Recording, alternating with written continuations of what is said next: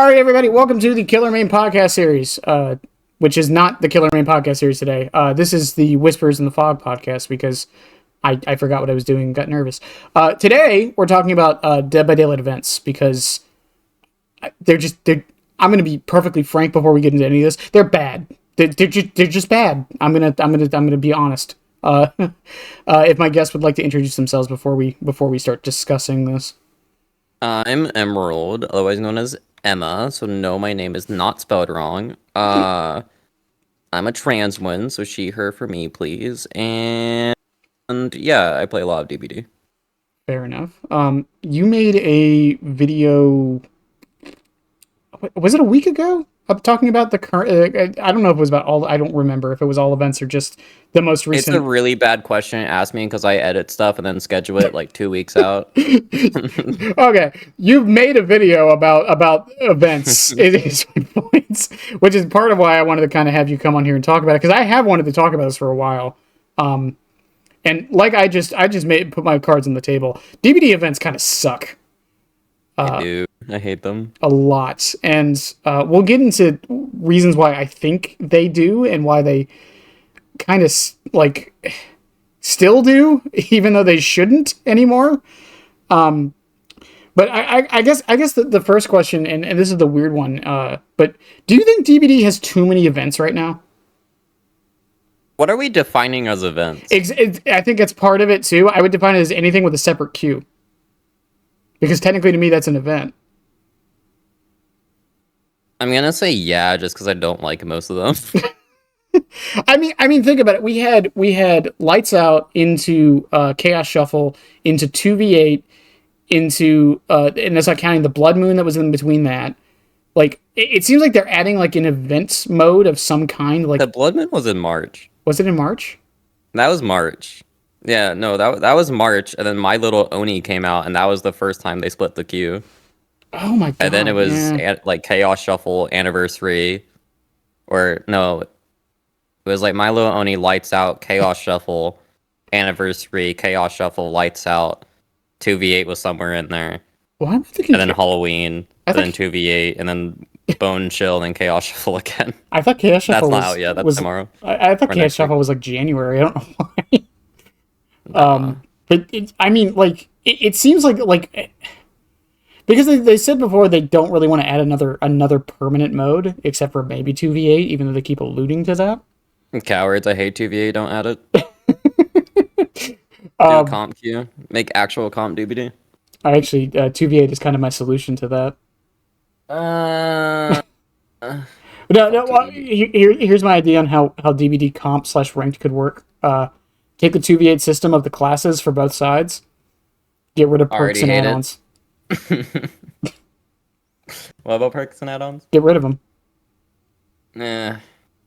Then it just becomes stale and boring. Well, no, you give each killer 3 archetypes. Yeah. You make the perks. So, like, here's the problem with that, though, for me, is that's, like... Let's go back to, like, 4 weeks ago, right? When Thrill the Hunt was buffed or whatever. Mm-hmm. The killer meta is really, really wide at that point because people were running totems and people were running gen regression. Some people were running like gen blockage and it was like really, really good. If you make it archetypes, it's literally just this is the best one. There is no like trying to do variety with this add-on or like a preferred playstyle. This is the best one in most scenarios, so you run this one. Isn't that the case for every comp video game ever? No.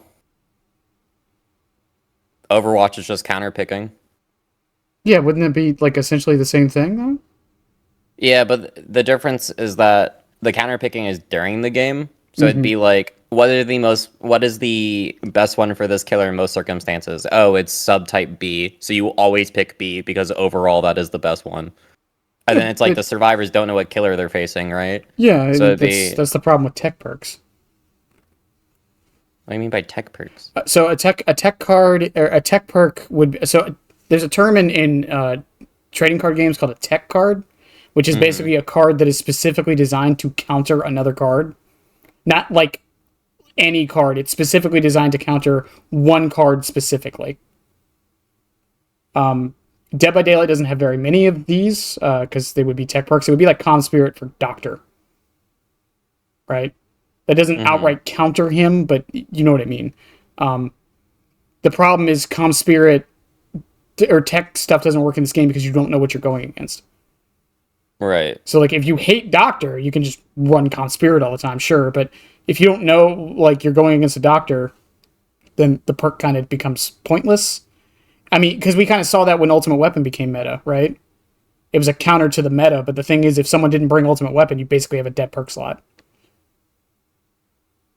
Mm, I think that's changed now. I think back then you'd be right, but I think that's changed now. In what way?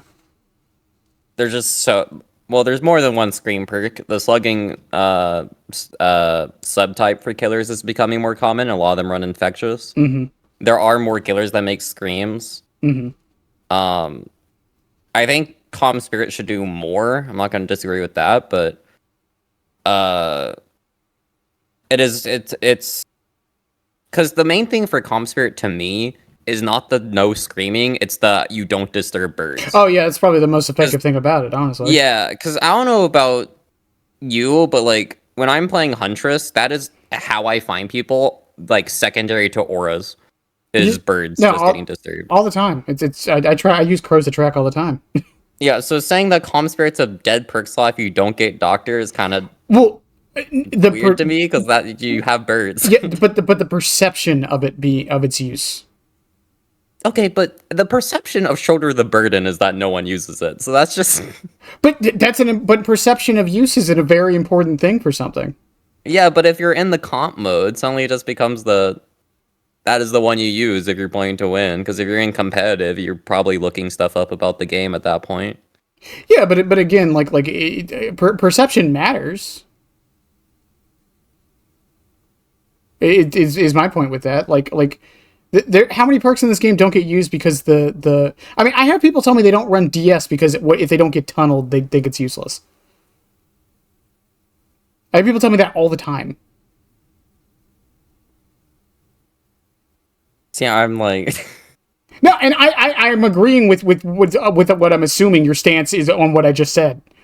see, the problem is that I run deception, so I'm like, But yeah, I run. I mean, I've said this for years. It's one of the biggest problem with most of the perks in this game is they have no feedback, and a lot of times if you bring a perk, Oh my god, that's literally what I complain about the current meta for Survivor is. That's really funny you said that sentence exactly. what I said for a while that the when was 6.1.0? Was that 2021 or 2022? 22 it was 2 years ago, yeah. All right. So since like that was 2022, and I've been saying for a bit that the reason why the 2020 like pre-2022 meta felt really really bad is because all three perks that were meta was Dead Hard, DS, and Unbreakable, which every single perk was I feel like I'm doing something, I'm changing the tide of the game, I'm important. Mm-hmm. And now the current meta past that is Reassurance. You run up to a teammate, you press F while they're getting proxied. Cool, I did something, I guess. It doesn't make you feel cool. Mm-hmm. And then it's like it's the same thing as Shoulder the Burden. And I think the thing with Shoulder the Burden is that a lot of people from their end is why would I punish myself to help a teammate that's performing poorly? Well, yeah, I mean, I've said They're- it's the same problem Babysitter has. Babysitter got insanely buffed. I still swear by it's a really really good anti tunnel perk. The problem is it's an anti tunnel perk for your teammate. yeah, and so no one uses it. Yeah, that's the problem with it. And even then, if your teammate runs into the killer anyways, Yeah, like, I'm guilty of it. I run perks that are mostly chase related, but the defending thing is that I'm dumb enough in chase where the killer thinks they can get me, but I also last long enough for it to matter. mm-hmm. And then it's like I either have like Dead Hard, Fixated, and Hope on than like a fourth perk, Mm-hmm. or the other side is that I'm running 4 perks that only activate when all the gens are done. And I call that in-game my game, where it's just once all the gens are done, I've suddenly become a giga buff survivor. But it's like I mean, it's I also understand like people just hate running team stuff because it's just not interactive at all.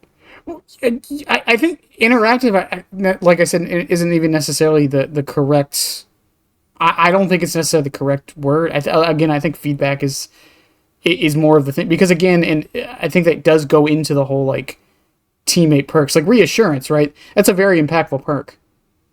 Very impactful. Well, at least it can be, and that's the problem right there. Can be. I love having 4-minute hook states. On top of that, I mean, reassurance has the other problem of like if you use it on a teammate, and then like let's say the killer isn't nearby, you're just using it to buy more time to do gens since they're safest when they're on hook. It doesn't feel good to be the person that's on the hook just waiting while your teammate does a gen. I mean, tying that back into like the perception thing, a really good perk that no one uses and like the perception on it is that like it's bad. But then you enter into the high-end scene where like stuff gets regulated for tournament play, and it's like camaraderie is one of the best perks in the game at that point. And now it's like outclassed by reassurance, but you can stack them. I think I don't keep up with comp rules, but I'm pretty sure you can stack them. So it's like, if we want to base it off public perception of stuff, it's why hasn't camaraderie gotten changed or like mega buffed then? Well, again, like I don't think perception should be the only thing. I'm just saying it does matter. I think it matters less than you think. I don't. I mean, people still complain about Dead Hard not feeling satisfying right now. Yeah, but keep in mind, it took them 4 years to change the original Dead Hard in the first place. That's true. No, 5 years. Sorry. Was it? Oh yeah, no, yeah, 5 years. Yep. 5 years. And then they're getting faster about balanced stuff, but it's like, what's a perk that hasn't been changed yet since its release? Reassurance. That's with buffed hook timers. Didn't it actually get buffed at one point? Am I misremembering this? No, reassurance got nerfed.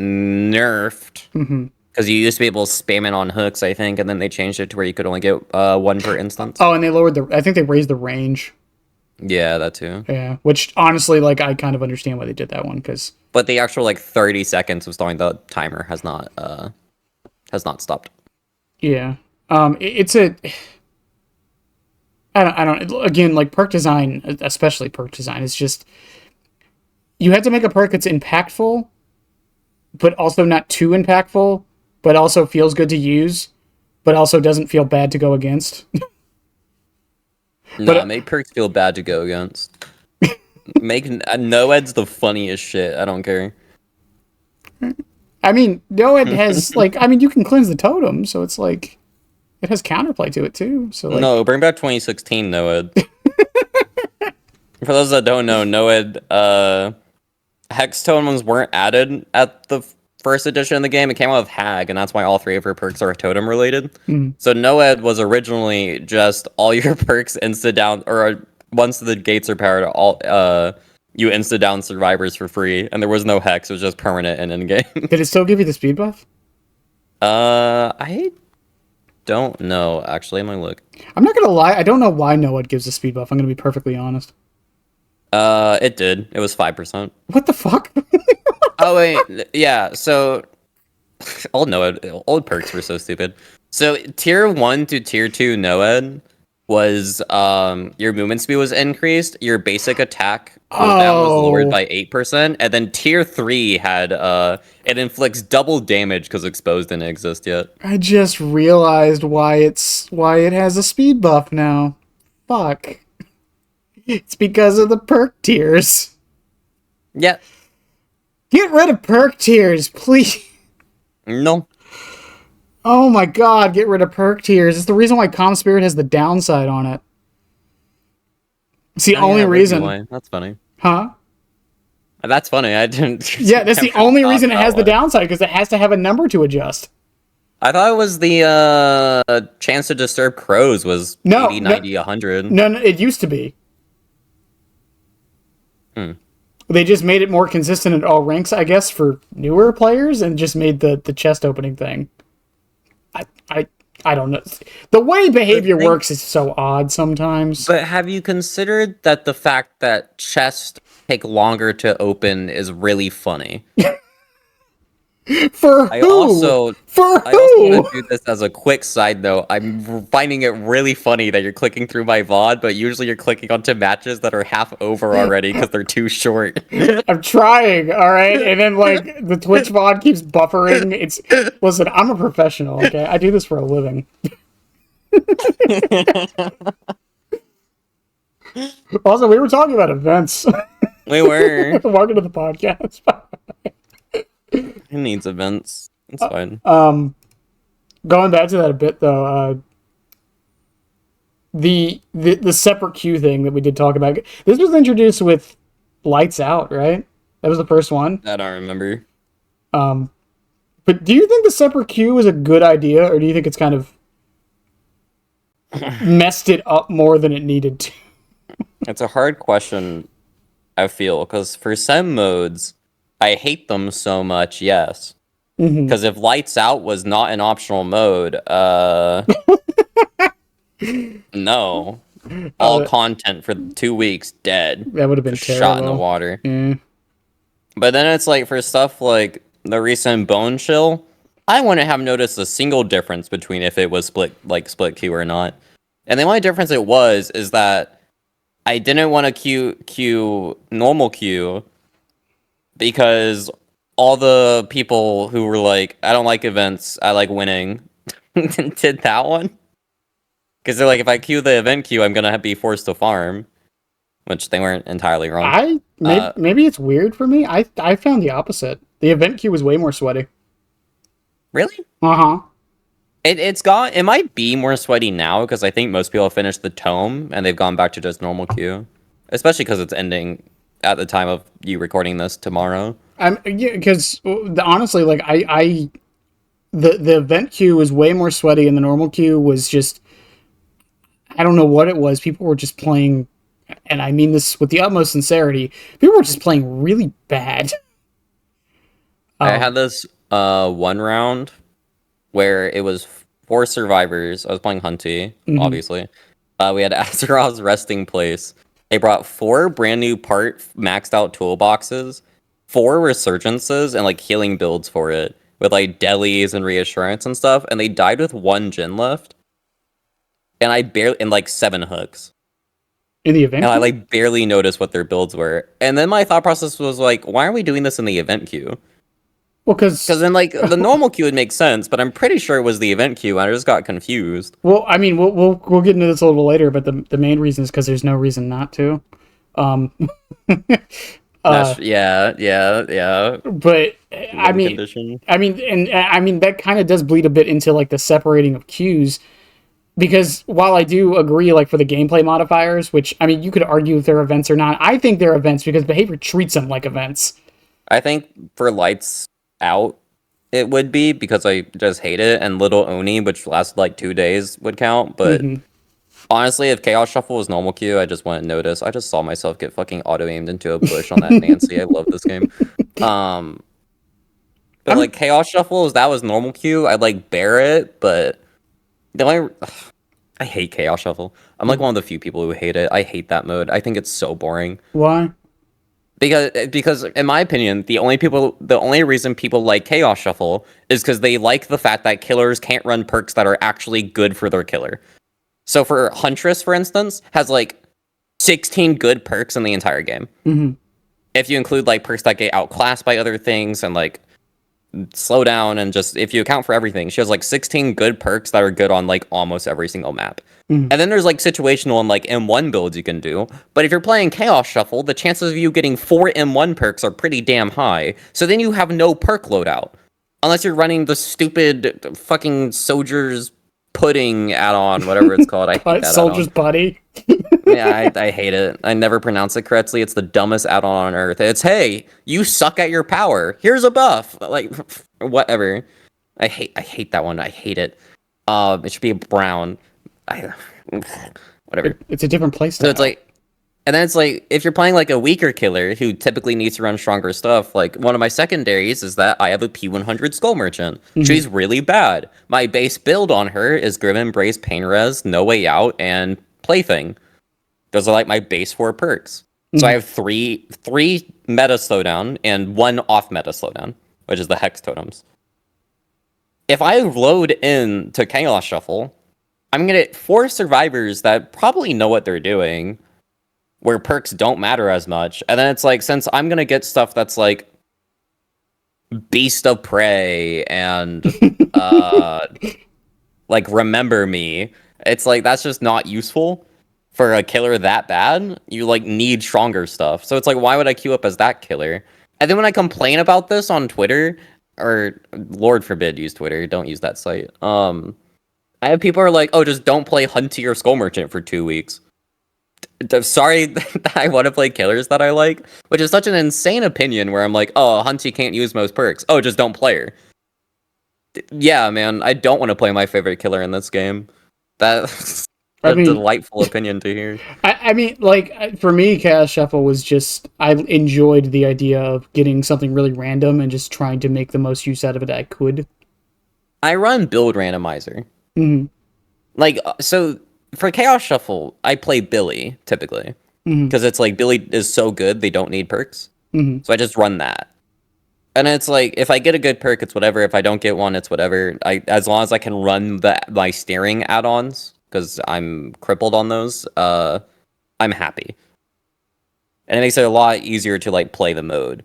But it's like that's like one killer that I really enjoy playing on there. I don't know, because I can remember this very distinctly. I won a match because of Territorial Imperative in Chaos Shuffle. I ran that leading up to Sable's release. Like, not when she came out, I took it off. But like 3 weeks beforehand, from PTB to the release, I was running Territorial Imperative, and it won me like 4 matches. Just because there's random people who go into basement for like archives and shit. I'm like, okay, free down, Pog. And then since I'm playing Hunty, it's like, oh, you went into the basement, you fool. I mean, like, again, that was like the one thing I enjoyed, or the thing I enjoyed the most about Chaos Show. Even on the Survivor side, like there was one match I remember I was playing against a Trickster, and I got Urban Evasion. And I was like, Urban's goated. Yeah, and I was like, yes, this is great. Like, I don't know, it's like a slot machine kind of thing. Yeah, but then it's like, for killers, perks matter so much more. Because you're facing 4 survivors and 16 of them have perks. Or like they have 16 perks in total, not that there's 16 survivors. But you have, so it's like each one of your perks has to equal 4 other ones. So it's like if you face 4 people and they all luck into an exhaustion and you get Stabiffle, but you're playing like Blight, it just doesn't matter. I mean, it's like, oh, that's a wasted perk slot, and all of them have Dead Hard. I'm kind of fucked over this game, and it's like, ripperoni. It's part of the fun. I just, it's a differing of opinions, but like I said, it's part of the fun. The thing is that this is coming from someone who, like, on screen right now, like, I have Pain Res as my slowdown on demo. That's like a B tier killer. So any team that's like doing gens somewhat decently and like knows how to face a demo and chase, I just lose against or like get a 2k max. It's like, this is coming from someone who's already pretty chill in matches and then doesn't get their comfort perk. And it's mostly just the fact that I can't run agitation. I'm gonna be honest, it's just the fact that I can't get my actual agitation slot. I love that perk so much, and they'll never make it base kit for a good reason, but I love it. And if I can't run agi, what's the point of playing this game? You'll notice it during the backdrop. I already have. Notice it is on every single killer. You're like me with fucking Rapid. Like, I cannot take that perk off. It's so good. And then it's like, I play Chaos Shuffle, I'm like, oh, everything is so slow. And it's like, on Survivor, it's like, if I luck into no mither, I'm just like, my chat already makes me run this all the time. I don't want to do this again. And then this is also coming from someone who for like 3 months ran Deception, trying to get 1 clip. And I did get it against a pig, by the way. Shout out to that random pig player. It was Deception, and then with Bite the Bullet, Self-Care, heal on the right next to the locker. It's by far the dumbest clip, but the scream that I let out when I got it was very loud. You gotta get a red herring clip next. Some guys. No, they're gonna buff it this update. Was it me? I know I joked about this the other day. Did I do that on one of your posts? I don't remember. Was it you? It might have been you on one of my posts. Yeah, because I was saying like Zarina, like Zarina went from having 3 of the worst perks in the game. For other people, wasn't ever bad. Well, no, but remember Perception? No one ran it. Yeah, that's fair. I ran it. It's just like Resurgence. No one fucking ran it. I've ran like every perk in this game, like 300 trials at least. I know too much. That was the thing. People complained about Resurgence getting buffed, and it's like, people were like, it was already good. Okay, why was no one running it? No one runs it still. Yeah. The one time I ran it was that 4-man that was all running it. That's the last time I've seen it. I see it all the time.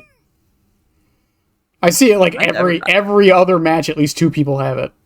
I see like one. I need to go back to uploading my games on Nightlight to easily disprove people, but I'm like, it was like it's ran, but it's like one survivor has it. It's my same thing with DS right now. Mm-hmm. Like whenever people are playing the game, I'm like, just tunnel. You literally have 0 reason to. No one runs anti-tunnel. And it's like, oh, but when I play, I get DS all the time. I'm like, yeah, but how many survivors in your lobby have it? And then who was the first one you hooked? Were they the one on DS? Because it's either, from my experience, no one has it or 3 people have it. It is never like half the lobby. It's either the entire lobby or no one. I can agree. I mean, even and I don't want to get into a discussion about it because we'd be here for hours. Even with Shoulder the Burden, it's like I either see 2 people with it or no one with it.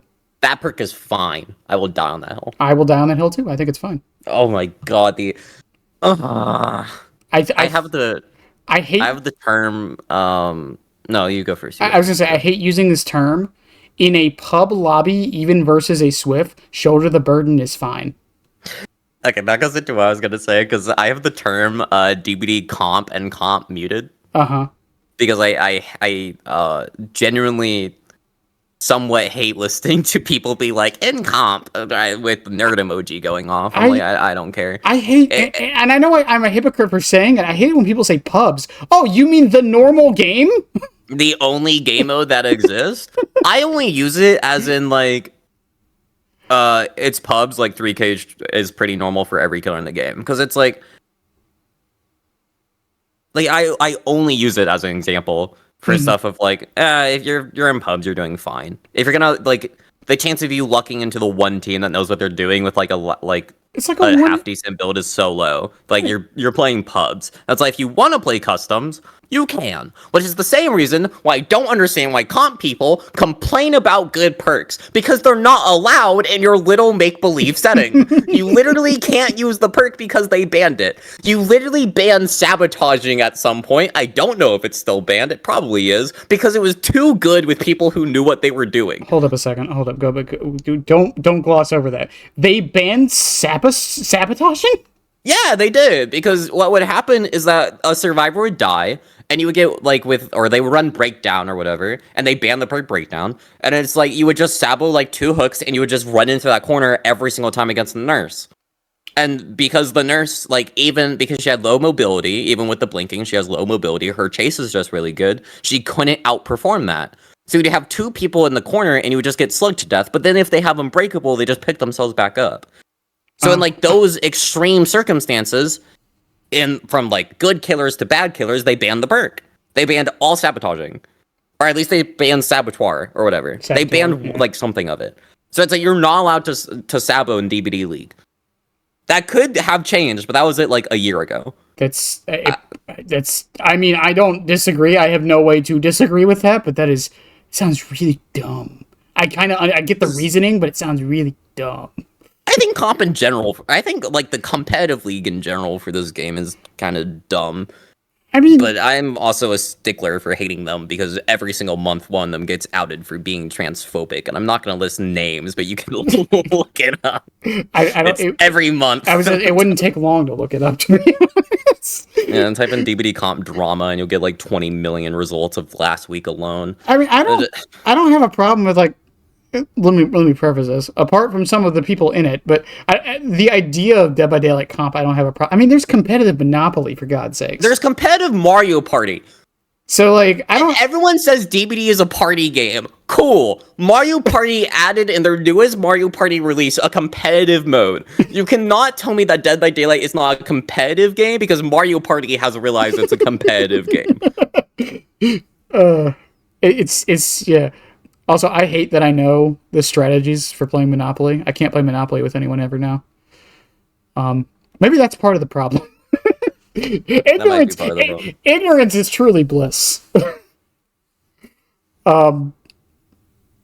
It like I and when they now that they've separated the queues a bit though, and they've done it for every single mode. There hasn't been a single event since they've done it that has been in the normal queue anymore.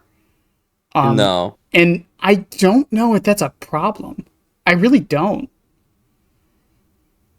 Because I don't think it is, but I will complain that they do leave no incentive to play the normal queue. yeah.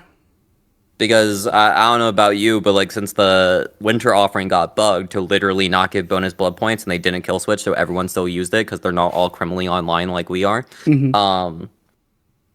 They added the 100% incentive. So like when I load up the game, it's like, oh, do I want 0 incentive for playing killer or do I want 150% for playing killer? And it's like, Well, I'll take the 150%, please, thank you. Well, and then I play the exact same, and then people complain. Well, the thing is too is that the incentive for playing the mode, the event, isn't what needs to be incentivized. What needs to be incentivized is actually participating in the event, which I think is part of the problem.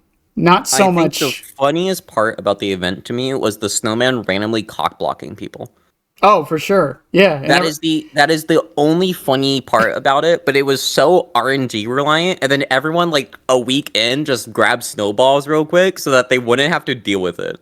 Because then they just snowball the snowman or whatever and then just keep running. So I made a tweet about this too with talking about other gaming events and other games event modes, particularly Christmas event modes. I played Halo Infinite. People can shame me later. I still play Halo Infinite. I enjoy it. Okay, you know what? I like it. Anyways, so I was playing that they have a Christmas event going on right now. It's literally a snowball fight. It's literally a snowball fight. You just throw grenades at each other. It's the whole game mode. Marvel Rivals has that like Splatoon knockoff mode. Yeah, Rainbow Six Siege has a CTF snowball fight mode. And then in Dead by Daylight, it's, okay, here's the normal game, but here's some snowmen and some snowballs. Have fun. Bring back the snowman that let you take hits. That was the best year of the event. I mean... Because you could tank hits with them. I know it was unfair to certain killers. If you played twins... You did that to yourself, but if you played twins, Victor didn't work, and that to me was peak winter event. Because guess what? You have an interesting ad. What do you? Don't ask. I don't know. But I'm like that. Like I think they should bring that back because it's like that actually made the event something to like worth queuing up to experience. Because it's like, oh, if I loop to that and jump into that snowman, I can take that hit and then reach it to that tile. And that will be really, really good for me, because then I could do blah, blah, blah, and then 360 tech, typewriter tech, into locker tech, into hay bale tech, into plywood tech, into couchery tech, into triple spin backflip quarterback tech. But, I mean, like, while I agree, it's just like, once again, I think the problem is just the base game is still there. Yeah, the base game is still there. The objective is exactly the same. That's the problem. I called it like 2 weeks before Bone Show came out on Twitter. Mm-hmm. Again, terrible site. Don't use it. But I said, and I quote, I am already foreseeing all the complaints about killers playing normally in the event queue because the win condition is not going to change, and you can only use the limited time offering that then clogs your offering list in that queue. And the day of, an hour in. And you know, I'm not trying to make this killer survivor sided, but like even like what I was saying earlier, it's like I was getting more sweaty games in the event mode because again, survivors don't even have a reason to do the event. Yeah, survivors like bringing good stuff, and I know for like a lot of I they're the people who I call like casual dedicated players, where it's like they're dedicated to playing the game, but they play it a lot more casually than other dedicated players do. And most of them just so happen to play Survivor because they like playing more with buddies or playing with if they're a streamer, they like playing with chat. And a lot of these people like the more casual, quote unquote whimsy rounds, where it's like the killer will farm for like 30, like 2 minutes total in the round, or do like little behaviors that makes them like a little more interesting and stuff. That does like from the killer POV can technically penalize them sometimes. Where it's like it's not like major, but it's like if you're spending time going for like a dumb clip on Wesker, like I was watching Ots earlier today, there was a Wesker going for it, or the other day or whatever. Like there was a Wesker that was just going for a clip, right? And like when that happens, the Wesker is actively choosing to lose like possibly 30, 40 seconds on 3 separate gens if there's 3 gens to be done to get a clip against a streamer or just in general for that round. And a lot of it is like if you're a killer who plays like me like 4 hours a day, 6 days a week for stream, it's like it's a lot less interesting to do that. Just like in general, I just want to play sometimes. And it's one of the reasons when I first started playing this game, I main Pig. Back then, the Snoop meme was huge. So every single round, I would have one survivor do it, and if I didn't do it, they gave up or DC'd. And there wasn't bots back then. I hate bots. That's a separate discussion, but I hate bots. So it's like they would just DC, rounds over. 3v1 at 5 against a Pig. Even like as an M1 with like busted stuff back then, it's like you just lose. You lose that. You just lose that. And it's like as a Pig player, it's like back then I was putting in like 12 hours a day because I was in high school during COVID. And it's like I do my work in 10 minutes and then I hop on DBD all day and stream it. And it's like it was a great time. And that leads into the problem of if I'm 7 hours into playing the killer I like, why do I want to farm for the 18th time? Like that's really sucky for me because like why would I do that? Well, I mean, and then you have. I was just gonna say the other day. I think it was 2 weeks ago.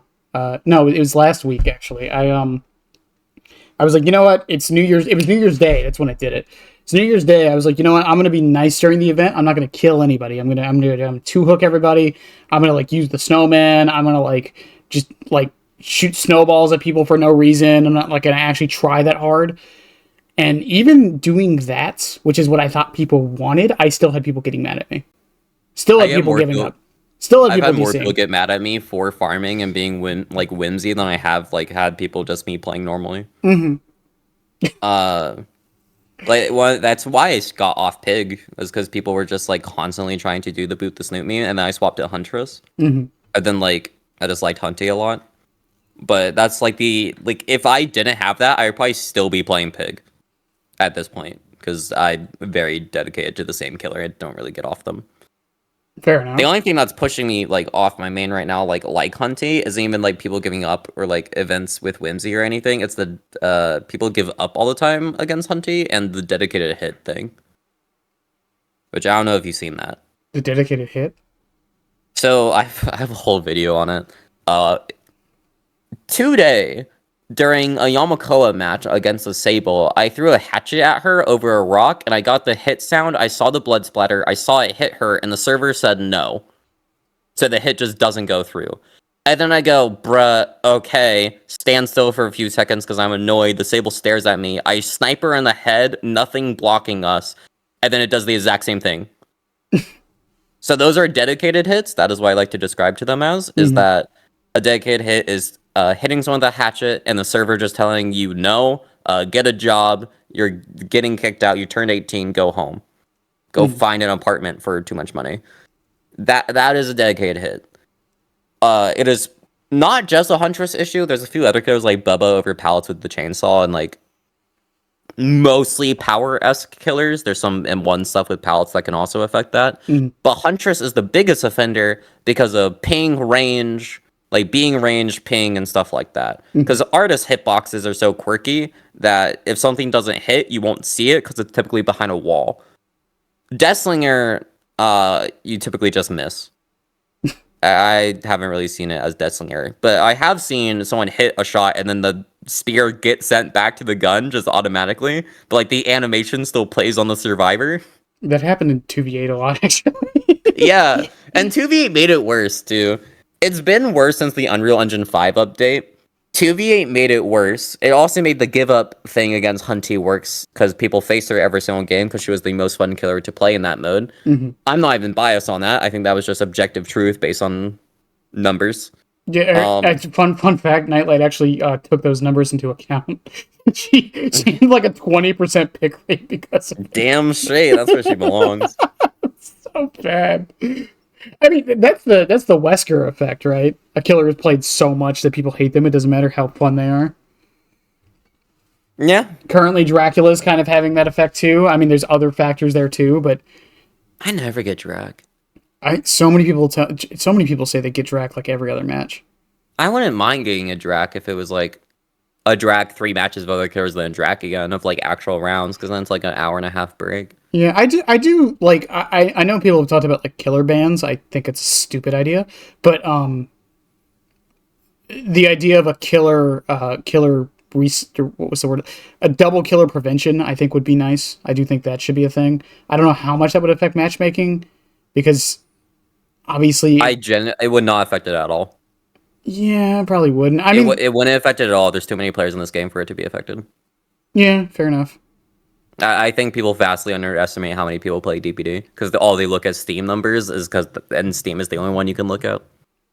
Well, you can't look at them exactly, but there's a way to reverse engineer Xbox numbers too. There is, but I'm pretty sure Xbox and PlayStation both have 250K on average. Yeah, like just as like a rough estimate. This game has way more players than I think people realize. That's why I always hate the game is dying. We're at 12,000 players on Steam. Yeah, well, it's why I Behavior's other game, Meet Your Maker. Yeah, it's still getting updates. You want to know its player count on Steam? 200. 12. It's like around 12, but they updated for season 7 on December 17th. You want to know why? PlayStation has about 30,000 players. Oh. Only on PlayStation. Doesn't have that on Xbox. Xbox is like closer to like 2K. But there's so many people on PlayStation who enjoy those types of games that's doing remarkably. And the community surrounding that game is honestly one of the best communities that I think I've ever... I'm more of like a ghost. I don't really interact, but it's probably one of the best communities I've ever looked at from an outer POV. Because it's awesome. Everyone just shares builds. They're all like, oh, this is a problem we hope gets fixed. Most of it gets like changes. It's like everyone's like collaborating because it's more of a PvE, like test my build because I'm smart and stuff. And it's like people will willingly die for some maps to make them do well because they like the design of it or stuff to like help that creator out and things like that. And it's a lot of stuff like that. But if you were judging it based on the Steam charts alone, you would assume that game was dying and would probably reach its closure soon. Yeah, I mean, I think DBD has a large portion of that as well. I mean, console is like 3 times bigger than Steam. It is because it's a lot more accessible too. Yeah, it's a lot more accessible. It's a lot more accessible, and it's just a lot. Sorry, I looked at the Meet Your Maker count. I was dead on 29 minutes ago. 12. It's 12. 24-hour peak, 18. All-time peak, 2,996. VHS, but there's 30K on PlayStation. VHS had more players than that. Oh, don't get me started on VHS. That's a whole separate video. I streamed it for 6 months. I'm sorry. I'm sorry you played such a bad game. I enjoyed it. I enjoyed my time with it. I played it for a little bit, and then I realized that my biggest issue with that game, which is something that DBD also has, but the difference is how it was handled. So DBD sound design, the problem with DBD sound design is that sound just doesn't work half the time. Like, it's flashbang is probably the most prominent example right now. Literally just doesn't function. Like, the audio from it just doesn't work right now. My problem with VHS is that I was so used to other game audios like Resident Evil 4. I'm pretty sure the new Silent Hill functions the same way. Overwatch, Marvel Rivals, DBD, where everything is the sound is where the character is. VHS is what direction you need to go. Right. So it'd be like the sound would be on my right ear, but they're actually up and to the left. But since the doorway's to my right, I need to go that way. But in my mind, I've already memorized the maps. I'm like, okay, I need to go around this way, and that will let me cut them off here. And it's like, oh, I went the complete wrong direction. Cool. I came from Rainbow Six, so I'm used to audio occlusion and stuff. Maybe that's why. Oh, I'm sorry. That's an even worse thing than VHS. Yeah, I played. I have like 6,000 hours in Rainbow Six. Oh, I'm sorry. Yeah, I have 6,000 hours in Rainbow Six. I have like 4,000 hours in League, and I'm at actually no, I only have 3,000 hours in League. And I'm at like I think I'm at 5K now in Dead by Daylight. You hop from one shit game to the next, don't you? It's hyperfixation. That's like kind of impressive. It's hyperfixations. I just watched me get auto aimed again on the Flung on the Rock, and I have like how many hours do I have in Halo Infinite? It's like I think I have like almost 3,000 hours in Halo Infinite. God, you really just hop between them, don't you? I play games with friends. That's usually what happens, and then they all leave, and then I stay. So, how many hours do I have on DBD right now? I'm nearing 8K. I'm at 7,921. Not enough. Yeah. That is my third most played game ever. My most played game of all time is it's a tie between Destiny 2 and Warframe. What's your hours on Warframe? Last I checked, it's like 3K. No, Oh. I'm sorry. 6K. Sorry. Oh, baby numbers. Yeah. To be fair, 4,000 of that is fishing. So. Yeah, I know. I have double your. I have. Wait, what you said? 6K? 6K-ish, yeah. I literally have double your hours on Warframe. I don't play it anymore. I stopped playing when I got into DBD, but that was like the main thing I played before DBD was Warframe. I stopped playing because I ran out of stuff to do. Yeah, that's why I stopped. And then the updates would happen. I would miss like 3, and then I'd be like, I don't know. I still don't know what to do.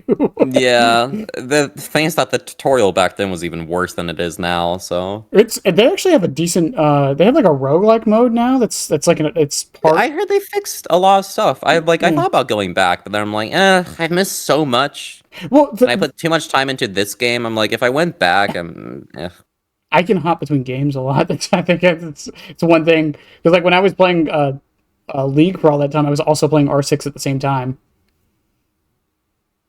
Dead by Daylight was like the only one that like kind of fixed that issue somehow for me. I don't know why. Wait, what's your most played game? Was it Destiny or Warframe? Probably Warframe. I couldn't tell you if it's Destiny or Warframe offhand. Of all time, it's probably Mass Effect 2. I've beaten that game about 3. No, someone did the math. I've beaten it like 290 times or something like that. You have over. I'm sorry. I just want to put this into perspective for everyone here. Mm-hmm. You have over 6,000 hours in specifically Mass Effect 2. Mm-hmm. No, whoa, no. I don't know how many hours I have in Mass Effect 2. I just know I've beaten it about 290 times. Okay, so most played would be hour count. Mm-hmm. So it would be a multiplayer game. So hang on. I thought for a strong second. No, I'm trying to think though because that's not true. I have I have 4,000 hours of Doom Eternal.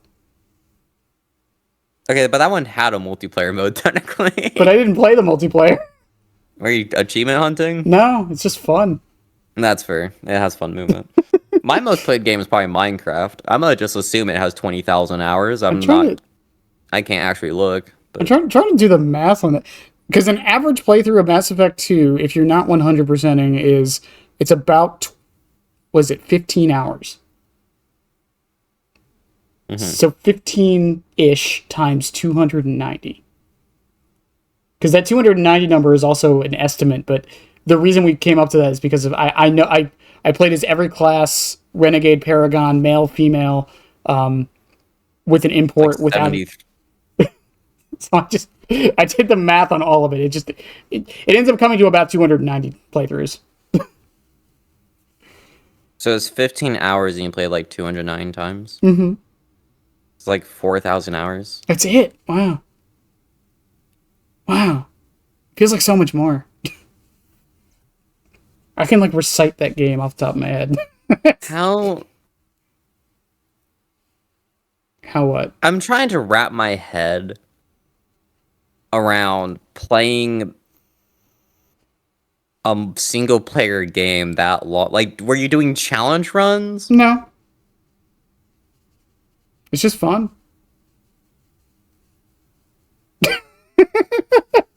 It's so hard to comprehend. It's just fun.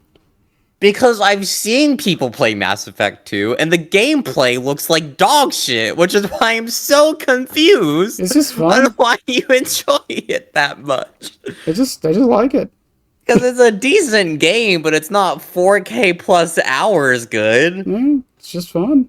Unless you're doing a challenge run, but then you're like, oh, I'm not doing those. I mean, I would do insanity runs every now and again. I would do like, technically it's a challenge run to do like all the different classes, I guess. I mean, even Doom Eternal, like I don't really do challenge runs. You can't really do challenge runs on that game too much because of how restrictive it is. But I have like 3K in Fire Emblem Awakening, but like 500 hours of that is me doing Pegasus Knight only, which has like 3 accessible heroes. I don't know. And then it's like you walk in here, big knee strap boots and belts covering your outfit. Wait, no, you're in a maid dress. Never mind. You come in here with your maid dress with your little mop, and you're like, I just really like this game. I do. I really like Mass Effect 2. It's fun. I like it. But out of every game, yeah. I don't know. Like, what do you want me to say? It's just Mass Effect 2. Yeah. It's also arguably the worst one of the 3. I know! That's the other thing in my mind! It's the middle of the trilogy! I just enjoy it. That's it. That's really what it just comes down to. Mass Effect 2! Yeah.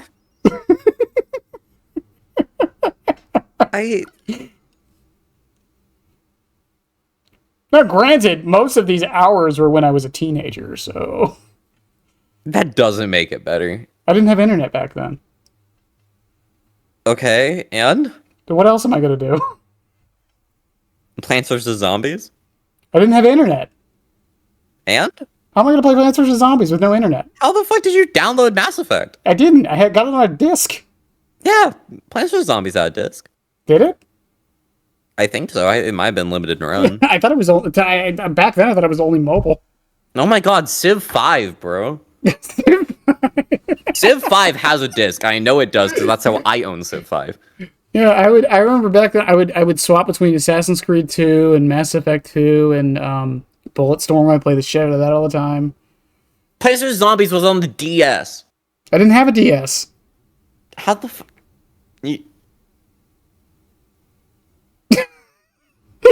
Do you want me to armchair this to tell you my entire life story as a childhood? What do you mean you don't have a DS? I didn't have a DS.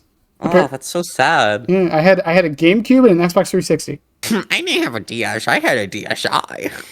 DS. Yeah, no, I didn't have a cell phone until I was 20? No. I was expecting you to say, like... That's a lie. 19. I had a cell 8th phone. grade or something. No, I'm like, yeah, I didn't get a cell phone until 6th grade. No, I didn't get a cell phone until I was out of high school. I didn't have internet access till I was out of high school. Wait, hold up. How old are you again? How old do you think I am? I'm vastly wrong. You probably. Is what I'm learning. Most people are. I'll give you a hint. I was there for the midnight release of Gold and Silver Pokemon. Oh, I'm chatting with a grandpa. Oh my god. I'm 30. Oh, literal unk age. That's crazy. Everyone is always so surprised when I say that. Do I just not sound 30? Is that what it is? part of it, you sound like you're like 20 something. Yeah, I look like I'm 20. If it makes you feel any better. Yeah, but also because your avatar is a Pokemon in a maid dress currently.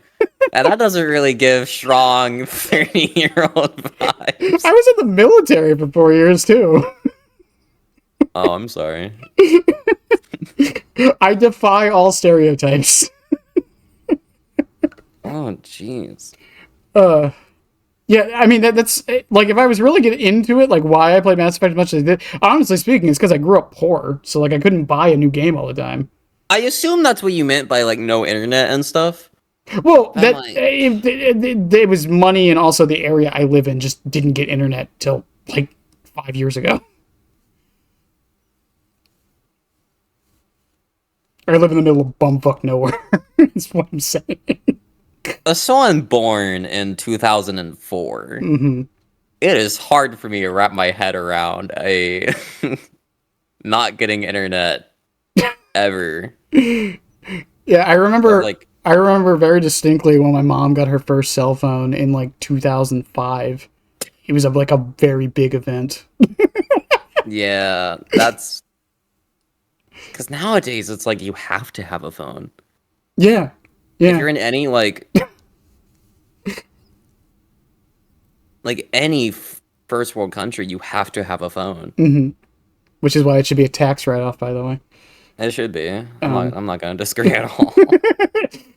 uh, I, when I was in the army, I used to tax write off my fucking haircuts.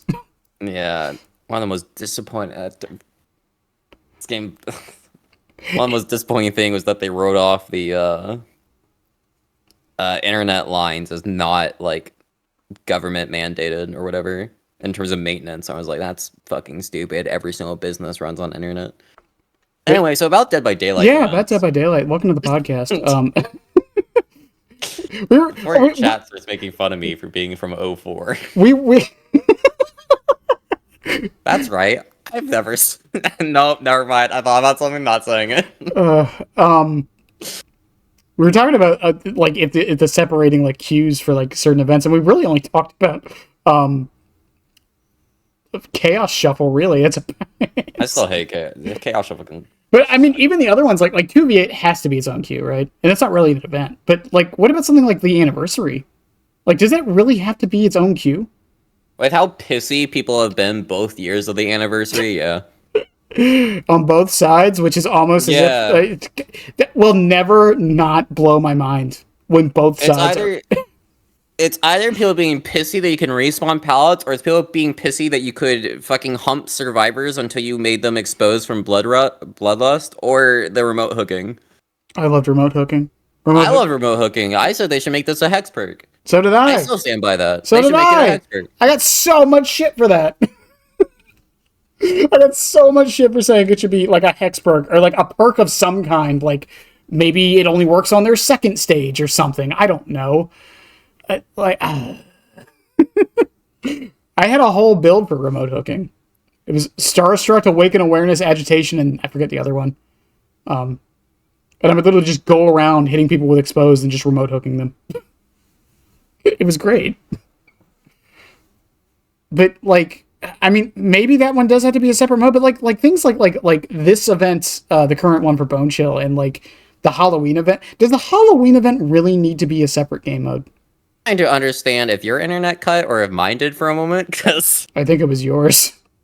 Oh, my bad. I haven't heard anything the past minute. I was just saying I had an entire build for remote hooking with Awakened Awareness and Starstruck. Oh, okay. And then I was like, maybe I can understand why that one was a separate mode, but does the Halloween event really need to be a separate mode? Dude, no one participated in the Halloween event. Because again, and I mean this leads into the biggest problem I feel with events in general. Even like the Blood Moon event we had last year. Like we had that community challenge that almost didn't get reached because no one was doing it. Yeah, that happened. Okay, that happens every year though. Well, like, every time they do a community challenge, they're like, "Hey guys, here's a community challenge coming at you from the football festival in Notre Dame for those on the YouTube, this will be covered up, by the way, because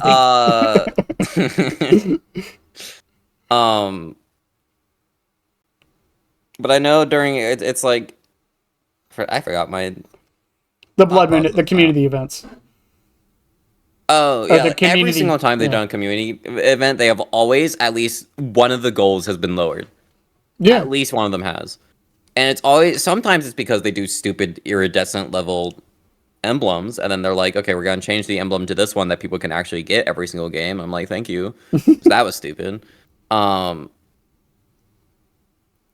The problem with the I Blood Moon one was you had to have the challenge equipped ugh. to progress it, and no one knew that because it doesn't say it anywhere on there, and they had to tweet it out, and then people were You, like, "Oh, you wanna know what else I hated? huh." Why is it that as a player who plays a lot more than the average person, do I have to sit there and wait for other people to contribute to for their max total of points? Let me overcompensate. Let me add more. Why do I have a limit? I don't want a limit. Make there like a base limit for Well, no, you like to get to the next challenge, no, but let me add more to the you, community goal. you do, you still do. You did? Yeah, it just doesn't show it.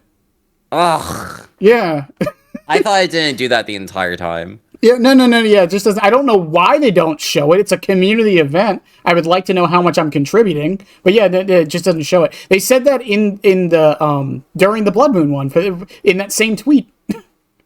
Ugh, I didn't give a shit about Blooming.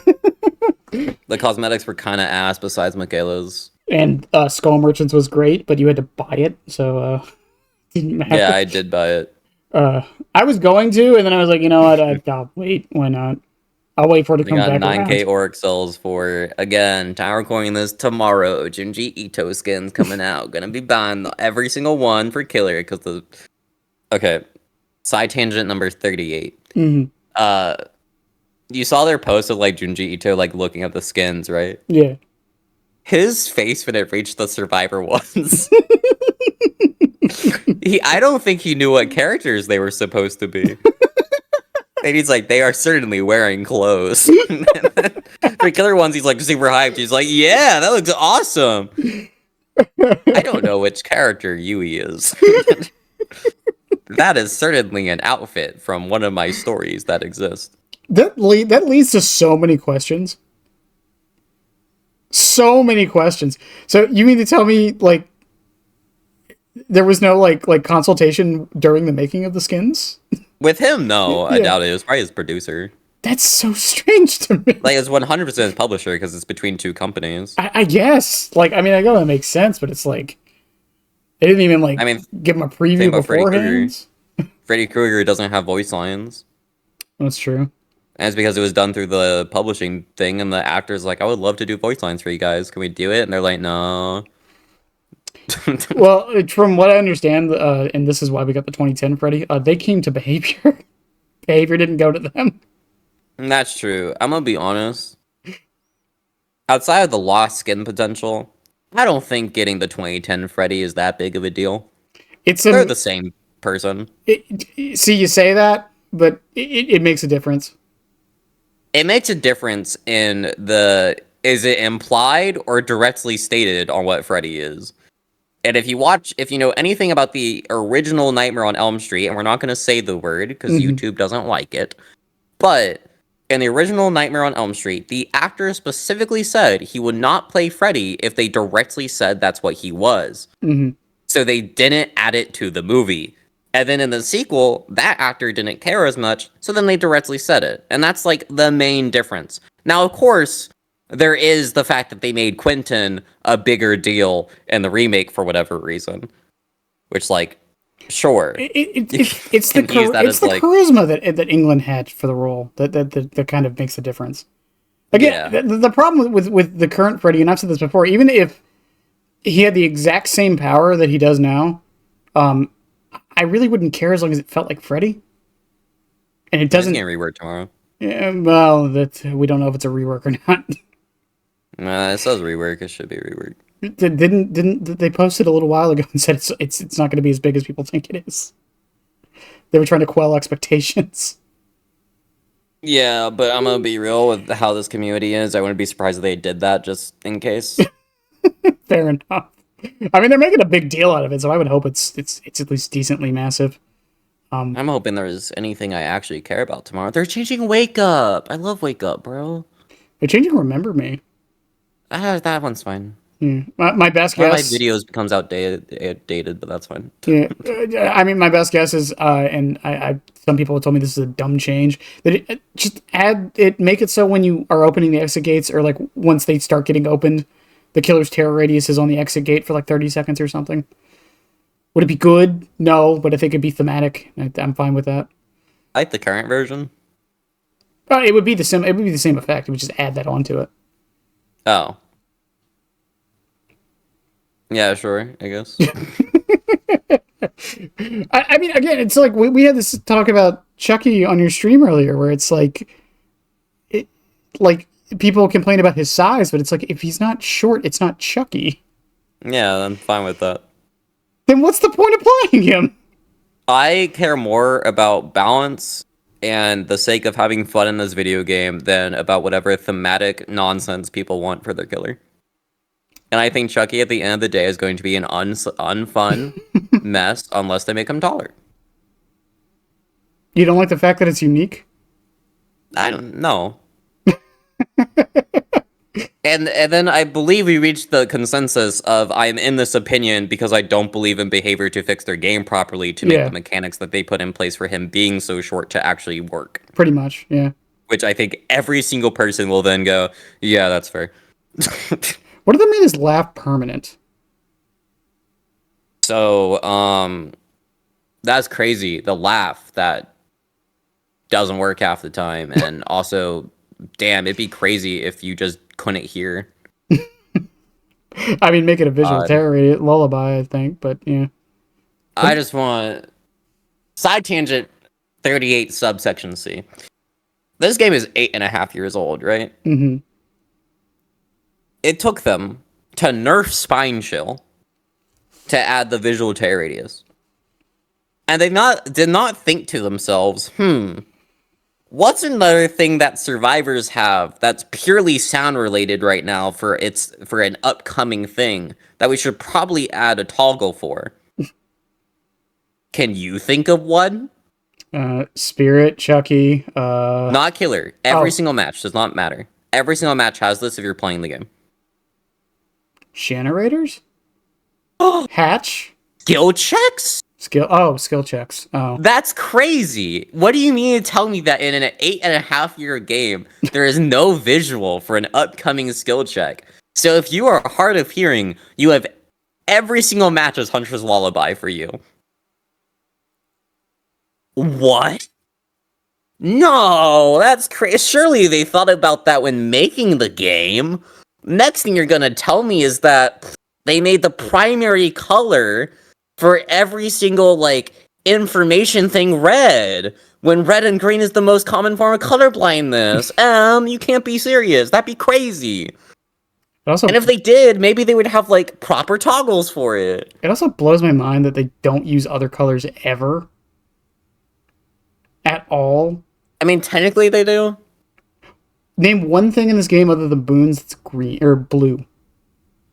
Deeper of cosmetics? Okay, you got me there. All right, fuck. They have like subsections. It's like that's my fault. I made it too easy. yeah, it's like white is Sabo or Scourge Hook. Yellow is teammate or assisting perk. Or you were teammate. And then white is blockage. I did a whole like video on like reworking Chucky, and one of my suggestions was making his footsteps red. And the reason I made them red was one, because, and nothing against colorblind people, I'm just saying for the most part, red is easier to see. But if they added a colorblind mode like they should, it would mean that you could adjust the color of it because everything else is red. I want to make it clear for anyone who got past their Mass Effect, me questioning Mass Effect 2. If you have anyone below who comments, but they do have a colorblind thing, they have those filters. No, they fucking... I want to challenge that person to find one Steam Dead by Daylight colorblind player that does not use reshade. Because I haven't in 8K hours. And it's another reason why I hate the filter discussion for this game. Mm-hmm. Because it literally should start and end with, oh, you're using filters? Yeah. Does this game have proper colorblind settings? No? Great. End of discussion. I just don't Filters are fine. Why do we discuss this like every single 3 months? It's a rotating discussion to have. And every single month it annoys me. I mean, I again, like, I'm all for it. Go use filters if you have to, if you want to. Who cares? That's the way I've always seen it. And then, I mean, I don't use them on principle personally, but that's just a me thing. I mean, I talked earlier about how Erie's like the only map I can like really see on because all the other ones are too dark. What do you mean by like a principle thing? If the game should be in a set, I should be able to play the game at its base just fine. So I do. I shouldn't have to use a third-party feature. I want to see what the game is at its base. I have so many problems with that statement. And all I have to really show as like an immediate counterpoint is that is a very cool faucet. God, you get distracted by everything.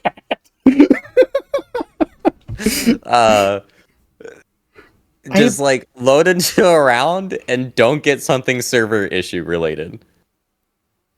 What do you mean? I think the game is in such a broken state. There is no like, I can experience this vanilla. I think the game is so fundamentally broken. You kind of just have to use third-party stuff. Like, think about right now, how many people do you know that use exit lag? I don't even know what that is. So exit lag is a feature that you can spend money on, make that clear, to give you better ping for games. Since that's been becoming like more common to use, I know 6 streamers, one of which who is live right now, Hex, Hext, who started using it because the ping in DBD is so bad that they're like, I'm gonna spend money on this third-party program to make the ping better, so that's less of an issue. And I think when people have to start doing that for third-party stuff, with filters can be whatever, right? That will always be. But when people are using it to fix your lag on the game, I think at that point anything's fair game that isn't just cheating. No. I once again, I don't have a problem with people using any third parties. I'm just saying I personally don't.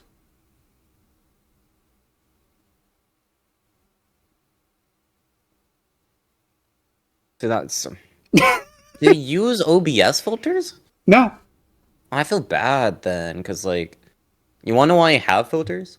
Because Haddonfield and RPD, like Haddonfield rework and RPD came out, and my chat literally could not see. Oh no, They were. It happens with Ormond all the time for me. Ormond looks so bad on OBS. Well, both of those maps had lighting issues at the time. They were bugs, and it's like my chat literally could not see the video game. It was pitch black on Twitch, and I'm like, okay, well I can see stuff, but I'm gonna get filters because it is becoming an issue, and they do have lighting issues and things like that. And Coldwind, because they also made that brighter, started hurting my eyes if I played on it for too long. So I'm gonna go ahead and get filters, so like if I play on Coldwind multiple times, I can dim the lighting and stuff like that. Poor Toledo. I might start using it on OBS. Because I would suggest at least getting OBS filters, because Super Alpha uses those. And like his footage looks super crisp and clean. And you also have to take into consideration as a content creator, Twitch and YouTube both dim your games. I know.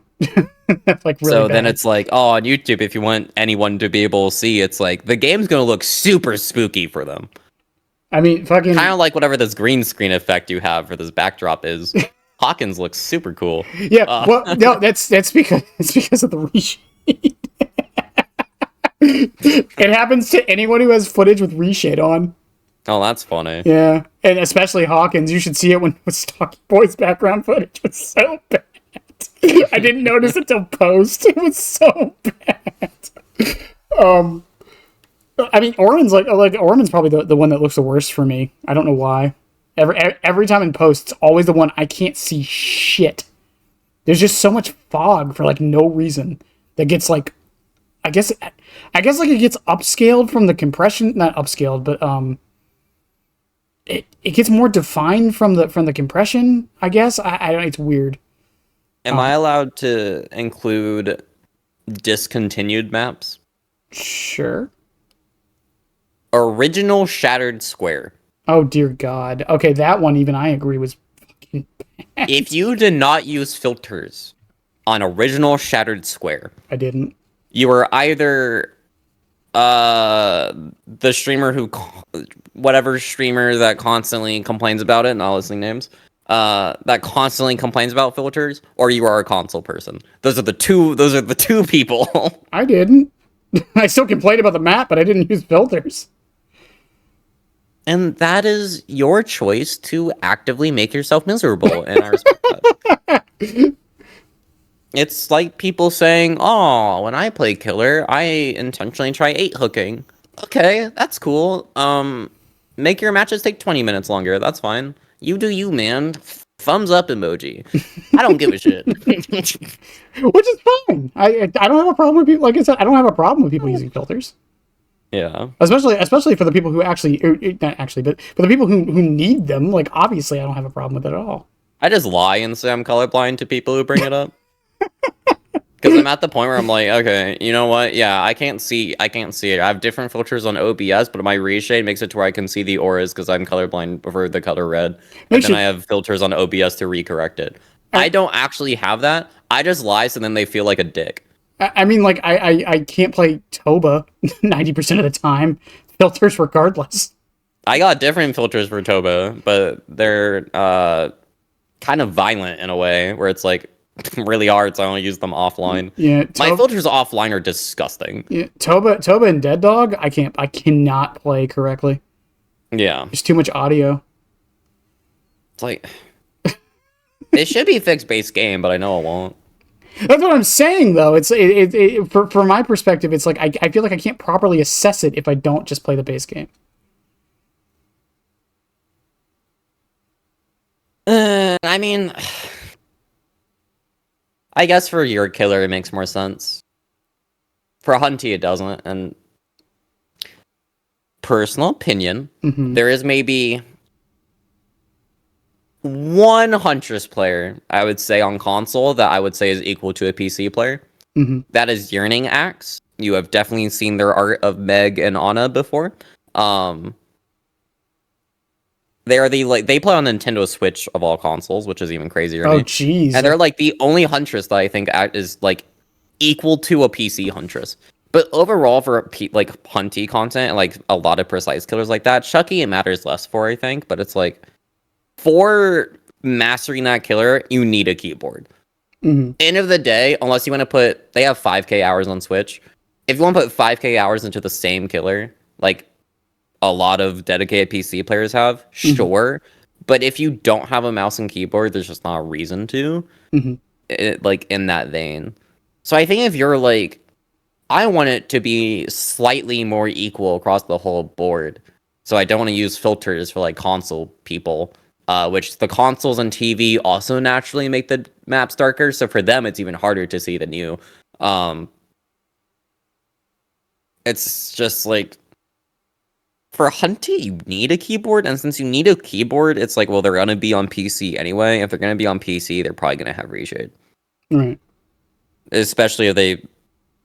Well, actually, no. Sorry. If you want to play Huntress specifically, there's this very specific file setup you can do to eliminate all fog and distance rendering for models. Yeah, people told me to do that, actually. Yeah, it's really easy. It actually makes the game look better, in my opinion. And it also makes the game brighter, so that would probably help you a lot. And all that should be base game options for you to toggle. It's not. You have to go into the files. I just don't feel comfortable going into the files either. It's just a me thing. No, I get that. I mean, I kind of get it. I'm just... My entire opinion is that if I get banned, it'd be whatever. It's not even necessarily a ban thing. I just don't feel comfortable doing it. I don't want to break something. I think I've modded Minecraft too many times for that. Yeah, even modding. I very rarely mod games. Yeah, I stuck like 2K hours into Skyrim and then I bricked it because I had too many mods, so it bricked itself. And I'm like, okay. And then I just never queued up Skyrim again. I went and played other stuff, and I did the same thing as Cyberpunk, but then friend of Rugula started playing it again, and I'm like, ugh, I guess I'll go back and actually beat the game now. So now I'm achievement hunting in it. Great. But I mean, regardless of the filter, I mean, like we're both in the agreement they should add more accessibility options for it. Regardless. They need to add more toggles in general. Yeah, there needs to be audio. I don't understand how people defend DBD at all in anything like that. Because then you have the people who are like, if you have accessibility issues, just don't play. Which is such a stupid opinion. There's a line to that, but the game is not nearly at that line. Well, my counter argument is like, in the promotional material of DBD, what killers do they showcase? Trapper, Billy, and Wraith, I would assume. They actually started leaning more towards Slinger recently, and like Huntress because they're both ranged and look cool. Mm-hmm. But like it's gonna be OG killers, typically like some that are more commonly played in things. Killers that are not commonly advertised. Plague because she's complicated. Clown. Killers that actually have issues. Dread isn't shown at all. You don't know that he can trigger PTSD, and it is different to me. Because a lot of people for accessibility stuff says, like, oh, for those killers, like, they shouldn't need it because, like, it's so situational. And if you have those issues, you just shouldn't play the game. But for me, it's because the marketing doesn't target those phobias. Like, if you're queuing up Subnautica, everyone knows Subnautica, right? Yeah. Look at any trailer for that game. You know it's going to be deep fuck-all ocean with big, giant monsters. Great. If you have the thalassophobia and you're not a content creator, you're going to avoid it. I do have thalassophobia. Great. Have you played Subnautica? Yes, once, and then I immediately uninstalled it 10 minutes in.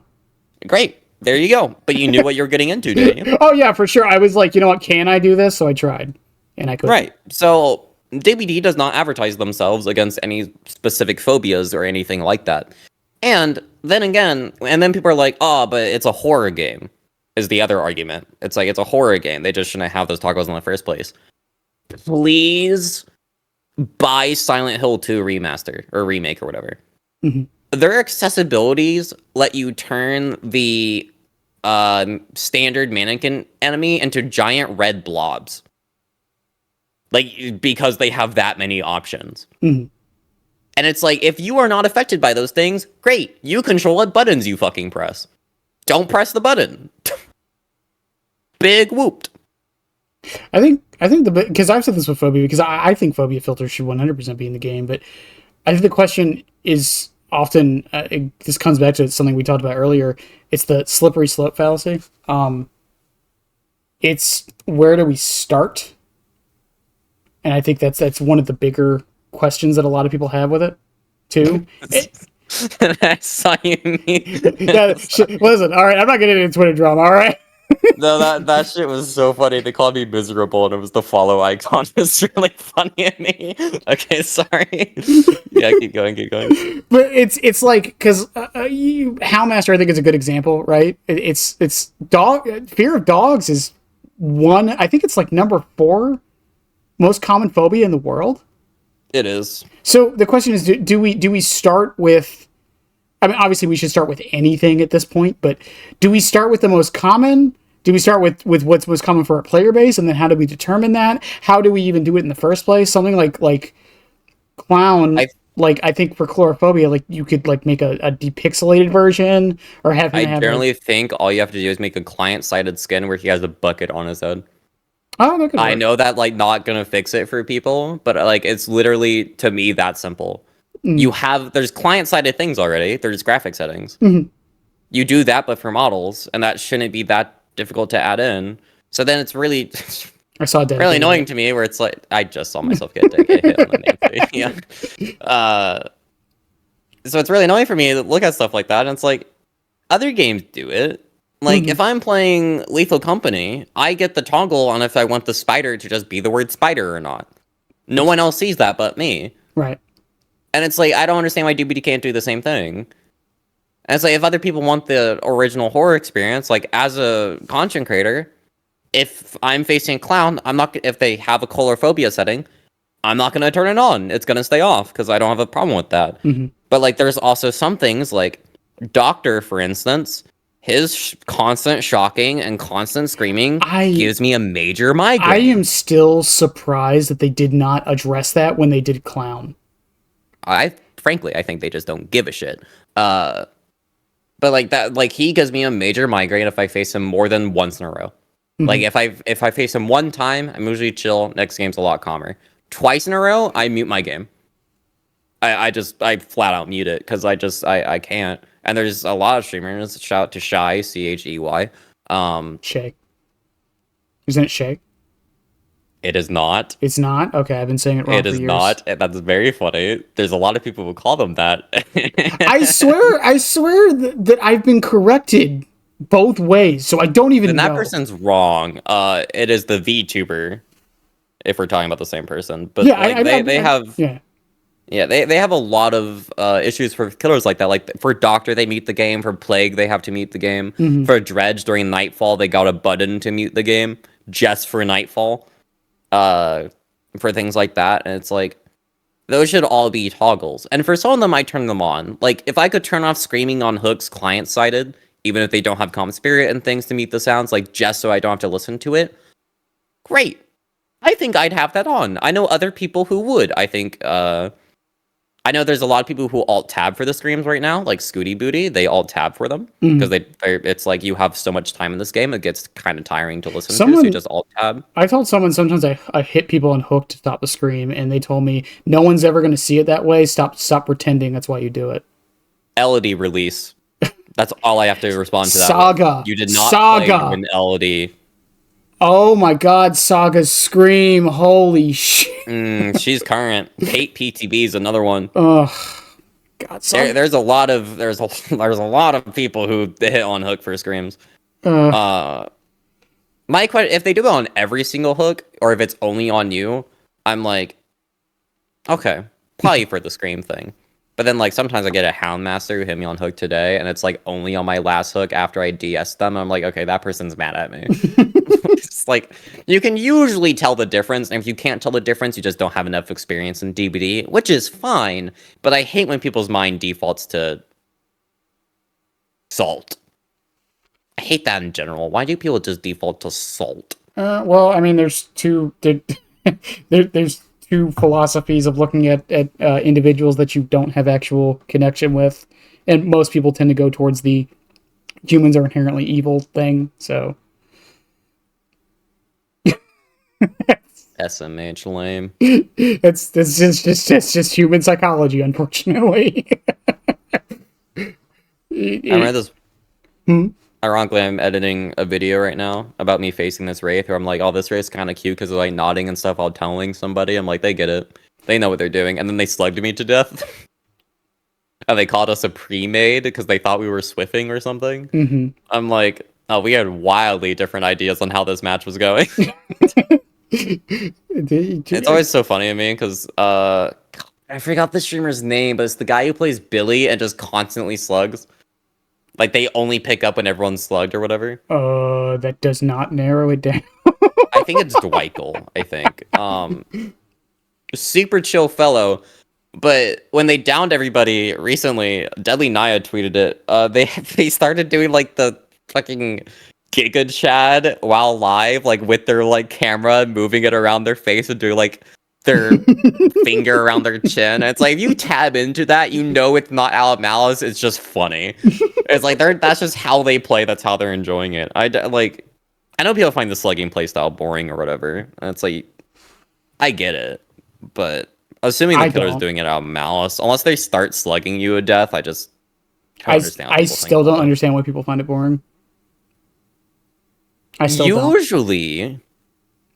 Now, it is because they have perks relating around hooks, or because they're not properly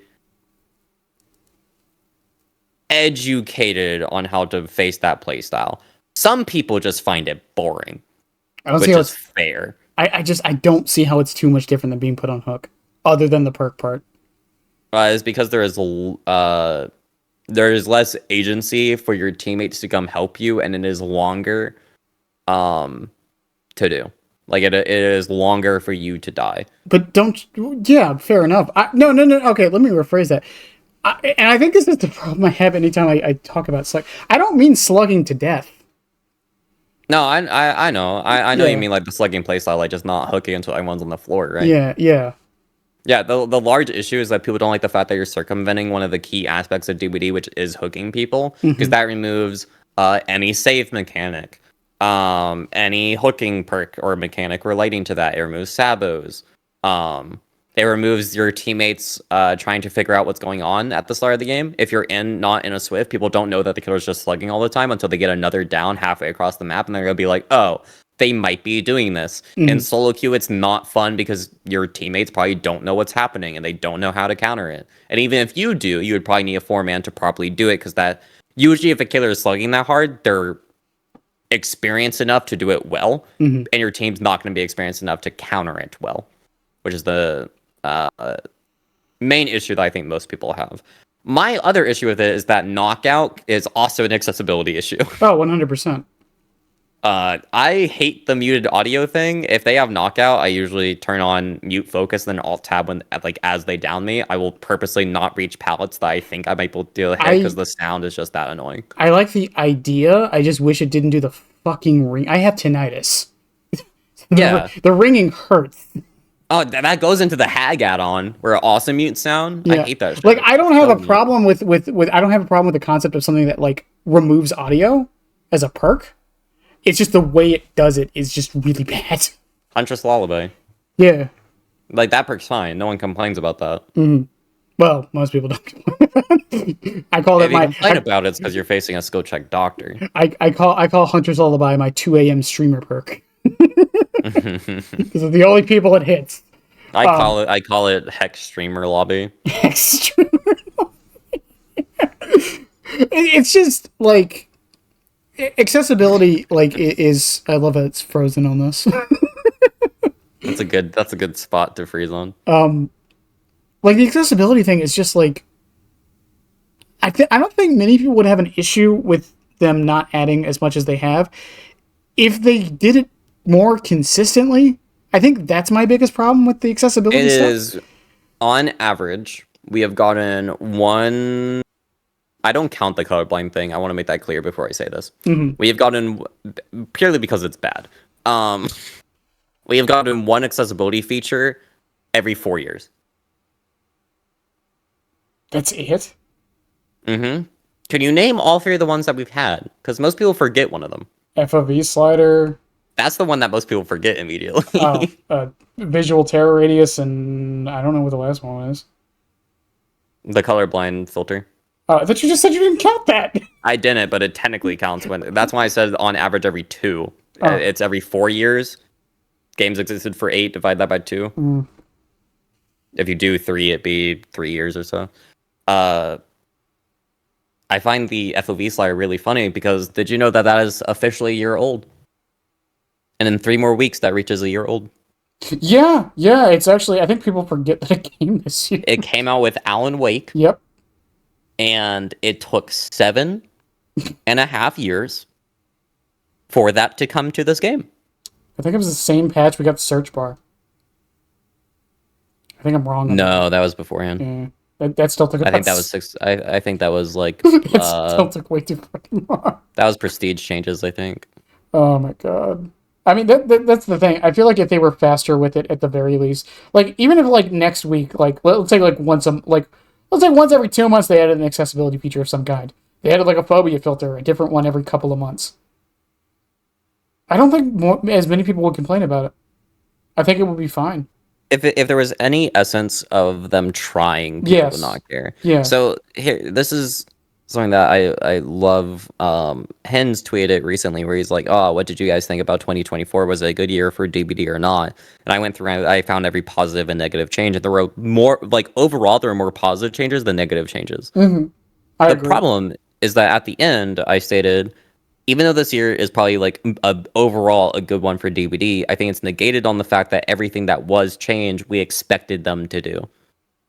Killer changes, perk changes, all of that is something that is to come to the game that we expect to do at every single update. In fact, I think most of us would expect perk changes to be weekly. I don't think that should be limited to every update. I think they should do that more, but week by week. You And I think understand that a few people would be kind of agitated by their perks getting nerfed, but I get more upset when they change add-ons such as Infantry Belt and Leather Loop into dog shit in between PTBs without any PTB testing for feedback. Still pissed off about that. And instead, like I like Throw the Hunt, for instance, it got buffed and then got hot fixed, and like that was a nice, like, to me, I enjoyed those 2 weeks of a meta change. It was really, really nice to like see people have to spice up their builds for a little bit. I think they should do that more week by week, like change perks. Like if it's a full rework, save it for a PTB, but if it's like number changes, do that week by week. So you think they should do similar to what League does every week or every couple of weeks? Yeah, where they do like minor changes to like Yeah, items and champs, right? Yeah. Do you know how League does it? A little bit, not really. So they do a patch every 2 weeks. Typically, there's nothing really big on those patches. Maybe a new champion gets added in. Maybe it's a major buff or nerf. But for the most part, it's just buffs and nerfs to items and characters every 2 weeks. Every 6 months, they do something that fundamentally changes the game. Yeah. And I wish they would do that. Yeah, and that's and maybe I'm spoiled by it. That's how I feel every live service should be, and most of them aren't. Yeah, no, that's how it should be, because it's like what wasn't expected this year that like got released, and to me, it's kind of just the FOV slider that I like can ideally remember. Well, I think While even just like freshly looking at the list, I think it was just the FOV slider. I think that was also expected in the sense of like it should have been there. Which is another thing that I listed recently, is that like it's so hard, because it actually goes back into that tweet that was showing on stream for a moment. It's like it's so hard for me to praise behavior right now, and why, like, if you only view me on Twitter or something, I probably come off as kind of miserable.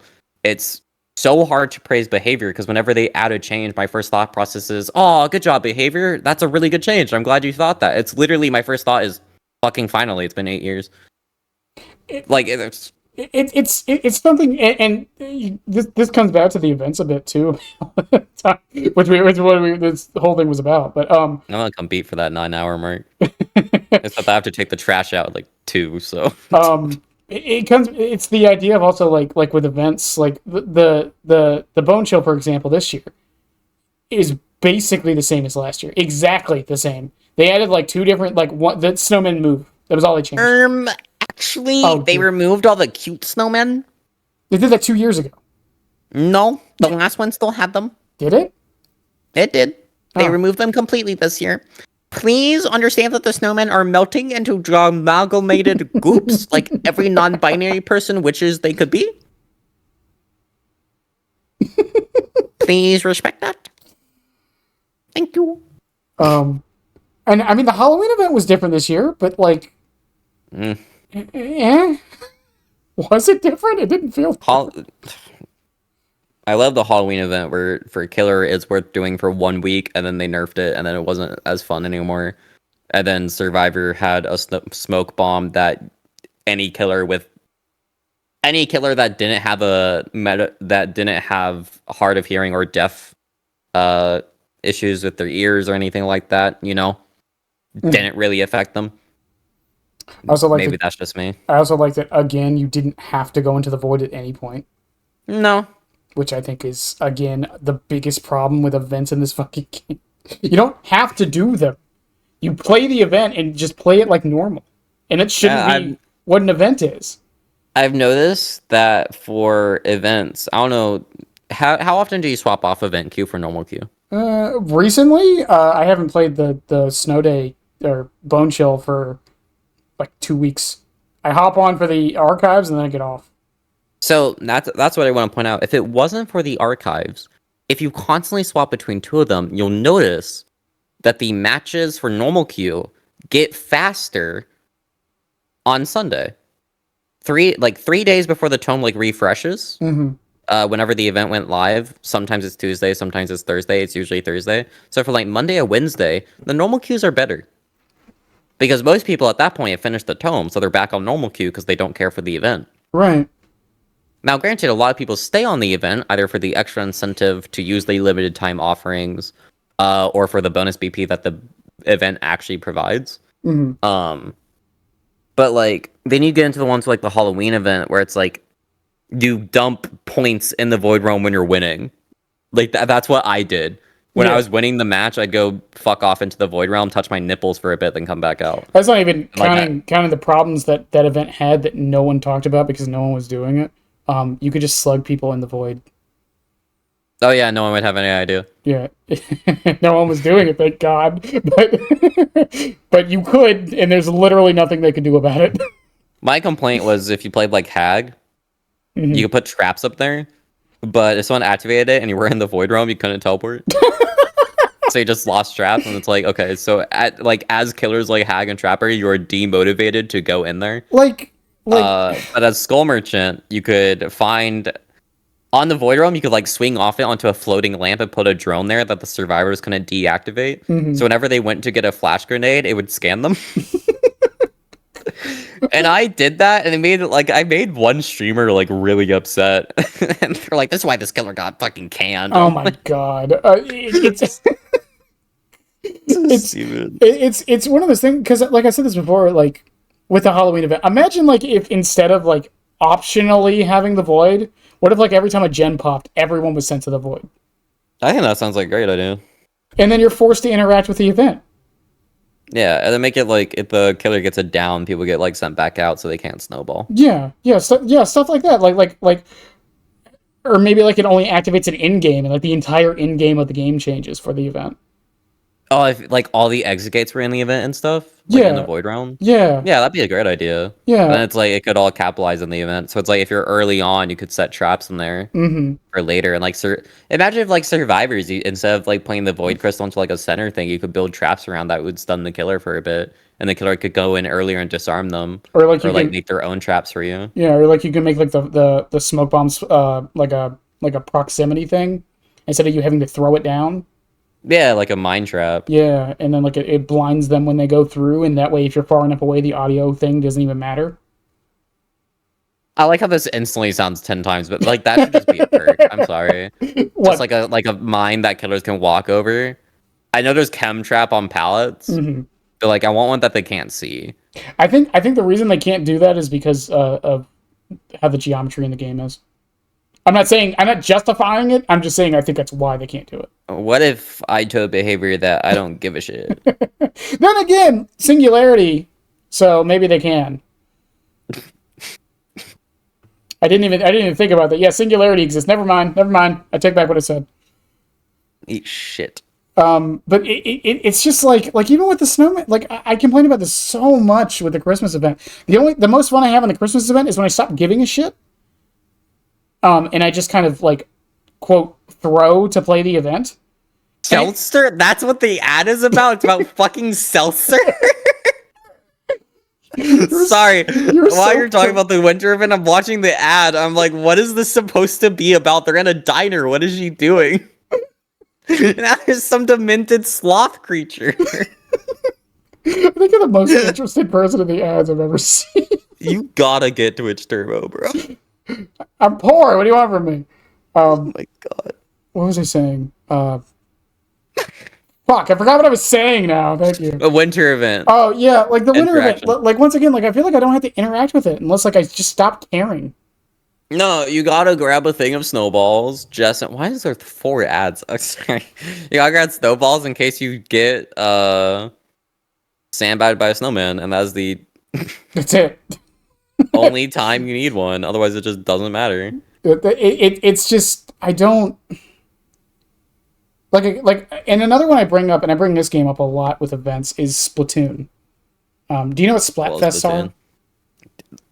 You just said you love Splatoon, so I assume you know what Splatfests are. Do you know what Splatfests are, buddy? Listen. Buddy.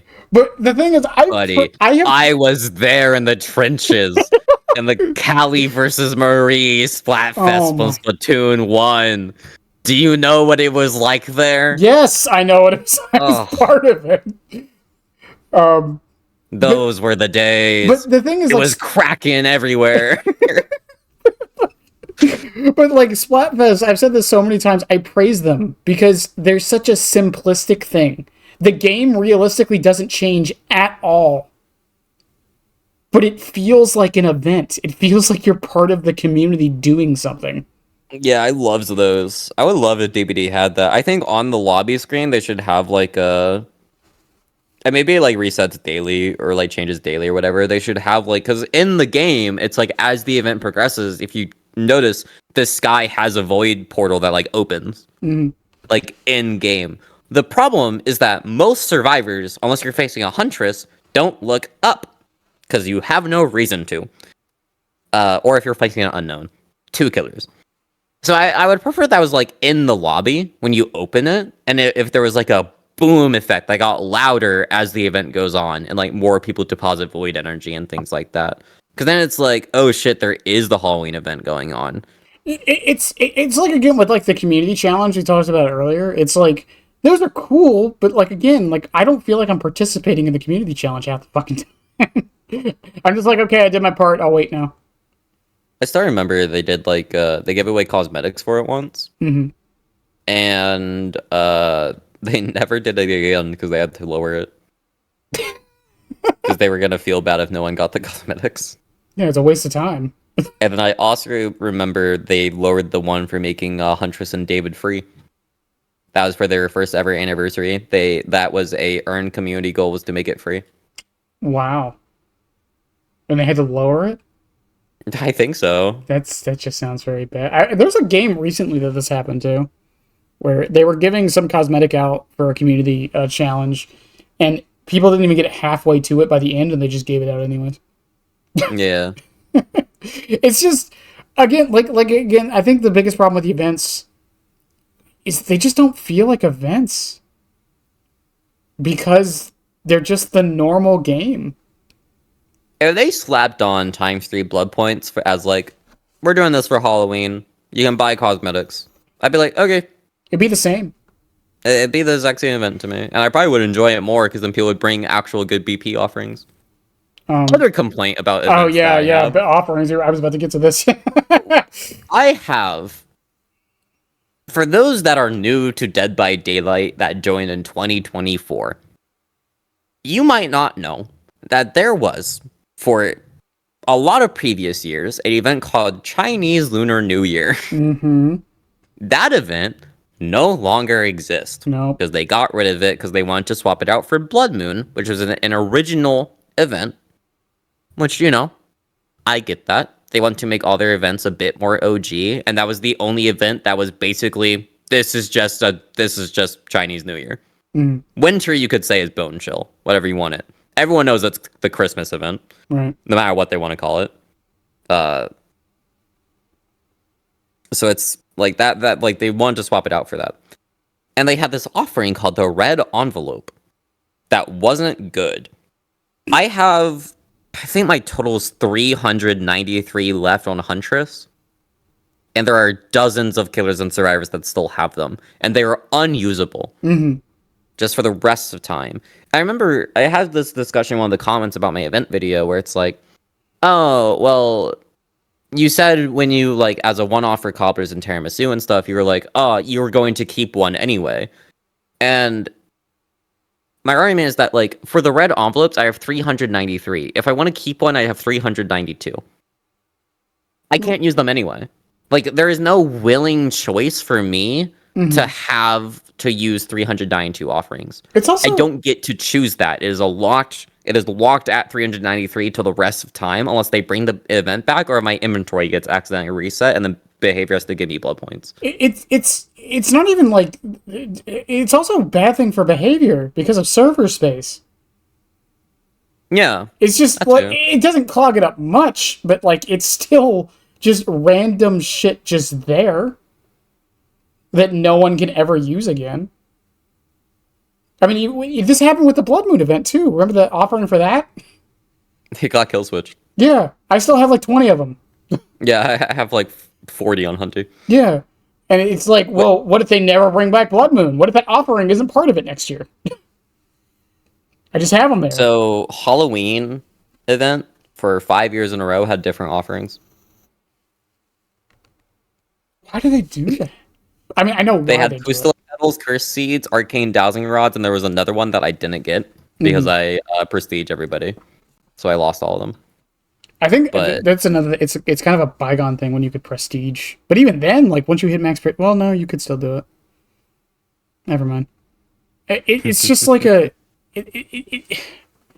like I don't understand the point. Like even like now, like you get the there's the store during the event where you get the tokens from doing the challenges, and you can spin the tokens on whatever you want, and the extra tokens left over give you blood points. you can see in the lobby you have 650. Yeah, so they have a purpose still. My other thing is that if they don't want us to keep the offering and instead want to refund us, they can actively do that. They did that with Hawkins. Mm-hmm. When Hawkins was removed, if you had map offerings, they did it with Cypress, didn't they? Cypress, you didn't get BP back. Oh, they just got rid of them? They're still in your blood web. They're still in your offering slot. They're just unused. Oh.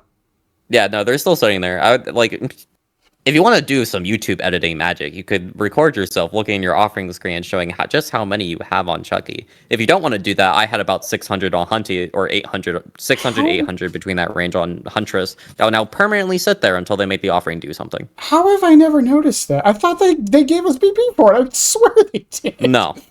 Fuck. Yeah. No. Why? They did it for Hawkins, though. So I'm like, if they don't want us to willingly, like, it would kind of suck to have lose the only thing as a representation of I played back then. But that's what the skins are for. That's what the skins are for. Except that those aren't limited time. Banners? In the essence of earning them with your time is what I mean by limited time. Because currently, a lot of the cosmetics, and this is another complaint I have, is that behavior can't pick a lane between FOMO.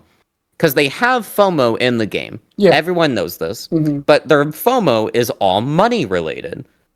And I don't understand why they have money related FOMO, which they're a business. I get it. Kind of shitty, but I get it. Mm-hmm. Make money. But why is it that you don't take the thing that is arguably more important, time? Because currently there is no time related FOMO in the game.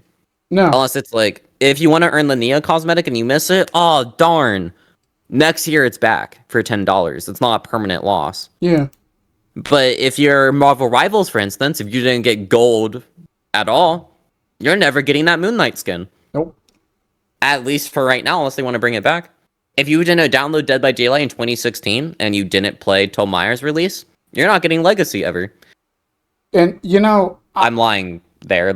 I swear by it. A lot of people... Let's be honest with ourselves. The dev team between year 3 of Dead by Daylight has completely swapped out at this point. None of them are working on DBD anymore. Mm-hmm. There might be one here or there, but for the most part, they've gone separate places, right? Mm-hmm. I think Almo's still working on the game, and he's making stuff like the anti-face camp feature and stuff like that. Mm-hmm. Which he does a pretty good job with, I feel.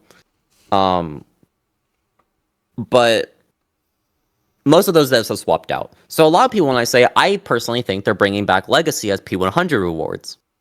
So that every killer that they can, minus like Demo, Freddy, Pinhead, stuff like that, they're all going to get Legacy, as well as bring the old ones back. And that will be the last exclusive cosmetics allowed Twitch shirts, Fog Whisper, and special streamer things like HDO Delirious and stuff, because they have a mask on Trapper for some reason.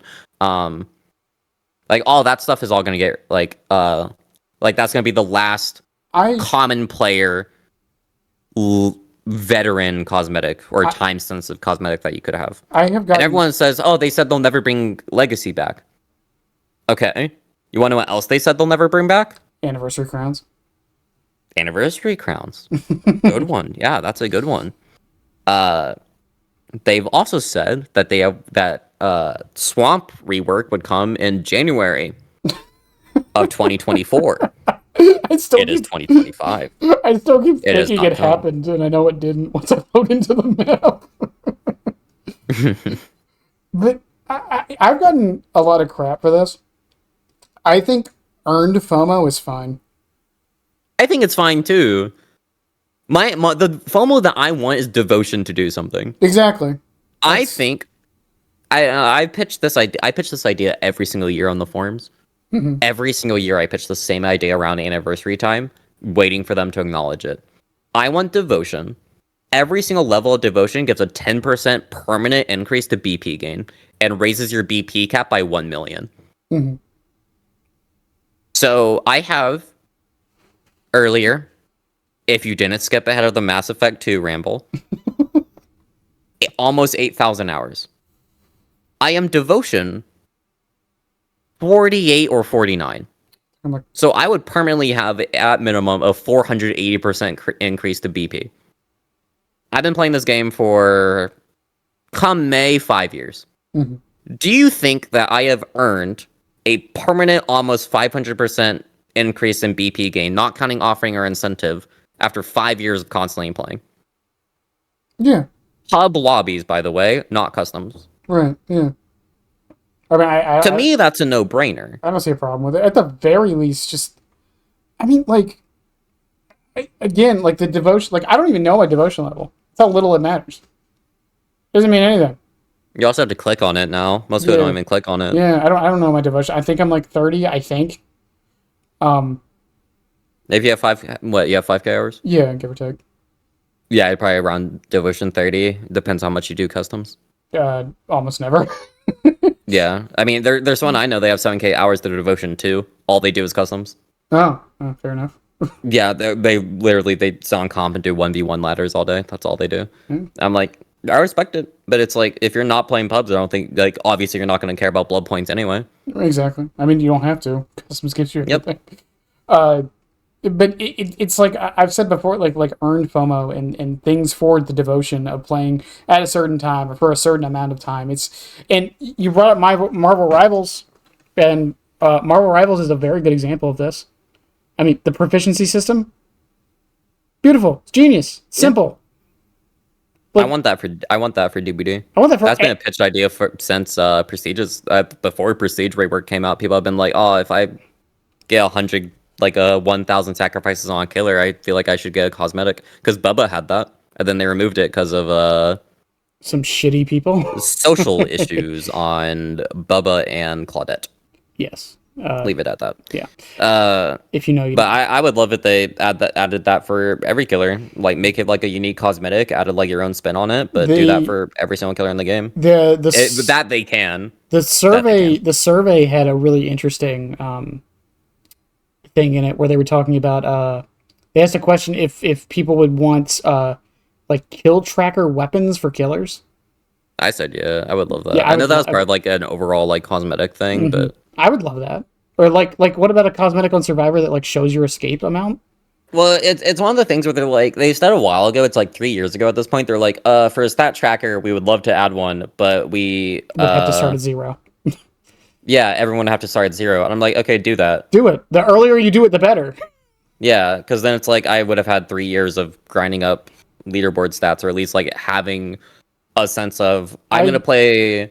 Like if that would personally motivate me to actually bother playing Doctor, even though like I hate playing him for stuff, because I'd be like, I want to get 100 sacrifices on everybody. Let's play Doctor. And it's like, instead of me making my chat, because what I do for P100s, because they're so meaningless, is I hold P100 contest, which is if you submit something of artistic ability, no AI, that should be a given. If you use AI, fuck you. Simple as that. And you get a killer and a survivor slot on the wheel, and then we spin the wheel. Whatever it lands on is my next P100 grind. Everyone gets can only have one submission. I mean, that is how I currently pick my P100. That's why I'm currently P100 in Clown, because that was what the wheel spun on.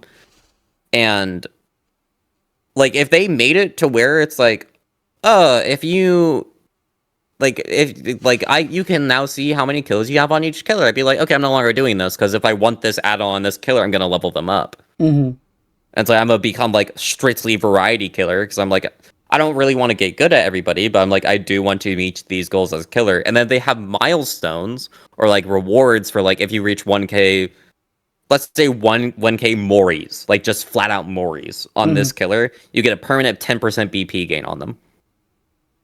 Yeah. That sounds pretty fucking good. Yes. Like, I don't know about you. That sounds pretty fucking good to me. It's another thing too, because like, I mean, I've prestige 100 Chucky. That's it. I don't really care to do it to anybody else.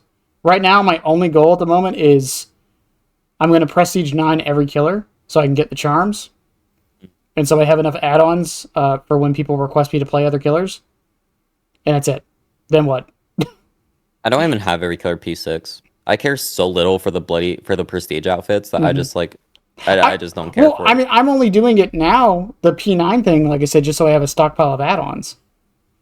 That's it. And then on Survivor, it's like, yeah, I don't play Survivor as much as Killer. I fully admit this. But I play one Survivor. All my other Survivors are P1. And I just leveled up my one Survivor to get the other perks. And I do this. I'm surprised you didn't P3 them for build requests because some people like seeing you play like Steve or something. I don't play Survivor on stream. Oh, that would make that not worth doing, huh? I don't play Survivor. I don't. Let me rephrase this. Or let me rephrase this correctly. I don't know how to stream Survivor. That makes sense. You yap. I can do that, but like I try to like be a good teammate and actually pay attention to what's going on, and I can't do that. And then I feel like I'm being bad. Like I don't know. So one thing I like about streaming Killer is if I fuck up, it's like the only person affected is me. So I could rant about content creation for like 6 hours, but the main thing you do for like Survivor content creation is that the hardest thing is sitting on generators, not having anything to talk about. So one tactic that I picked up is that like the killer I'm facing, if it's like a wraith or something, and they have Bone Clapper, I'm just like, do you guys think Bone Clapper should get changes? And then I just ramble about it for like the rest of the gen until I do something else, and then like I quickly end the discussion, then go on to like the next thing. I know I can. I literally have a YouTube career based on doing that. I can do that. So you have to do that on serve. Yeah, while playing. Well, no, I do that when I'm playing Killer. I just can't do it when I'm playing Survivor. I don't know why. Which if you have to be more aware, that's fine. It gets easier when you have a chat. That's why I'm like, Otts is in such a beneficial spot because he has a bunch of new people coming in, so there's constant questions. Mm-hmm. And it's like sometimes, like he has an FAQ, it's memeable. His FAQ is memeable because he gets asked so many things from that. But it's like he has so many questions popping in that people don't like. Literally, him saying, "Oh, read the FAQ" is another 10 seconds of no dead air. Right. Just like being like, "Oh, we have an FAQ for your question. Insert username." Or like, oh yeah, real quick, well, like I'll just detail you like a good strategy commonly I do on Xeno for like this map, and like I'll get up off the gen for 2 seconds, point at it, then go back to the gen. Like he's in such a good spot for that, and the larger you get, the more you can do that because you'll have more consistent supply of new people coming in. Mm-hmm. The hard part is doing that by yourself without questions to lead you. And I think that is where the laid back side of Survivor content creation for like high MMR gameplay is really where you need to like get good at. Right. Because if you're an experienced player, you're not gonna have like whimsy. You're not gonna be the one confused. You're gonna know what you're talking about, so you have to rant about what you know you're talking about. Also, this VOD's really weird because my clown is now like P38 and he's P33 in this, which is crazy. Like but it's like then ago. you have like survivors that are typically quote unquote more whimsy or more chill will probably start talking more about life experiences instead of the game. So it depends on like what kind of content creator you want to go into. Do you want to be more casual or do you want to be like more DBD educational specific? And sometimes if you play other things, like if you want to do more variety than just DBD, it's probably better if you're playing Survivor to lean more into like that life thing. Like when I'm playing Killer, like we actually have the opposite issue. When I'm playing Killer, I zone out and I talk about heated blankets for like 20 minutes. No, I do that and I know that because in the VOD that we just watched, Vecna and Larry's, I talked about heated blankets for like that entire match because I got one and it's really nice and really comfortable. I just talked about that. And it's like, I'm so zoned out, I'm not talking about the game. It's just such like when I'm waiting for chat to respond. I do that. I mean, sometimes me and chat will laugh when people get salty when like I get a 4K or something because they're like, you were trying so hard. Meanwhile, during the match, I was talking about like my fucking dog when I was 10, you know? Like, yeah. The matches where I get the saltiest are the ones where I'm most like where I get the most zoned out. It's just it's again, like I don't know why I can't do it on Survivor, but I can do it on Killer just fine. And I think part of it is just I don't want to be a bad teammate. I think it's just entirely because you don't play much serve. That might be it. I started off as a serve main, and then I swapped to killer slowly but surely because I just enjoyed playing it more. Yeah, I just don't find Survivor very fun either. I think it's also part of it. Survivor has gotten worse. I've never found Survivor fun. Well, you're not going to find it fun now if you never did. It's gotten worse. When I play Well, Survivor now, it's Champion of Light. That's all I do. I just play Champion of Light. Oh, like Pixel? Yeah. Yeah. No, like, so it's one of the most common things. This happens every December if you are for anyone that's like new to the DBD content scene. Every single December or like nearing December, you have a bunch of content creators that go off of DBD and start trying variety. And this happens every single year. Yes. And I don't understand why every single year people be like, this is the most amount of people we've seen go off into other games. I know which. No, it's not. They come back during anniversary and it's the same people leaving again. I know which the difference is that then you have new content creators who see those creators leaving and being like, oh, well, now we don't have a person about Pinhead.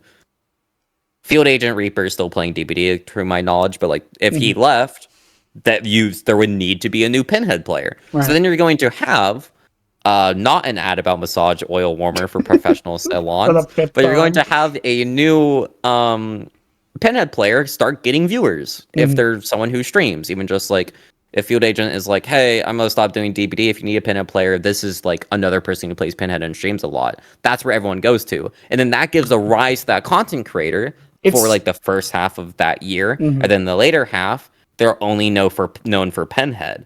And then Pinhead gets no changes. It could start waning a bit, especially if the game's in a rough spot. And like, well, I got an audience. Let me try playing something else. And then they see like some success with it, some not. And then they're like, oh, maybe it's worth no longer playing DBD. And then it's an infinite cycle that will keep repeating until the end of time every single year. And then you have people who are in the middle just being like, I still enjoy Dead by Daylight. And that's where I sit. Yeah, it's pretty much where I am. I mean, I don't hate the game. I don't play that much off of stream, honestly. But it's not because I don't. It's not because I don't want to. It's just because I don't have that much time. I play 4 hours 6 days a week. I don't need to play off stream. Yeah, I'm editing off stream or 100%ing Cyberpunk 2077 right now. I'm not worrying about DBD stuff. Yeah, I'll rant on Twitter all the time. Marvel Rivals and MCC is what I've been playing off stream right now. Yeah, so many people are playing Marvel Rivals right now. I know one person who does cosplays. Their name starts like a B, like they do. A lot of cosplay stuff for DBD. Like they're mainly swapping Marvel Rivals now, and I'm like, I get it. It's a new hot game. It's new. It's interesting. It's gonna get. Their first season has 4 heroes launching. That's more than Overwatch gets in a year. It's like it's a good sub-divert to go to. Things like that. But again, like my I don't even know what my point was with this. It's just like. Oh, content creator generations is what I wanted to talk about. Yeah, because I was in League of Legends like from the start. I saw this happen all the time. It still does happen. You have like content creators leave. It just happens. Yeah. And a bunch of them happen to do it at the same time. And then new ones come in. What I love to notice is that when a content creator leaves, how long do they keep going for content?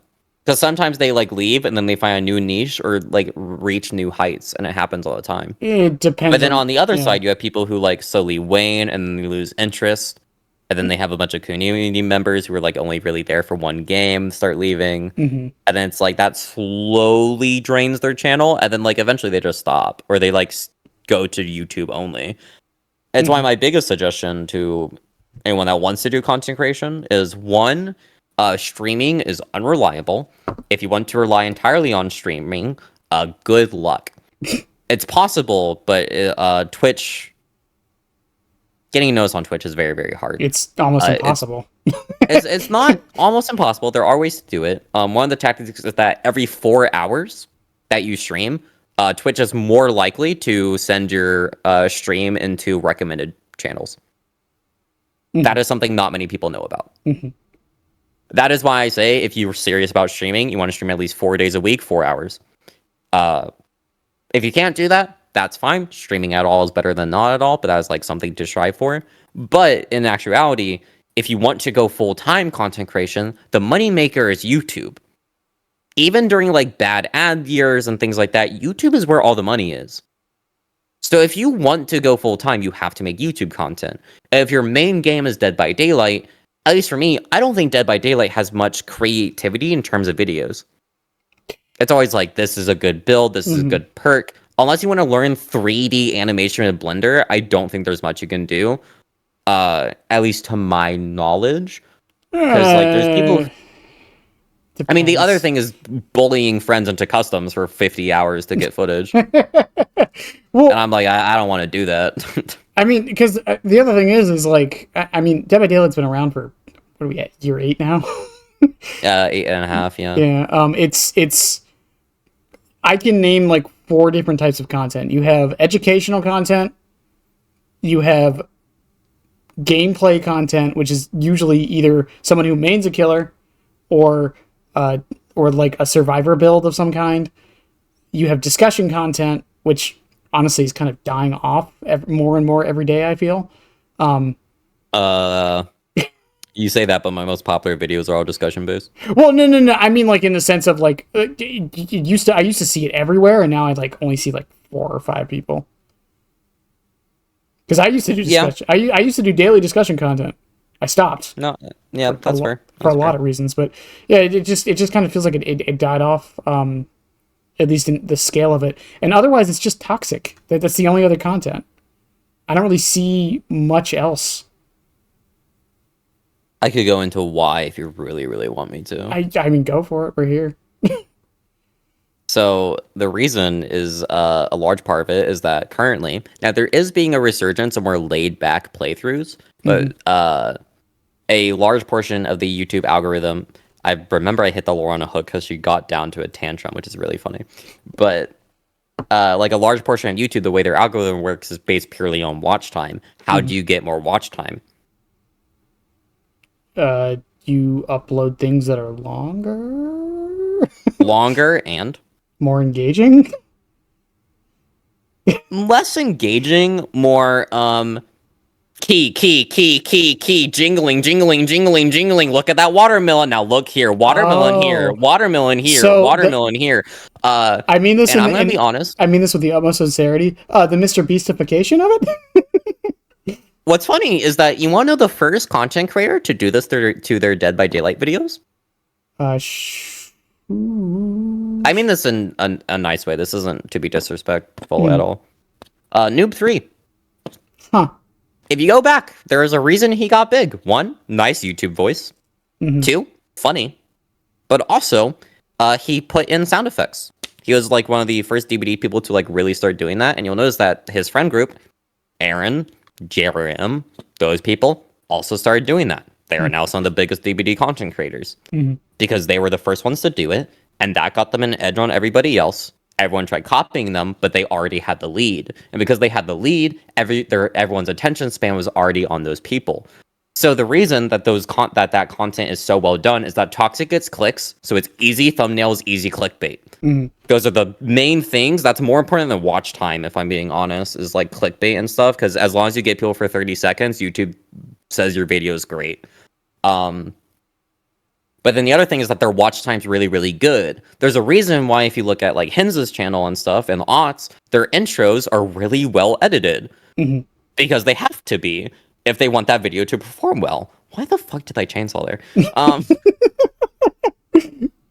So like they have to be well edited. That's why hence like the like flaming text and like the perk flying across the screen. It keeps you engaged for long enough, and then you watch the video for a little bit more, and that gets him his money. Which is how you have to do YouTube if you want your videos to perform well. You know, it's funny because I've had so many people on my stuff with these podcasts in particular say it's a breath of fresh air most of the time, which again isn't a way to grow, at least not massively. But it works. I mean, it works when people. It takes longer to go against the algorithm and grow, but it does work. A really good example of that is Astral Spiff. Yeah. If you know who that is. Do you not know? Do you know who that is? I have no idea. I just nodded. Astral Spiff is a challenge run person who got their really big break from either FNAF Security Breach or Poppy Playtime. I forget which. But his main thing was that he was like one of the people who like speed ran the game. He speed ran Security Breach. If you know anything about Security Breach, that game is one of the buggiest games of all time. Yeah, it was broken as hell. So the speed run was really interesting to watch. Mm-hmm. Then he did Poppy Playtime, which was also decently broken, and also he did an Out of Bounds video. Mm-hmm. And then he has made videos on Security Breach, such as, can you beat Security Breach by only walking? Can you do it without turning your neck? Can you do it with Evil Freddy constantly following you, trying to kill you? It's like things like that. And since like he's started doing more variety stuff outside of that, like his most recent video is the quest to beat Wii tanks without shooting, which doesn't make sense. I mean, it's like sandwiches. Do you know sandwiches? I think so. Yeah. It's like an achievement hunter channel. Yeah. Achievement hunting's huge too now. Yeah. It started like 2 years ago, out of nowhere. I think you'll never guess what Spiff's largest video is. It is FNAF related. Beating FNAF 1 without using the camera? I'll give you a hint. It involves every single FNAF game. Beating all the I don't know. It's beating every single FNAF game in one stream. I mean, that's not that bad, though. It is 20 to 22 hours. What the fuck? There's a lot of FNAF games. 2 of them are VR now. So now you get to also do a VR and standing at like 17 hours in if you do them in order. I guess, but like other than Security Breach, aren't they like 10 minutes long? No. I've played them. I feel like they're 10. Okay, maybe I'm just misremembering. I played them. The first game is actually the longest because the nights were extra long. Yeah, it took about like 30-40 minutes to beat the first game, I think. If you like ace it. And I guess Ultimate Custom Night depends on your definition of beat. Ultimate Custom Night has preset challenges. You have to beat all those. Oh, okay. That's one. No, yeah. 50-20 mode. That's not possible. Is that Didn't someone do that? That's how they got an interview with Scott. I think it's very, very few people have. Well, no, I'm just saying, like, I wasn't sure if that was part of the channel. Like, it's possible. Oh, right. No, right. It is possible. But it's, like, very, very few people have done it, I think. It's like, I think it's like... I was thinking on the fan-made version of Ultimate Custom Night for a second. The fan-made version of Custom Night has 800, 900 characters. Jesus fucking Christ. You're losing your mind at that. I know you are. Yeah, but that ties. Yeah, but that ties into content creation because, like, I'm pretty sure Spiff was doing content creation for that point for like 2 or 3 years before, like, he got like his big break off that, and then like because his content was laid back enough, and like since it's all challenge runs and like playing games for fun and things like that, he kept his audience for the most part. Because it's like, since it's the same thing, it makes it really easy to just like go, like, keep your audience in between each video. Like, I've watched every single video of his, even if I'm not interested in the game. Cliffs of Yore is one of his best series, in my opinion, because it's a challenging game and it's just fun watching him climb a mountain. And it's things like that where it's like, it's harder to get the initial audience for that kind of stuff, but once you get it, it's there forever. Yeah. Unless you have like unless you get canceled or something, but like it's there forever. I'm gonna suck as Billy for this first half of this match because I remember this one. I'm always transparent about my YouTube stuff. I've said it before. While my videos don't get like the most amount of views, except for the Stocky Boy. Nothing against Stocky, I still don't understand why that one has the most views. I still don't. But anyways, the watch time on them is extremely high. And that matters more. That matters more. And what that tells me is that while, don't get me wrong, I appreciate all my viewers, and I do get like, for someone of my size, I get a decent amount of views. But what that tells me, subs, right? Yeah, for what that tells me though is that the people that are watching it are watching it. Mm-hmm. Like they're watching like almost the whole thing. That Mass Effect 2 rant we had earlier, I guarantee you every single person listened to it. I mean, hell, when Horseroar was on here, we talked about Halo for like an hour. It's just, again, like the dedication I have from the fan base that I have somehow managed to get. I still don't know how. And even on my other stuff, because I do this and then I do the Chucky content as well. As much as the Chucky community is starting to, I'm gonna be perfectly honest. Some people in the Chucky community are starting to make me very upset. Yeah, that's splitting right now, right? But even then, though, like the dedicated people I do have just it's just nice, and I have seen, again, it's been very small, but I mean I have almost 2K subs in almost a year, which isn't much, but relatively speaking, it is. Hey, you're doing better than me. A lot of mine's from lack of uploads, though. That's another thing. Someone told me like I'm one of the most consistent people they've ever seen on YouTube. It is consistency. Honestly, like, if I had to pick an order, is consistency, watch time, thumbnail, and title. Those are the like in order. That's what matters the most. Yep. There are a lot of things about YouTube that if I'd love to get tips on. For instance, when you publish a video, do you link to any other vids of yours? Yeah, I put 3 in the description. Oh, thank fuck, because Karn doesn't do that. I give her so much shit for it. I told her to do that, and then she doesn't do it. Yes, this is a clop to Karn that she probably won't see. I don't care. I told her to do that, and she didn't. I would, like... There's so many people who don't do that, and it's, like, silently annoys me. And I'm like... Because if you did it, it does get people... Because no matter what you do, there's going to be some people who click off your video. The problem is the answer to that is that you want them to click off onto one of your videos. You don't want them to click onto someone else's video, even if they're a friend of yours, because at the end of the day, content creation is as much about boosting other people up as it is a competition. Sportsmanship and all that, which DVD player base needs a lot more of. Brand has an excellent video on that recently. But it's... So it's like the content scene is you either do it that way, where it's slow, methodical, you might get a big boost at some point, then you have to ride that out, things like that. Like, for instance, speaking of Karn, for instance, she's the only person on YouTube with an artist guide. Yeah. At least, like, my own knowledge. Like, yeah, she's the only person with one. She is. There are people, like, as a moderator in there, we get people every single day that come in and are like, oh, I'm here from your artist guide. Like, just 1 or 2 people. Even if they don't catch every stream, that's like a follow or possibly like a sub as like thanks, or like that's one person in watch time and stuff that like that person is there to say hi and stuff. And that matters a lot for YouTube, because that means they're going to constantly rewatch that guide. Because that's the thing about guides, is that a lot of people rewatch them a few times. They constantly rewatch, they go back, they link it to other people who have questions, and those will constantly evolve and get more views and more watch time. I still get people who come into my stream from my third-person camera guide.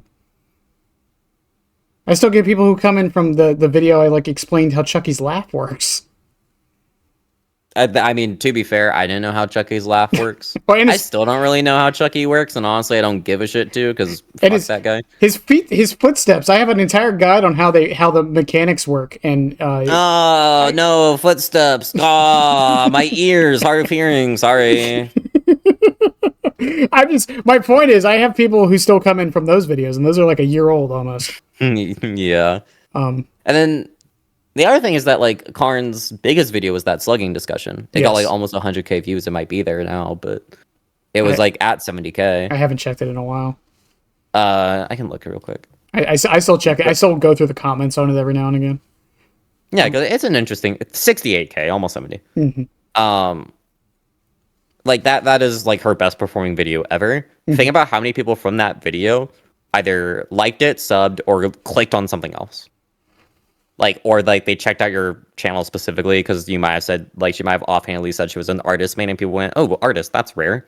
And then they like clicked and viewed on something else, and they most likely sorted by popular and then clicked on something else, which ties into all the other fun stuff. But it's like, so you can either do it that way where it's like slow, methodical. Some people do it. Some people get lucky because there is a little bit of luck where it's like they blow up faster than other people. Some people blow up later in their content creation cycles, whatnot. I mean, the luck thing is, it depends on what your definition of luck is. The luck to me is like, because okay, let's say no, I want to go over this for like a touch moment because there was someone I knew who, before they started streaming, they were dating a partnered streamer, and then when they started streaming, their partnered date started rating them, and they got partner within a month because of that. Like that, like not to say they weren't entertaining or anything. That was like one of the main reasons they got it. They then broke up with that streamer, and their numbers were like about the same, but then they lost passion for streaming. Then you have other people on the other side of the spectrum who streamed for like 4 years or like 5 years, or sometimes some people are at 10 years, and they've never even broken like 30 average.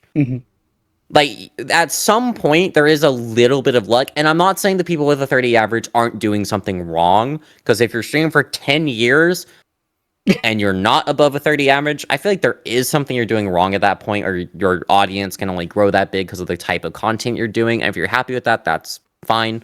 But it's like at some point you have to admit you're doing something wrong. But for things like that, like there's a lot of situations like that where it's like another good example. Love him, Mr. Taterhead. Love that guy. People made a 12-hour map guide about Ormond recently. He got a shout out from Otts, went from 50 average to 120. Like that dedication of being shout out, like imagine that shout out didn't happen.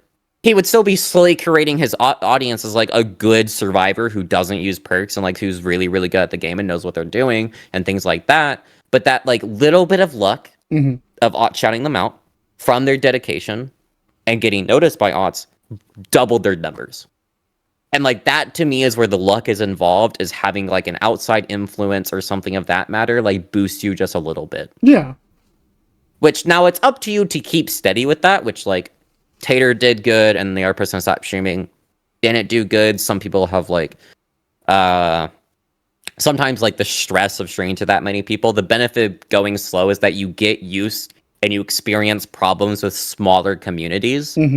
Like when I very early on to my streaming career, I met someone, I was constantly on Discord call with them. I now have a rule that I don't do Discord calls on stream because that person actively made my stream like a miserable place to be.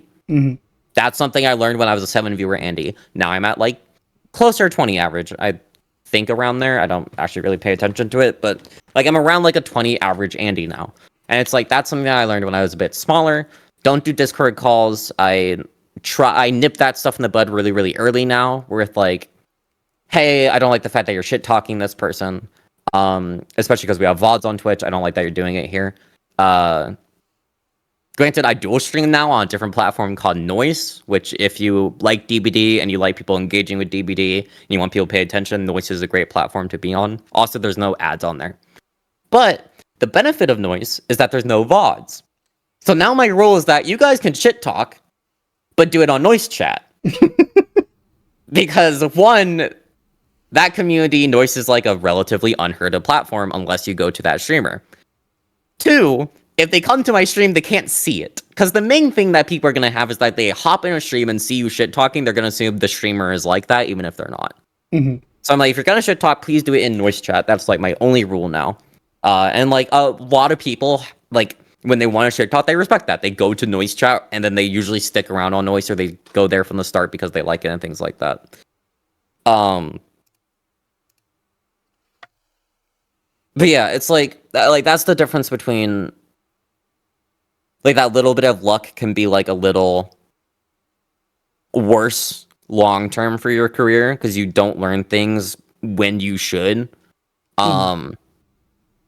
Like when you grow slowly, you slowly get better at reading chat quickly. Like that's just something you have to get good at that if you have a fast paced chat. Because let's be honest, slow mo sucks. I'm gonna be honest. I save up channel points before talking for the VIP badge because I fucking spam. I'm a spammer. I'm willing to say that. I hate slow-mo.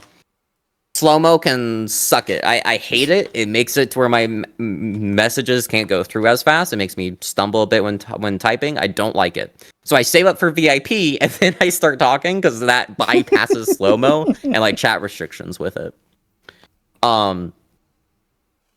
So like to me, you have to get good at reading fast. Ott reads long messages pretty quick. which is like something that he's learned because he's been streaming for a very long time. I want to say like 7 to 8 years. I don't actually know, but he's been streaming for a very, very long time, right? So he's like had time to experience all those things. But that's the benefits and potential downsides of like being like a more laid back, like casual growth. If you want super fast growth, the way you do it is by making like the DBD hyperactive.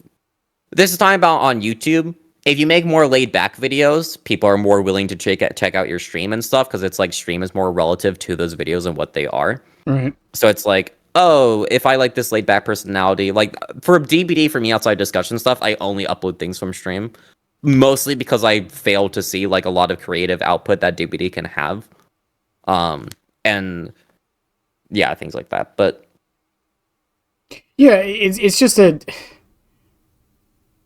it again, like it is a long process if you're doing it, especially the way I'm doing it. But and going back a bit to like the luck thing, I mean, I'm kind of doing the opposite. And I know you joked about it earlier when I was in your stream, but I don't do this. I don't like I get so many comments. Not comments. Actually, I don't get a lot of comments about it. But I do have people who like tell me I'm using other creators to help myself grow. Which is never my intention with this. I don't think anyone's intention ever is to. I mean, some people. Someone was like, you only got Pixel Bush because he's bigger than you. No, I got Pixel Bush because when I say Skull Merchant main, the first words out of your mouth are probably Pixel Bush. Yeah, it's Pixel. Yeah. Like of course I did.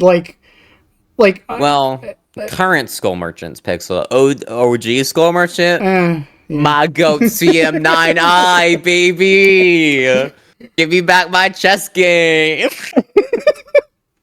I mean, again, like I try to diversify too. It's like I bring on smaller people, I bring on bigger people, I bring in. You're technically larger than me on the YouTube side, and I don't even mean necessarily smaller or bigger than me. I just mean in general. Like I'll bring like my only requirement for this, especially for the killer main stuff, is that the person makes content for the killer and they show to me they have dedication for the killer. That's it. And I know one of those is very arbitrary, but like you can tell. Yeah. You can tell in how long they can ramble about their killer of choice. Like yeah, of course I brought Numi on for Hillbilly. Numi's on a 2,000 win streak on Hillbilly. Of course I brought Numi on for Hillbilly. Oh my god. Super Alf was doing like 1v1s with chat the other day. And he was like spinning a wheel for like what killer it was to like make it more like random chance.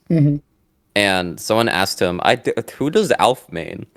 And it's like, you can tell they're in there just for the 1v1. And like they don't know who Alf is. Cause like, how are you in Alf's chat and you don't know that he holds the #1 world record for nurse? Like that is just, like that's in his title.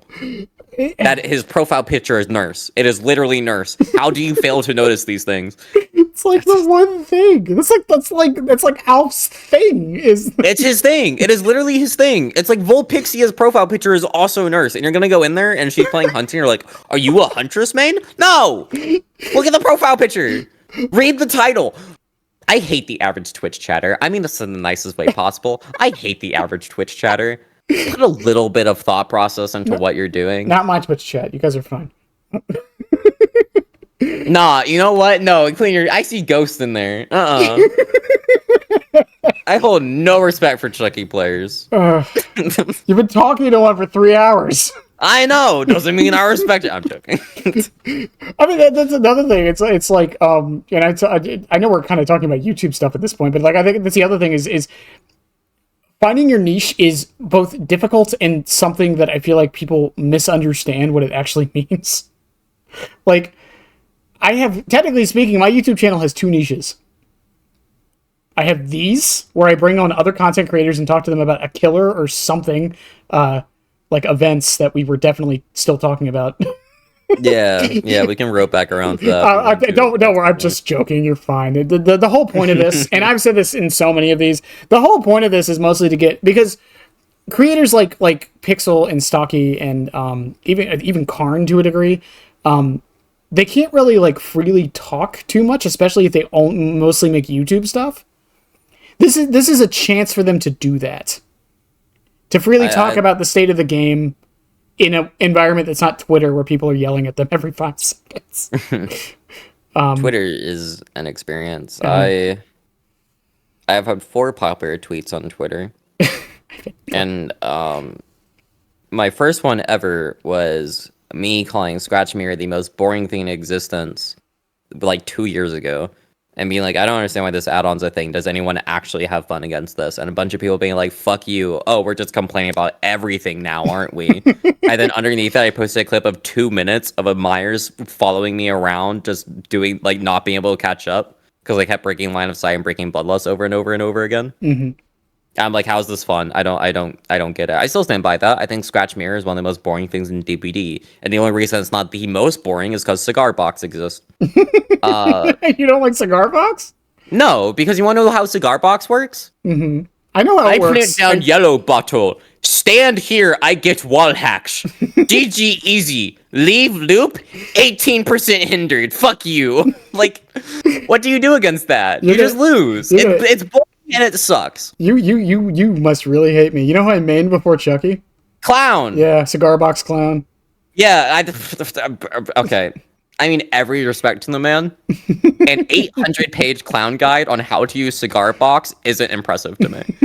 It is using wall hacks. That's all it is. And then, you're... Like, Cigar Box is literally just shitty... Like, it's one... Like, a different version of Play Clown, sure. But it's also just shitty Huntress. Mm-hmm. Because it's like, yeah, but if you just use a prediction, you can then just hit them with a hatchet here, and you're just playing worse Hunty. How do you... That's all it was to me. How do you feel about Chuck Spots? I know you hate Chucky, but how do you feel about Chuck Spots? Is that where you stand still with the third-person camera? Yes. Yeah, that's why I play Chucky, because you want to know what I do? I do that, and then I say to my chat out loud, man, there's so much counterplay here, while the survivor runs at me, and then I just M1 them. Anyway. I post clips about it all the time, and I'm just like, if people just stop moving for a second, I would not get as many clips as I do of this. That's all you gotta do. Just stop fucking moving. Whatever. Okay, anyways, carry on. My 3 other biggest tweets outside of Scratch Mirror. I said forever ago that I think Deliverance should be buffed. And I still stand by this partially. In what way? I think that if you can get 2 saves from the killer's grasp of saving your teammate with a pallet, flashlight, flashbang, whatever, you should get Deliverance. I'm fine with that. That sounds perfectly reasonable. And a lot of people complained because background player was still 200% speed back then. And I said, this is a proposed change where you could then add other things on top of it, like background player nerf and things like that. My big problem with that tweet is that a bunch of people were like quote retweeting it with like old Alkring, where if you hit someone through rushes, you get all your charges back. Mm-hmm. People are like, what if we made Alkring just instantly kill survivors? I'm like, guys, I understand Deliverance is a good perk. It's a false dichotomy. That's all that is. It's like it was all comp people, by the way. I do want to make that clarification. It was mostly people who played competitively. Just like flat out who think that perk is a lot better in pubs than it is. And it's like, it's a good perk. I understand why people are hesitant to buff it, because if you did, it'd be crazy. But it's like, I mean, 2 stuns. I don't know. Most people on pubs can't even use it because the killer's decimating the lobby anyway. And it's like, if the killer's already struggling that hard for saves, it's like those people aren't on gens. And it's like, it's a cycle. And then 2 other biggest tweets. One of them was when they...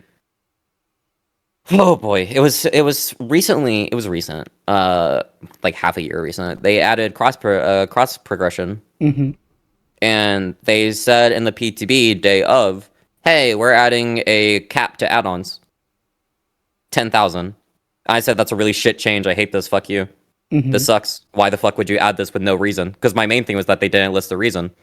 I had so many people call me a sweaty tryhard. Like this change doesn't affect anybody. Why do you care so much? And I was like, as a veteran with things that already are getting removed, it felt nice to like have a really high add-on count. And now they're capping that. And it's like, and then the other things they didn't explain, which I then had to learn through. Shout out to Hens, by the way. Want to make this clear. Server issues, I would assume. That'd be part of it. Hens went through the back end and said, yeah, it's server issues, right? Hens went into DMs with me, and like we went like through everything about it and things like that, like not like publicly and stuff, because he had to tell me privately in DMs from finding other sources, and this is what really frustrates me about behavior, is that because my main concern was that if I maxed out an add-on, it would still show up in my blood web. Mm-hmm. And then I would just be wasting BP on an add-on that I literally don't get. Like, I know I have 10,000 of them, but it's probably like on Hunter, she has an add-on called Amnanity Toxin or whatever that applies blindness for 60 seconds. Mm-hmm. That add-on's not good. Right. I think a lot of people understand why that add-on's not good, right? Mm-hmm. So if I get 10,000 of them, I'm not going to use them. So why would they still be in my blood web? And hens have to be like, oh, in the blood web, they don't show up anymore. I'm like, great. That sounds perfect. Why wasn't that in the fucking patch notes? Hold up. That should be explained with the feature that only affects like 1% of players. And I'm really frustrated that like they don't list that, and instead you have to find out through Mandy on like the forums, or when they respond to Herman the Doctor's tweet, who's like, hey, as a veteran, I have over 10k add-ons, like, am I just gonna lose blood points? And they responded to him, but not me, because I was a bit more rude about it, which I get. Whatever. But it's like, it's stuff like that, where it's like, only affects veterans, only affects 1% of players, but it's like, they do that consistently in every single dev update. They do something and don't explain why. It's to be fair to behavior, and this isn't me what's the word I'm looking for? This isn't me excusing it. This isn't just a behavior thing. This is like every fucking game dev at the moment. It is every game dev, and I fully expect them to do better. I think that's a fair explanation. Well, no. I'm not saying that don't. I'm not saying like they shouldn't. No, I get where you're coming from. It's like every single game dev does it, so behavior doesn't think that they need to as well. Yeah, but the why, and I say this it's just like, and I know we're going back to Chucky on this, like the Chucky change that came in the hotfix, right? The thing that pisses me the most off about it is just that, one, it happened in hotfix, and two, we never got a reason why it just happened out of nowhere. Mm-hmm. We just have to assume. Our best guess is they ran out of time for the PTB because Howlmaster was so buggy. That's our best guess. But we don't know. And we never will. I'm still upset that they nerfed the belt add-ons for Hunty. In terms of like... Yep. Because, and I remember Otz has a video about it, about 10 Hatchet Huntress never reloading. I remember watching it. I'll be honest when I say, I think it is one of the dumbest points that have ever been made. Because the way that he played Hunty in that video was not using a hatchet ever and only zoning people. Mm-hmm. Which, sure, you could do that. Why would you, outside of making a YouTube video? And then other people have been like, but then people just spam the hatchets. They already do that. You're meaning to tell me that the killer... No, not that they currently do that. You're meaning to tell me that a killer likes to use their power? What? That's crazy. I'm like Billy spams his chainsaw all the time. Most of them barely M1. I know I don't. I literally I don't M1. And I know it's a different case, and again bringing Chucky back up, but I literally got a comment on a video 2 weeks ago where someone would, and I think I was suggesting that Chucky's cooldown be lowered in some way with the lowered speed. And someone said, all killers want to do is use their powers. I shit you not. That is what they told me. I had a person on Torment Creek. I remember the map back in 2021.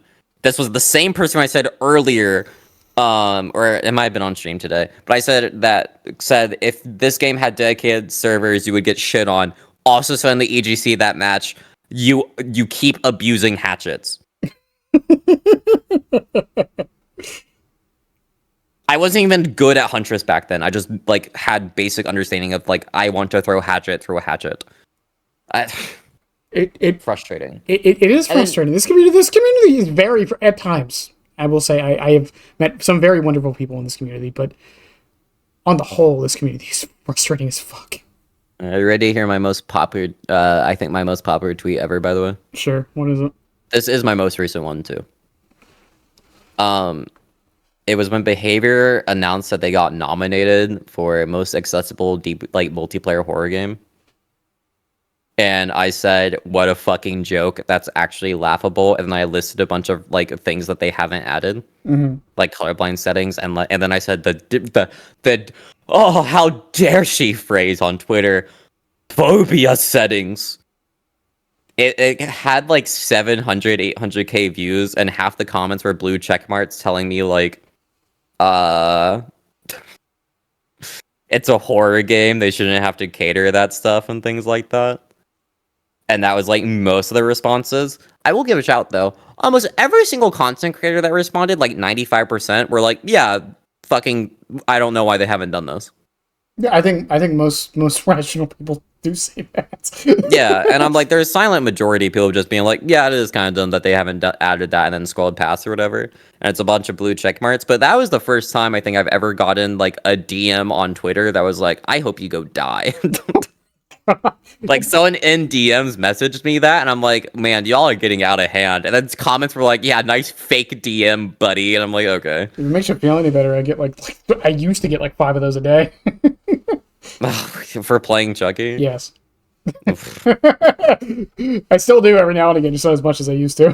You want a favor? You want a tip from me? If you see anyone use like a GIF from some drama, like what are they called? Like drama shows, but kind of live action. Soap opera? No. You know, like those, like, it's like the Keeping Up with the Kardashians type shows. Like a reality show. Yeah, the reality show. If you see anyone use a GIF from a reality show, block them. I have used that. It's been so nice. I don't see anyone complain about Hunty. I mean, it's a trend. I'm not shitting you. It's a trend. It's a trend. Every single time that someone complains about Hunty, they always use reality show GIFs. And I wish I was joking, but I'm not. I'm gonna test this theory. Go ahead. Bringing this back a little bit to the event talk. I've only got one more of my questions. Those are some of the viewer questions, but do you think the events last too long? Do I think the events last too long? I mean, Bone Chill's been going on for almost a month now. Do you think a month is too long for an event that people barely interact with and only really do for the tome? Can I provide... Can I be honest and say I think this is a question neither of us should answer? Sure. Because we both play too much. Okay. No, that's fair. That's fair. I learned from my event video that there are a lot of people who actually really enjoy Bone Chill. No, I as much as I've been shitting on it, I actually do enjoy Bone Chill. I just wish it was better. No, it's a lot of people who like Bone Chill's my favorite event of the year, people. I would say Anniversary and then Bone Chill for me. Nope. Yeah. For them, it's Bone Chill. Fair and I'm like, why? And they're like, oh, I love the snowman. I love like just throwing snowballs at the killer. I'm like, really? Like you're getting like, and they're like, yeah, I get constant killers who like just like to throw snowballs at us. Yeah, fair enough. And I think that is the difference between like really casual players and like us. Is that they're getting killers who, like, do that. I was a killer that did that for a whole day. Yeah, but it's like, for them, it's like that, like, that's their, like, entire day. Mm-hmm. Is them playing Survivor and constantly getting killers that do that. I'm like, that is the average DBD player experience. That, like, where they don't really want to strive to get better. Like, they might have a game here or there where, like, people actually try. But, like, most of their matches is that. Where, like, the killer's, like, somewhat farming or not that good. Everyone gets, like, it's about 2 escapes per match every single time. And they're like, I really don't understand why these content creators always like push these agendas about like this game being like sweaty and hard. Like my matches are just fine. And I'm like, I don't have a response to that because it's just like difference in how our games have been. But it's anecdotal. That's the problem with most Dead by Daylight discussion is a lot of it is anecdotal. Yeah, and it's why I'd love to see my MMR level, because today there's this person I keep going against. I saw. And they complain about me. in the terms of like, you're really good at this game and it reminds me of how shit I am. Kind of thing. I'm like, I've been facing you for the past year. I faced you like 7 times, I never beat you no matter what killer you're on. And then like his buddy was like, "Yeah, you're like the MMR wall." Where it's like we reach like the customer at MMR, you knock us back down. So I changed my nickname on Steam to the MMR wall for the day. And I've been I 4K pretty basically like all day. So it's like every single time people die, they just exit, and if they look at my username, it's like the MMR wall, and I just shut them back, like I kick them off the ladder. I'm like, go back down, you peasant. But it's why I like for like questions like this, I'd love to see why I get such different games from people, and it's why I really liked the rank system. For people that don't know, the ranks that reset every month that were like. Right now, it's just blood point related on the 13th or whatever. That used to be matchmaking. Mm-hmm. It was, instead of it being Roman numerals and like iridescent, gold, silver, bronze, ash, 20 to it 1. was ash, yellow, green, purple, red, I think. And like only iridescent was called iridescent. And it was called Eerie 1. And being Eerie 1 was like not a big deal, but people made it seem like it was a big deal, so your opinion mattered more. It didn't. And like you would lose pips each match if you gave up, which I think was one of the reasons that people didn't give up as much, but that's a different combo. And things like that, where it's like if you didn't play for like 4 months straight, you got knocked back down to Ash 20. And it made matchmaking for a lot of experienced players a lot more lax. Because it was if you just played DBD, you got Eerie 1. I got Eerie 1 within 200 hours. I got it within my first month of playing because I just played that much because I loved the game at that point. Like I just loved the game. I just played that often, that hard, that much, improved that decently, ran OP shit. Because I remember I played Huntress back then. I ran Iridescent Head with Infantry Belt, and someone was like, "Why the fuck are you running like Iridescent Head?" I'm like, "Because it's good." I was really confused because I'm like, "It's a good add-on. Why would I not use it?" Any other game, no one would ever say some shit like that. Yeah, and they're like, because it's OP." I'm like, "Yeah, because it's good." They just couldn't wrap their hands around like a player being like, yeah, well, it's a good add-on. Why would I not use it? And I regret not using Old Dead Hard for the same reason. Because the way that I got Eerie 1 on serve before I got it on Killer, because one I main serve back then. Mm-hmm. But I love Pharmacy, but I also love Ace in the Hole. Mm-hmm. So what I did was that I my first ever main on this game was Ace, and I played Ace in the Hole and Pharmacy, and I got keys all the way to Eerie 1. I farmed keys and I escaped through Hatch. Mm-hmm. And for those that don't know, Hatch functioned very, very differently. Yes. It was the amount of gens that are left minus the survivors. So there's one gen and like one serve left, Hatch would spawn in. Or like early. Like you could see Hatch on the ground before like it even activated. So it's like if 2 serves were alive and 3 gens were done, Hatch would spawn in, and you could go find it and escape with a key.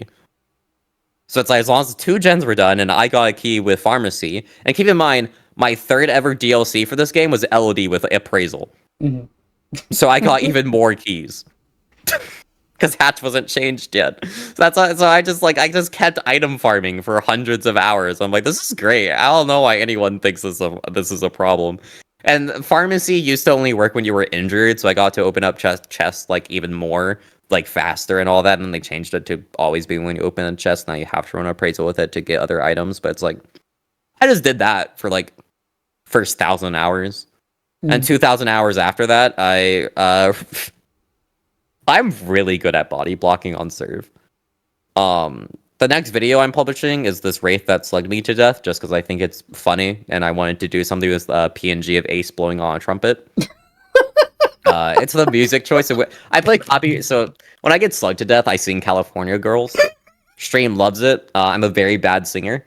But it's copyrighted, so I'm putting like fancy Mario music over whatever I'm putting. I'm only laughing as much as I am because I did the same thing for a video a little while ago. I accidentally said Matthew Lizard instead of Lillard on stream once, and I was like, you know what? I'm making this a video because I want a picture of Matthew Lillard as a lizard. Nice. But continue. Sorry. Yeah, so it's shit, I forgot what I was gonna say now. Something about a Wraith and Ace with a trumpet. California Girls. Before that, it was me escaping. You were talking about the basically the MMR system and how you prefer the grade system. Oh, yeah, it was more lax because like that worked for like escaping through hatch. And like since a lot of people did that with like Left Behind and Soul Survivor and stuff, it was like not everyone knew what they were doing. That was okay. People didn't care as much. It was just chill. People didn't give up. Like both sides had stupid strong ship because the average survivor was worse, and there was more of like a intermingle, I would say, of like different MMR levels of like what now would be MMR. It was like, yeah, it's just chill game. Sometimes you'd lose because every like stuff was that broken. I would say Dead Hard was not the biggest issue back then. For those that don't know, if you pressed E, you could dead hard like 4 meters with iframes, which means you couldn't get hit, and then gain distance and vault for free and stuff. It was really stupid. But to me, the biggest issue back then was medkits. Yeah. Because for those that don't know, it was like green medkits were the best in the game because they gave like it was like 50% bonus healing speed or like 80% or something. It was like with the right perks, you could heal with a green medkit in 2 seconds. Yeah. Like literally 2 seconds. It was like 4 times too. Yeah, and you could have 4 times, and then you could also have the insta heal on top of that. And it's like with all that combined, medkits were the dumbest thing in the game. And people were like, "Oh, but Dead Hard is like more in my face and more bothersome to me." And I'm like, I think medkits are a bigger issue. So I ran a bunch of anti heal just to make it take like a little bit longer back then, even though it didn't really matter and stuff like that. But then they released skill based matchmaking, and that completely ruined the game for me. I think there are 2 updates in DBD's history that has actively made the game worse. Skill-based matchmaking is the first one, and the second one is the introduction of survivor bots. I hate those. But before you get onto the bot discussion, because I think it's where you're going with this, for the discussion on MMR, let me. I ask this question to a lot of people whenever they bring it up. If they didn't tell us MMR was being introduced, do you think we would care as much? If they just dropped it in the game and didn't say anything. Okay. So current like MMR as it is right now. Yeah. Yeah, I don't think most people would have noticed. MMR as it was actually released before they did all the testing, 100% people would have noticed. Dowsy had 2-hour queues. Mm-hmm. Okay, fair enough. Did you not know that? No, I did.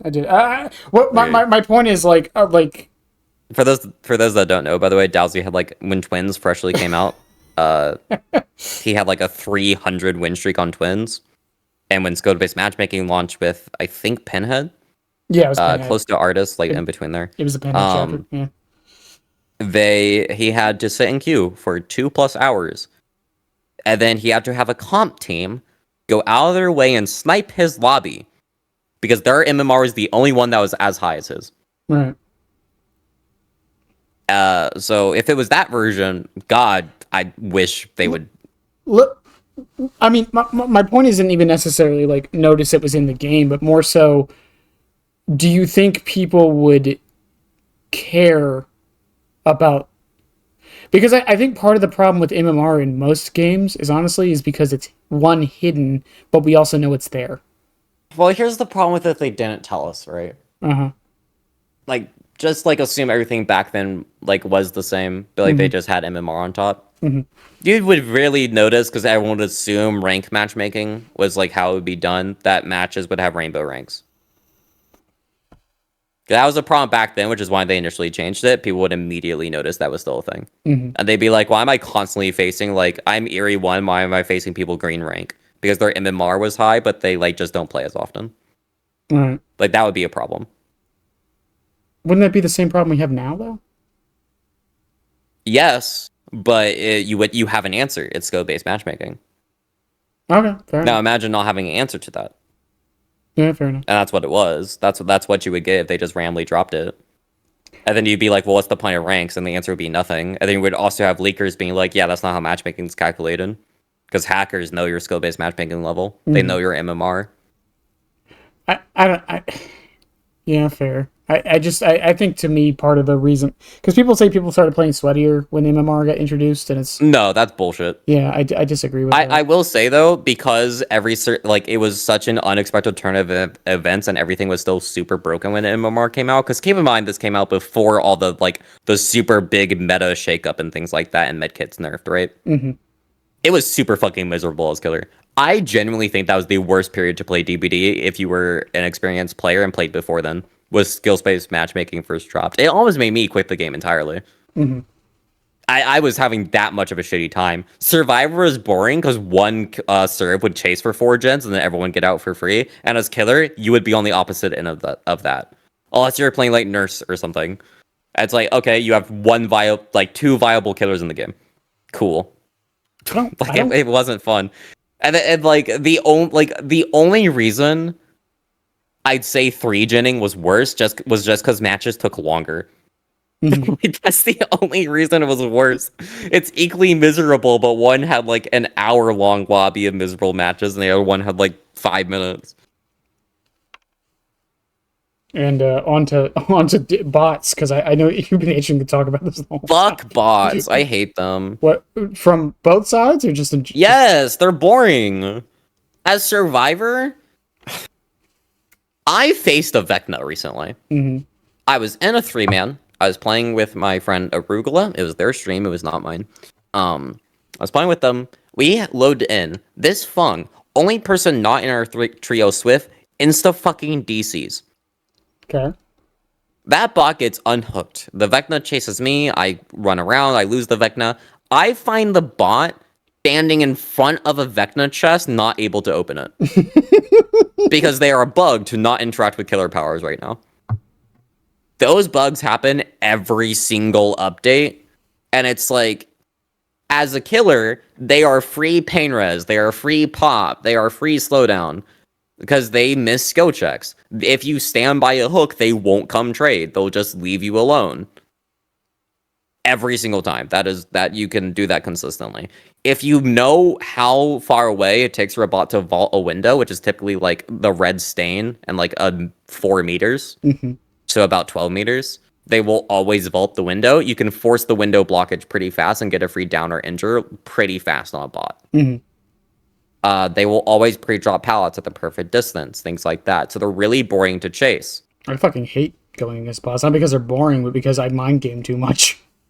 Yeah, and it's just like you can't mind game a bot, and then by the time I'm like, oh right, it's a bot. It's been like 20, 30 seconds. And then you want to know the worst part? When bots were first introduced, they had 360 vision. They changed that. A lot of people don't remember that. They had 360 vision for like a year, and then they changed it. I thought they still did. The way some of them move. No. If you spectate one, look what happens when they're on hook. Do you know what they do? They look around? They spin their camera in a circle. Oh. They used to not do that. They would stand still and know where everything was. Huh. So now imagine me playing Huntress. You couldn't hit them at all. So even in custom, they were useless. God, I suck at the first half of the nurse game. I remember this one too. So so to me, literally useless addition in customs. They were annoying in pubs, and then Huntress is someone where people frequently DC or give up against. So not only do I hate facing them, I get them commonly. Today, for instance, like I've noticed that like 6 to 7 p.m. are sweat hours. 7 to 8 is normal lobbies. After 8 p.m., it is DC, DC, DC, DC, give up, give up, give up, give up, no matter what killer I'm playing. I don't know what happens that late. I think people are just done for the day and going to bed, and like I'm their last match, but it's like really aggravating. But then like the other thing is like since the bots don't unhook you, they get stuck on things. They have 20 million different bugs. Sometimes they just randomly stop healing you. Sometimes they think, oh, I'm gonna go heal this person for 2 seconds, go do this totem, touch that gen, then maybe try healing them again. I'm not going to go trade on that hook. I'm going to sit in the corner all game. I'm going to make my pathing get stuck around this rock and then I can't move. It's like, I miss old DCs. Because the old DCs, they would just disappear. There would be no replacement. The Survivor would just leave the lobby. And then everyone in the lobby understood the match was over. If it was like DC at 5 gens against a nurse, it's like, okay, match is over. GG's, kill us and let's go next. Nowadays, it's like people get this imaginary thought process that the bots are going to do something. So now it's like, oh, great. So now it's a 3v1, 3.5, 3.2v1. And now it's like, oh, now I'm wasting my time when I know I'm just gonna 4K with like 3 gens left because the bot's not gonna do anything important. And as a killer, on the killer side, like, I don't know, and I know I shouldn't care, but like, I don't know what the proper etiquette is. If someone I just go them all and go next. what I'm saying is, like, so if someone dies, or not dies, if someone DCs and is replaced with a bot, am I supposed to just tunnel the bot out? I do. If the opportunity arises, I tunnel the bot out. Yeah, but We said this earlier. What are the chances they have DS? Pretty fucking low. well, yeah, no, I don't even mean it from like a perspective of like winning or losing. Like, what would the survivors want me to do? Do I tunnel the bot out, or do I Personally, actually? I can't give you an opinion on this because to me the match is over already. I want to go next. Depending on when the DC is, I want to go next. I don't want to be there anymore. And like I'll stick out the round in case I get hatched and like for like a good chase or two. But like I know in my heart this match is over already. There's no point in playing it. I have that same thought process with every single give up. Fair enough. I just hear some people complain whenever I chase the bot because they're just like, well, I didn't really get to play the game. Like, yeah, like I don't blame them. It's but but it's like, what am I supposed to do? Do I just lead the bot to their own devices and then tunnel you out? Yeah. And then they complain I tunneled them. You want to know my rule? Huh? When I see a DC, first thing I do is hit escape for Otz's Law if there's a map offering in play. My rule, I don't care what map you pick.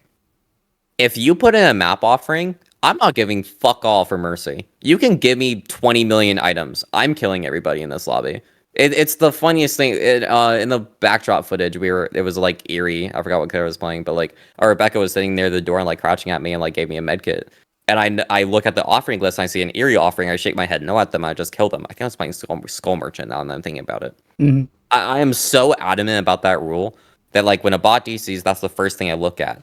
And if there is no, like if there's a map offering in play, I will tunnel that bot out and then like slug still with like 4 gens left.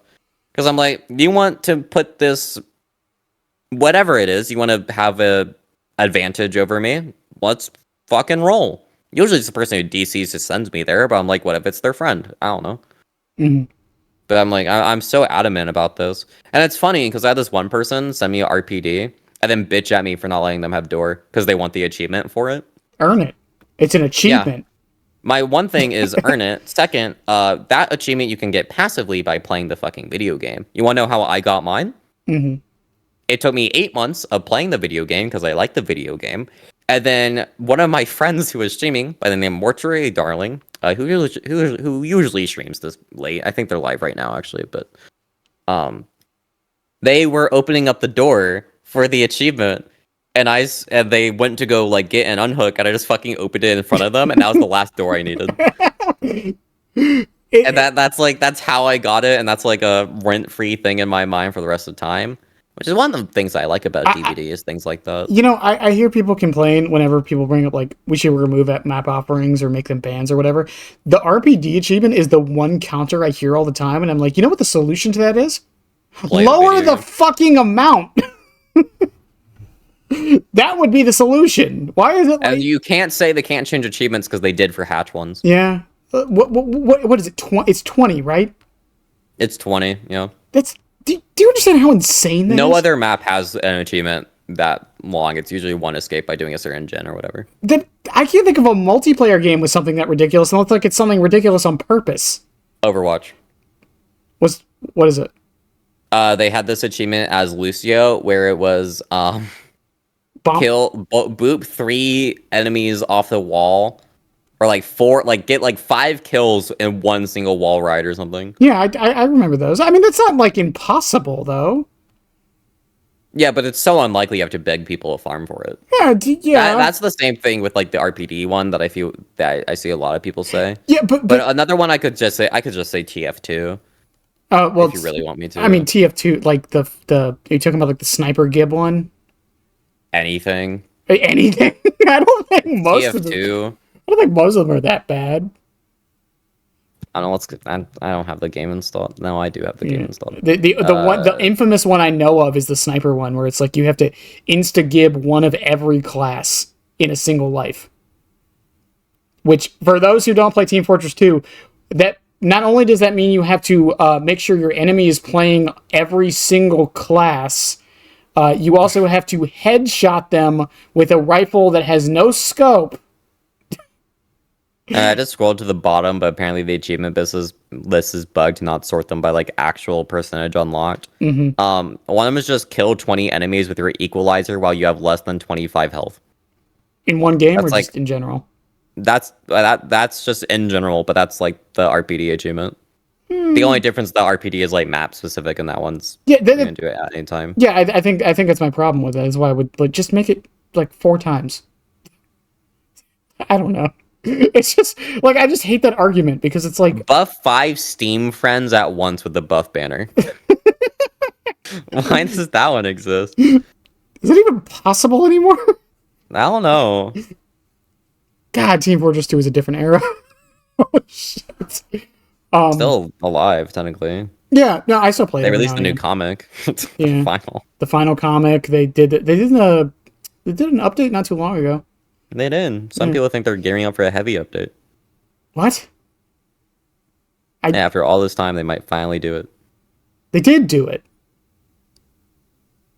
The heavy update? Yeah, they did the heavy update. No, they didn't. Never mind. I'm stupid. You're fucking lying to yourself. I know you're lying. No, I'm that would have made national news. Yeah, no, I'm thinking the NG update. I'm sorry. Whoops.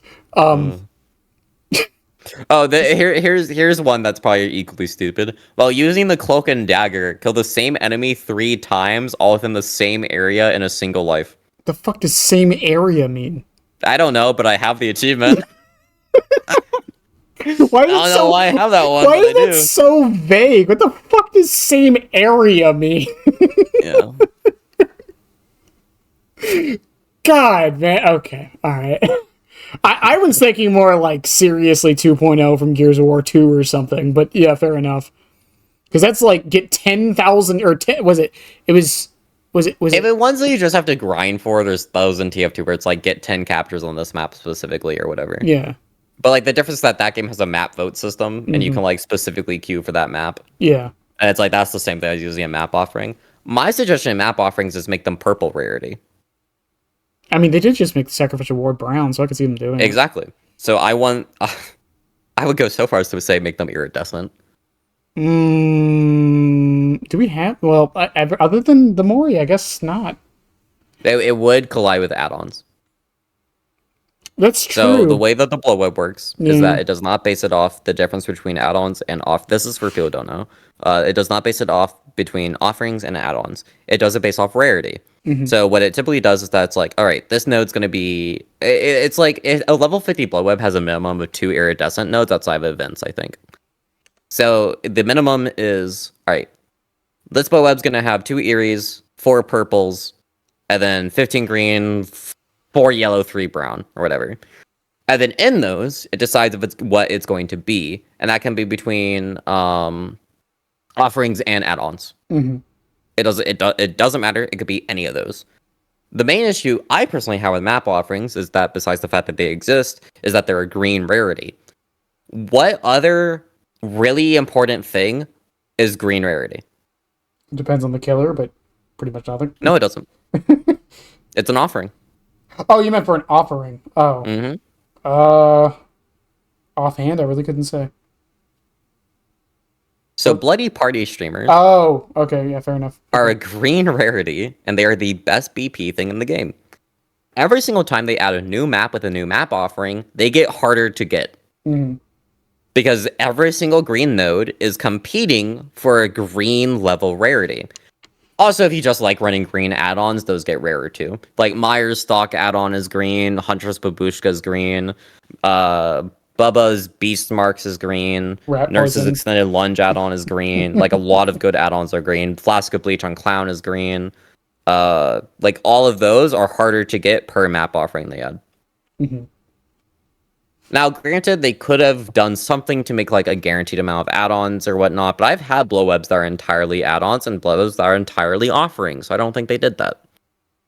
So my proposed change is to make it either iridescent, because then it's competing with 2 add-on slots and a Mori offering, which is a lot less than all the BP offerings and the 5 killer add-ons.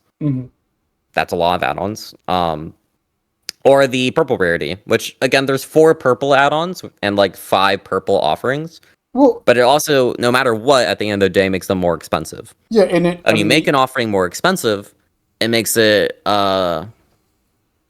more people think harder about like, should I use this if they're a casual player. Now, if they're an ace in the comp outfit and they're gonna use Macmillan anyway, that's whatever. And it also like contrasts with the fact that they just made the wards brown, because it's like, well, you could bring this really expensive add-on or offering, but they can counter it with a really cheap one.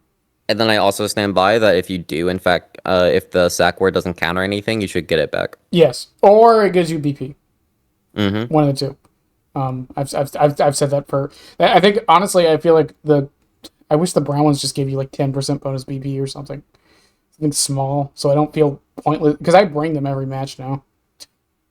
I don't blame you. I have 300 of the fucking things. I don't. Not even because I used them, because I level up killers before they became brown. Yeah, I P100 Huntress before they became a thing, I think. Yeah, it's sad too, because I would love to bring more cakes, but I don't want to get like I don't want to get sent to like I don't even care what the map is. Like I don't want to get sent to Mac, I don't want to get sent to anything. Like it just feels like unfair. Even if I win, it just feels unfair. The most popular map offerings are like Auto Haven, like in terms of like that most people consider balance are Auto Haven and Macmillan, right?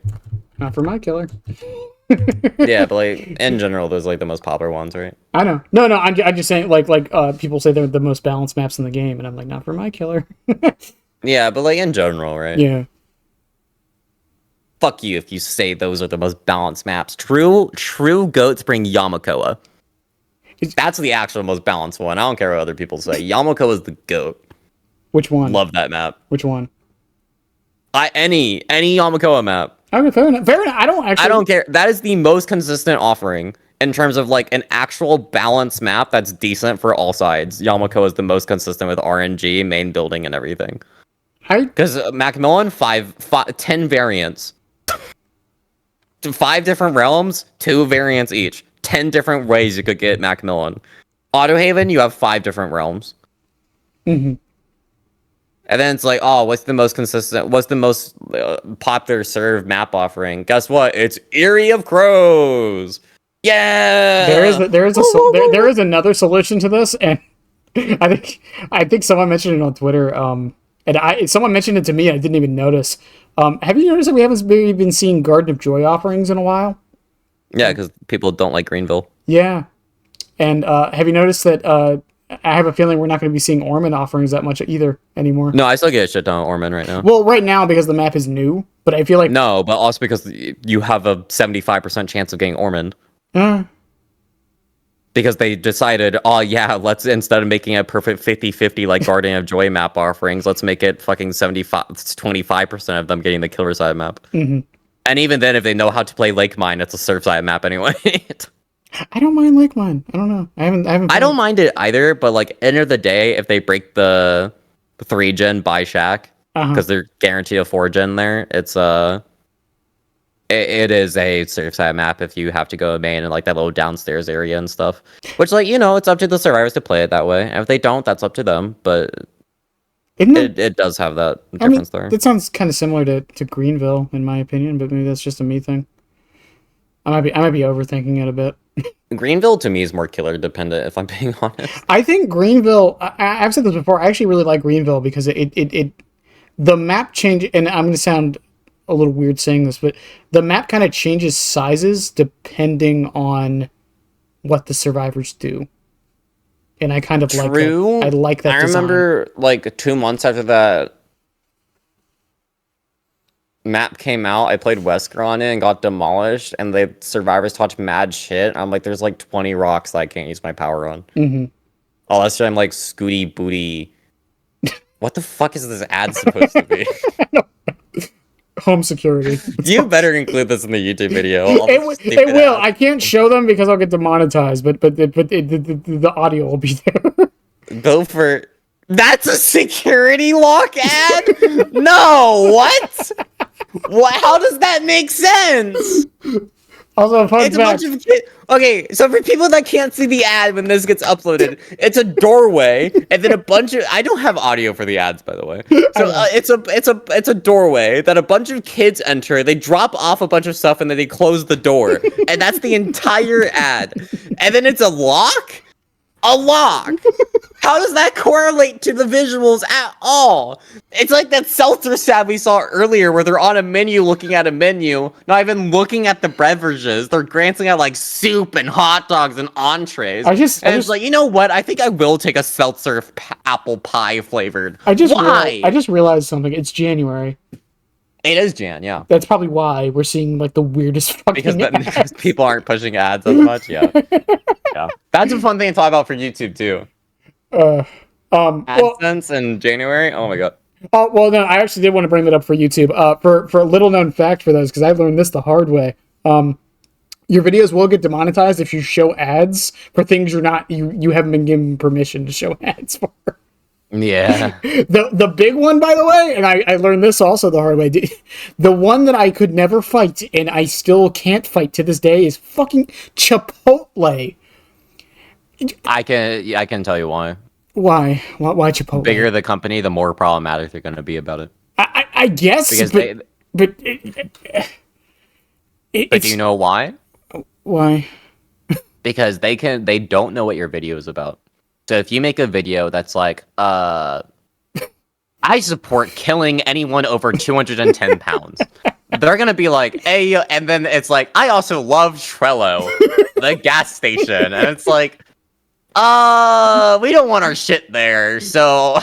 Which no, I'm fine with it. It's just like Chipotle is like ruthless. Like their logo will be like I'll cover up the whole screen and like happen to miss like their logo in like the bottom left, and it will immediately get the entire video demonetized. Yeah. It's insane, and they're the only company that does this. Every other one's been like decent with it. No, there's others. You just haven't found them yet. Yeah, well, I guess they don't advertise on Twitch. It's just, I just love that I learned that the fucking hard way. It was just really funny to see it where it was like, you've been demonetized by Chipotle. It was like, why? It just makes my heart fucking harder, or my job harder. I can talk.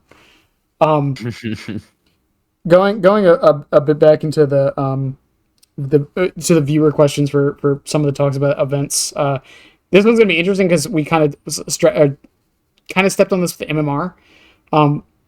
Why do people sweat so much in events? And why would they not? I was gonna say, I think that's the answer right there. Like, why not? I'm sorry, as a survivor or as a killer. Like, as a killer, I have my build. I'm not motivated to change my build. I have the add-ons I like, or they're the only good add-ons.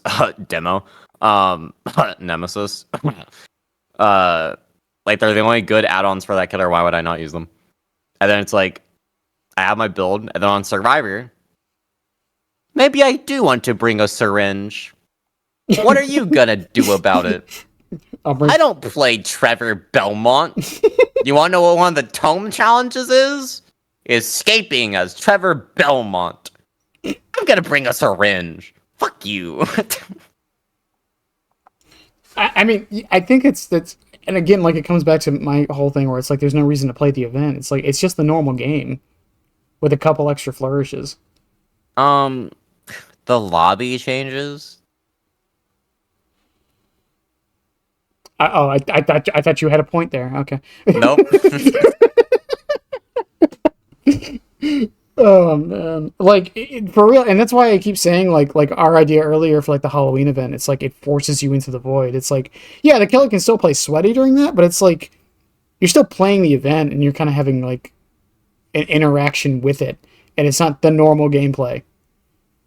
Like, you can't just tunnel someone out if something like that happens. You know, you can't. Like, some perks that actually maybe get more use in the event because of that. Because it's like a different gameplay style. Again, like with the anniversary event, like I was talking about earlier, it's like I ran a backpack. Oh my god. Build. I just thought of something. Huh. The Void event only activating an endgame and forcing everyone in there. Holy shit, if Nurse didn't get nerfed, Alf would have a new video. Just I AFK as Nurse in the Halloween event until the final gen popped. I thought I went from baby mode to sicko mode. Slugs all four of them as they run away.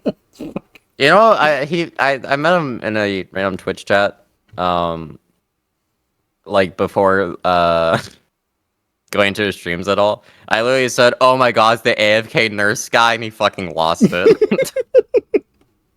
Because as someone who didn't watch his streams, it's like I didn't know he did a win streak or anything. I'm just like, oh, he just sits AFK all game. That's what he's known for me. I get that I'm the Chuck spot guy. Like, it doesn't happen that often, but sometimes I get it. I'm like, what the fuck? Don't stop. I don't want to be known for this, even though I do. It's just weird.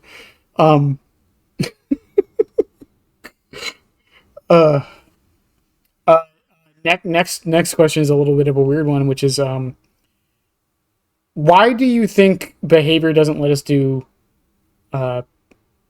events in customs? Laziness. Do you think it's genuinely why? I generally think they are too lazy to make customs. Like, because keep in mind they were I don't remember if it was leaks or just like something from like the consultants or something. They were surprised at how often the bots were using customs. They were surprised by it. They were also surprised at how often the hard of hearing terror radius accessibility is used. They don't think about it because they don't care. Mm-hmm. And they don't consider like the feedback. They're like, oh, it's like the loud minority. It's not actually going to be used that much. We don't actually have to put effort into it. I think that's why customs are such a shit show. Keep in mind the customs. How long was that killer spectator camera bug in the game? Which one? The one that made it to where like it would shake all the time. I think it was like a year.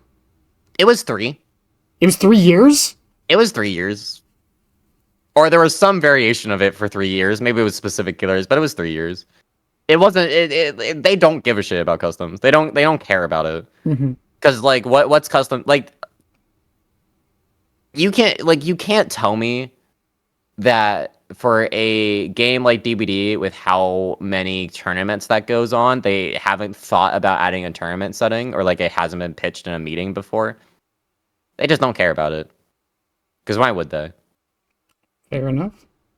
I mean, I can think of a few reasons why they wouldn't care, but they would get into like a debate of business and ethics and things like that. The big thing is that customs wouldn't give them any money.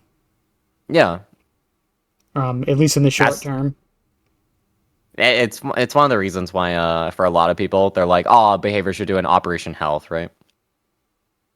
They're like, I want Operation Health. I want behavior to fix the game, and I'm like, yeah, they could do that, but why would they? Yeah, that doesn't get them more money. Yeah, and the thing is, like, I've talked about this many times with businesses, especially now. Like short-term gains. Short-term gains, because people are always like, well, that would give them more money in the long run. It's like, yeah, but if you talk to most people like in charge of like a business, they will tell you. God, I sound like such an idiot when I say. If you talk to a businessman, but like you'll talk to most of them and they'll tell you, it's like, well, we can't think about 5 years from now. They also have business investors. You want to know who one of them is? For Dead by Daylight? No, for behavior. Oh, offhand, I couldn't tell you, honestly. NetEase. Is it NetEase? Okay. NetEase is one of them. That's why they took over DBD Mobile. That is also why DBD Mobile is now dead. Because NetEase took over it. I have no shame. They're the reason they're the ones who added the $200 gotchas. Yeah. You want that skin? Actually, you only get it for 3 days. Sorry, didn't get real good on that gotcha, did you? Yeah. That sucks. League just added that was all NetEase. Yeah, League just added the gotcha system or gotcha skin. It's $250 to guarantee it. Okay, you want to know what I imagine every single day? I imagine whatever executive at League for like skins or whatever for monetization wakes up in a cold sweat and when they go brush their teeth in the mirrors, the Elementalist Lux skin for like $40 staring at them. Because for those that don't know, the Elemental Lust, I don't give a shit about League at all. Mm-hmm. But one of my favorite gay ships is Light Cannon, which is Jinx and Luxon and Crown Guard. Mm-hmm. So I know a lot about those characters. Lux had a skin for like $40. Yeah, it was the ultimate. It was like 8 skins technically speaking. Yeah, and it had like 16 variations. Mm-hmm. It was like 16, and it was $45. Arcane Season 2 came out, and they released Arcane skins for people. Mm-hmm. Those skins are about $250 for 3 variants. So every day, I just imagine they like wake up and they're like, "Oh, Crown Guard." do you know about the Ari skin? The $250 or the $500? Yeah, the $500 one. Yeah. Yeah, fuck yeah, I bought it. Yeah. I can't tell if you're serious or not. I'm not. I don't have Okay. Link installed. Okay. I tried the tutorial and went, "This game is fucking stupid," and then never installed it again. But nah, it's Faker, bro. Respect to Faker, on God. And then I loved seeing all the memes about like run the true Faker skin. And it's just the default Ari one because he doesn't use cosmetics. He doesn't. The justification, because they actually gave a justification. They wanted an option for their.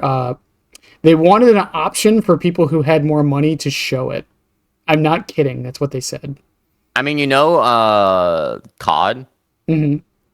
You know, like the term whale, right? Where it's like people I know spend a lot of money. Yeah, I know what a whale is. Yeah. Yeah, one of them is like, yeah, I get talked. The devs ask for my opinion on how to improve the game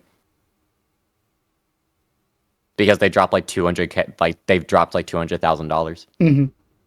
Like companies care about them more than the average player because it's like, oh, they're giving us money. I guarantee that happens for League too, and like those players don't even consider like, oh, I got like a survey fill out. Sure, I'll fill it out, get some free credits. I think Short term, that doesn't hurt them at all. Like short term, it might hurt them for like an hour, and then they drop $200 more. I think the only time I ever got a survey from League was after Urgot's rework because I was one of the mad people that actually used to main the old version of it. Yeah, there you go. I mean, like they have data on you. I wouldn't be surprised if I clicked on survey for DBD like in game, they're like, this player ID is 11111118085. That spells out boobs. Thank you. I wasn't 100% on that one. And it's like, oh, this person plays a lot of Hunty. Put a Hunty question on there. Like, I wouldn't be surprised if they would do that. I don't think they will because I don't think behavior cares. I wish I could say. This comes from someone who wishes they could say otherwise. By the way, about like I wish I could say behavior cares, but I don't think they do. I mean that from a company POV. When I say I don't think behavior cares, I mean management and the company. I think a lot of the devs care. I won't list specific names, but like look at broadcasts that they do. I won't list their names so that they can claim ignorance and prior podcasts or broadcasts or the current broadcast, whichever people I'm specifying here. Who knows? I know they care. I know they do.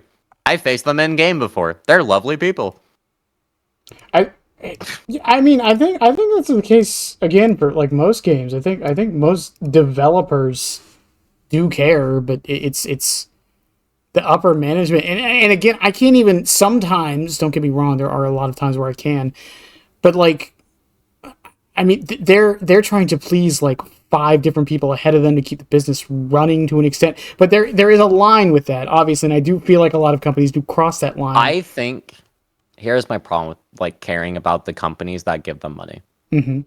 I think those companies, at the end of the day, if you give them a justified reason for a loss in a quarter, they'd be fine with it as long as it's not like a major. We lost 2.5, like 50% of our profit this quarter. I know they do because I work with people like that.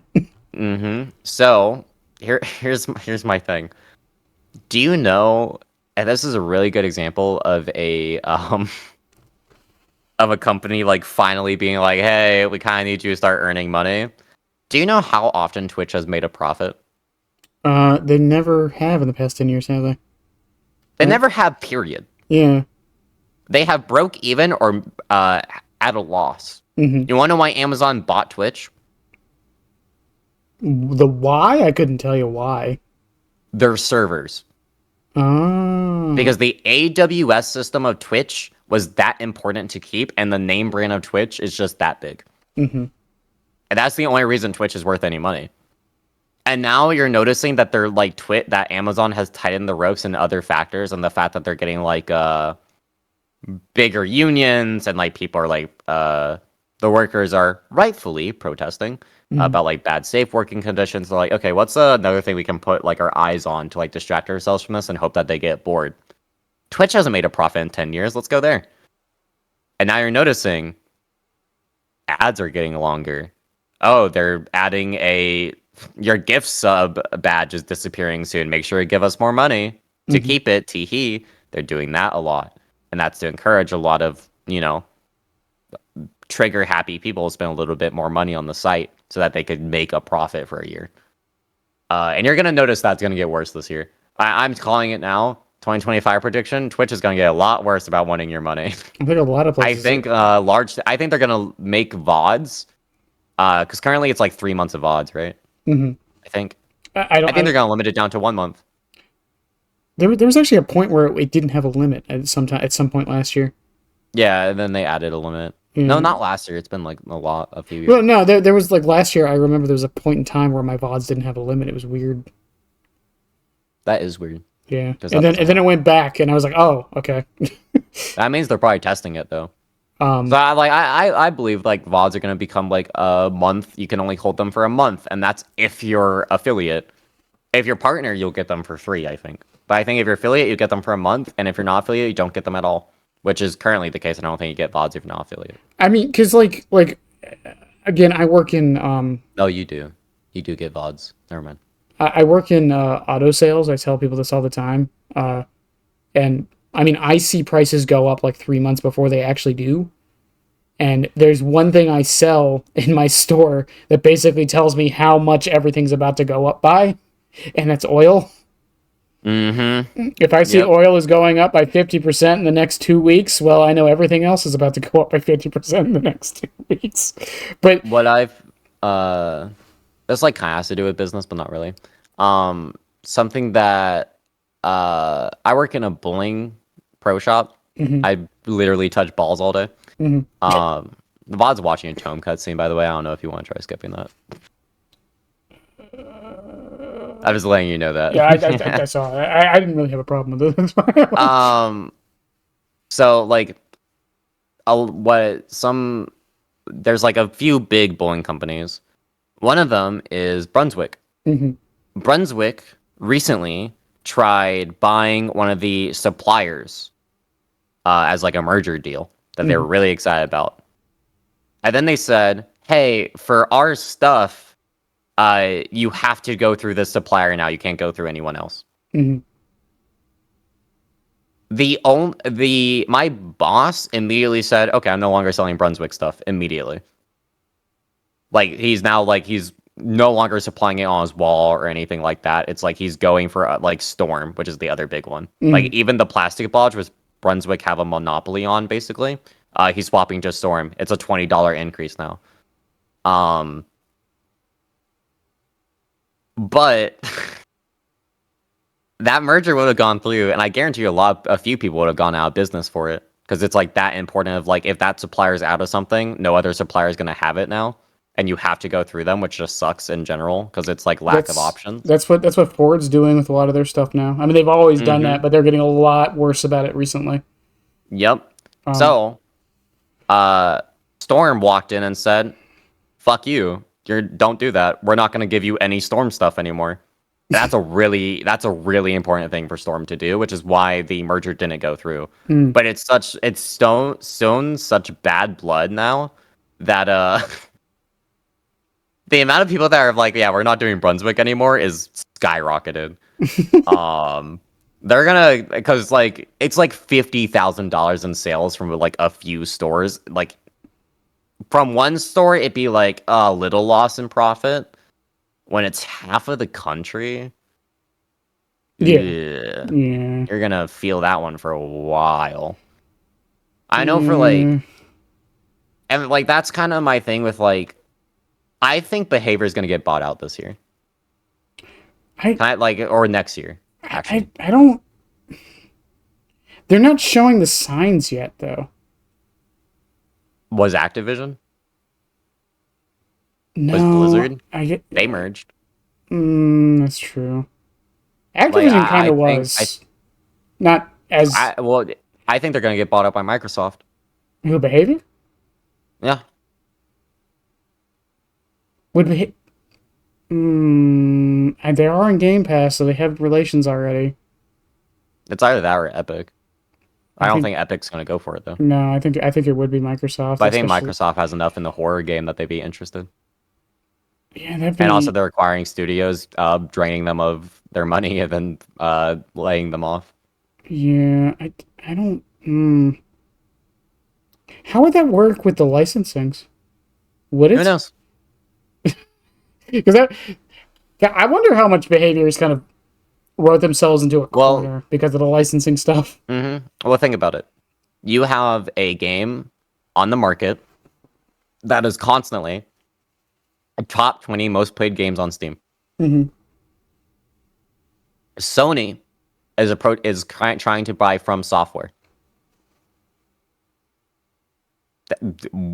Like, I don't know about you, but there is a really strange overlap of people who enjoy Souls games and DBD. This is true. And fighting games, but yeah. So, what studio could you possibly acquire? It'd be Dead by Daylight, who has their own horror niche, and also a big company that, in my opinion, they're kind of squandering their potential. Whether you agree with that or not is up to you. Hmm. But I think it's like they squandered their potential pretty hard. Their merch department sucks. Keep in mind they have like hundreds of charms and like none of them are available on their store. Yeah, I don't understand that. their merch is Uh, so weird. yeah, What little is there? You have all of these iconic, like not the licensed ones necessarily, but even the OGs.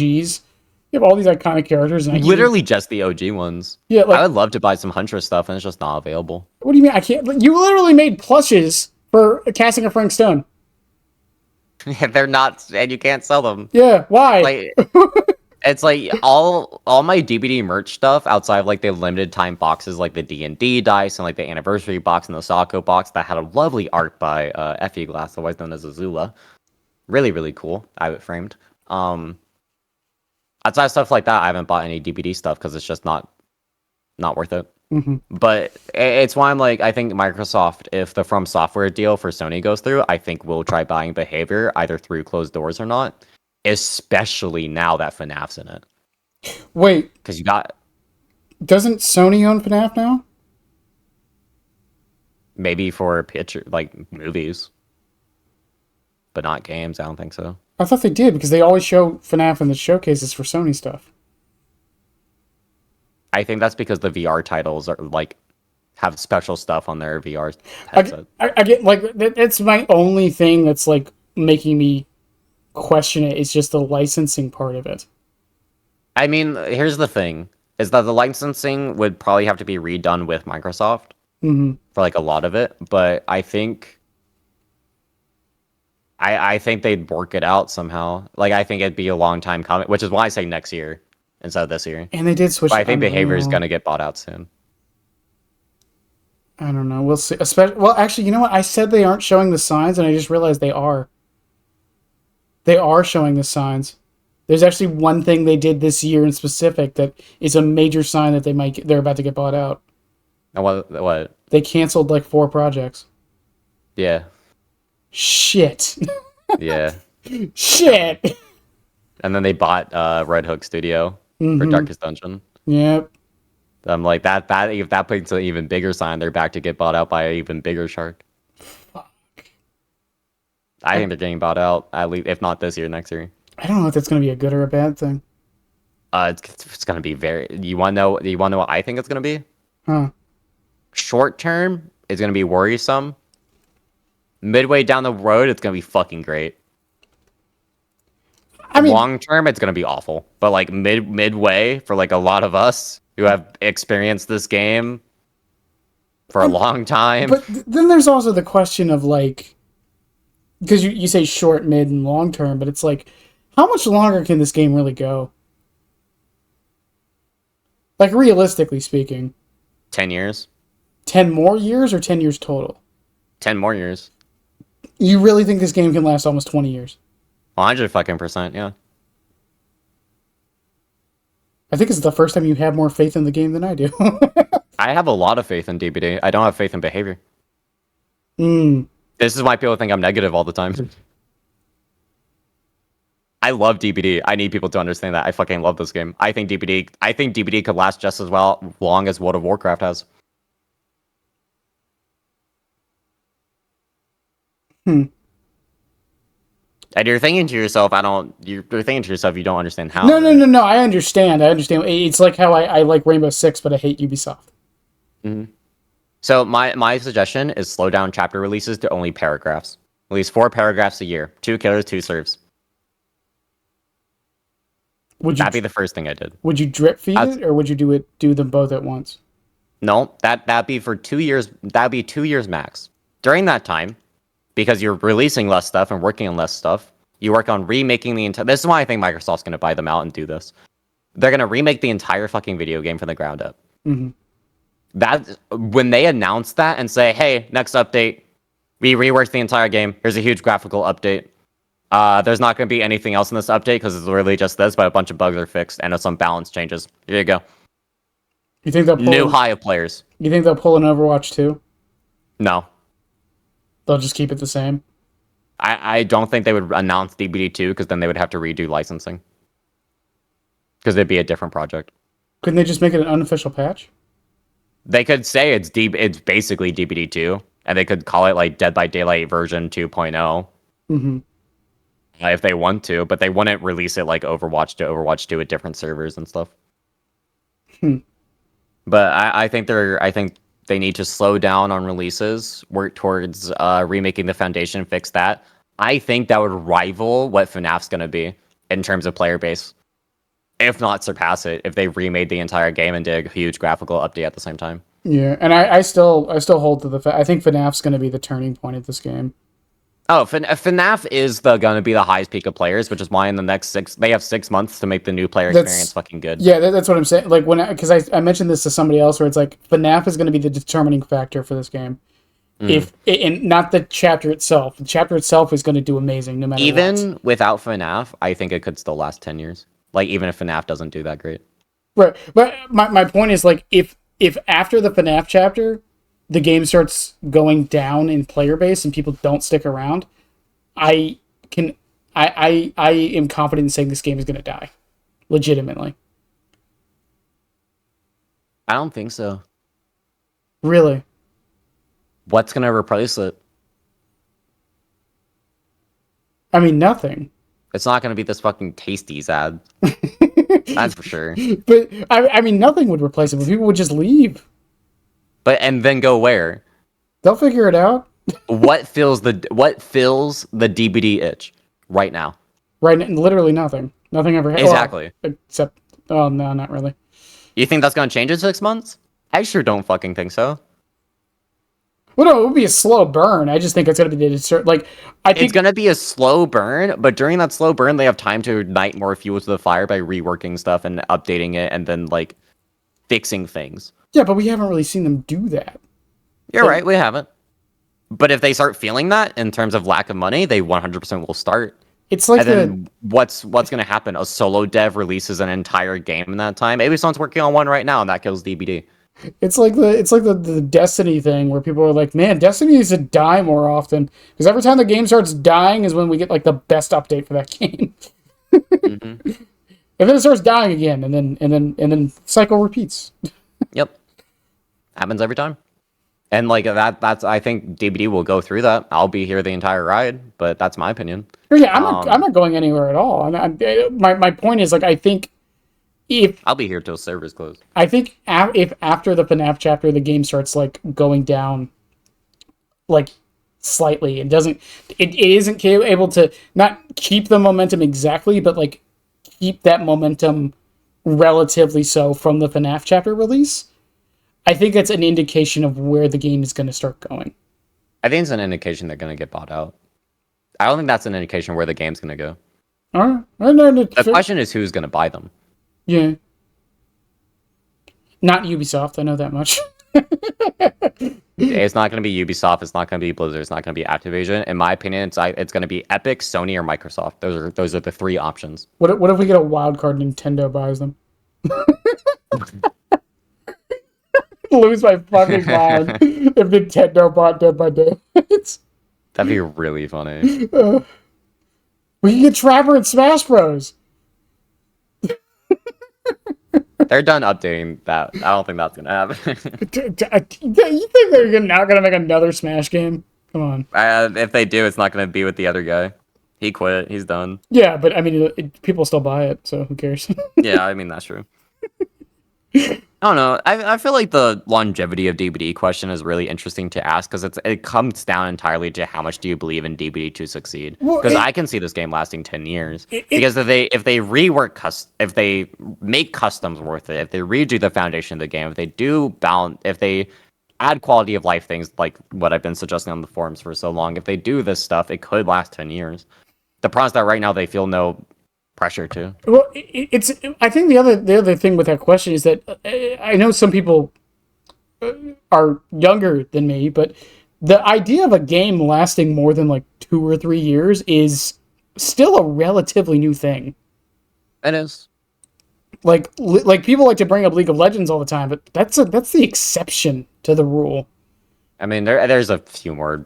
Yeah, the World I of could list about Warcraft. 20 games off the top of my head that have lasted like a pretty decently long time. Yeah, League's almost 15 years old. Yeah. You have 15 fucking years old. It's insane. League of Legends, World of Warcraft, Final Fantasy 14, Warframe. How old is Final Fantasy 14? I'm pretty sure released It a was 20 final 2014, I thought it was when it released. So Final it's Fantasy 14 release date. 2010. 2010. Jesus Christ. Okay, never mind. It is 15 years old. Mm-hmm. That's older than League. Never mind. FNAF had its 10th year anniversary last year. Yeah. 2024. That's a series, though. It's not one game. I know it's a series, but like you gotta remember you're old as fuck, Grandpa. Yeah. Yeah. I was around. Me though? I was around when fucking Pokemon released. Yeah. I've been here for the whole ride. For me, like a game lasting this long is still like kind of peculiar, but it's I'm just saying, like, it's more of a commonplace is the wrong word, but like it's kind of expected now, if that makes any sense. oh, I think you can't make multiplayer games anymore. What do you mean? So what? Say you want to make a multiplayer game. What would you want to make it as? Anything. Just list anything right now. I don't know. A shooter. I don't know. Okay, so you want to make a shooter. Do you want it to be a hero shooter, normal shooter, chess shooter? What do you want to be? I mean, if it was my ideal game, an arcade shooter. Oh, like a side scroller? No, like Quake. An arena shooter is what I meant to say. Those aren't that popular, so I can't think of anything that's like. Oh, there isn't. Competing There, with the them. only the closest is Halo right now. Yeah, which dies pretty fast. Yeah, it irritates the fuck out. Yeah, so that'd just be a dying multiplayer game on release. Yeah. I've said, even though I have been playing Marvel Rivals, I'm only playing it because everyone else says. I am really starting to get sick of hero shooters, if I'm honest. Yeah, well, that's the thing though, right? Hero shooters. You want to know why Marvel Rivals is doing great? Because it's a hero Because shooter. it's Marvel. Yeah. You have to be Marvel. Because it has to compete with Overwatch and Apex and all those games. Mm-hmm. You want to make a battle royale? Great, you're competing with Fortnite. Good fucking luck. Oh, you want to make a tactical shooter? Great, you're competing with Valorant, CS:GO, and Rainbow Six Siege. Like those games, you want to know what they all have that you just said was unusual? Mm-hmm. Like 10 years of dev time. Yeah, I know. It's like that is why I think you can't make multiplayer games anymore because you have to compete with games that have existed for that long or have strong IPs attached. So the way that I think you have to make multiplayer games is that you have to make single player stuff first, get an audience, get a good repertoire, get a good this dev knows what they're doing, and then you make a multiplayer game. Because otherwise it's not possible. Yeah.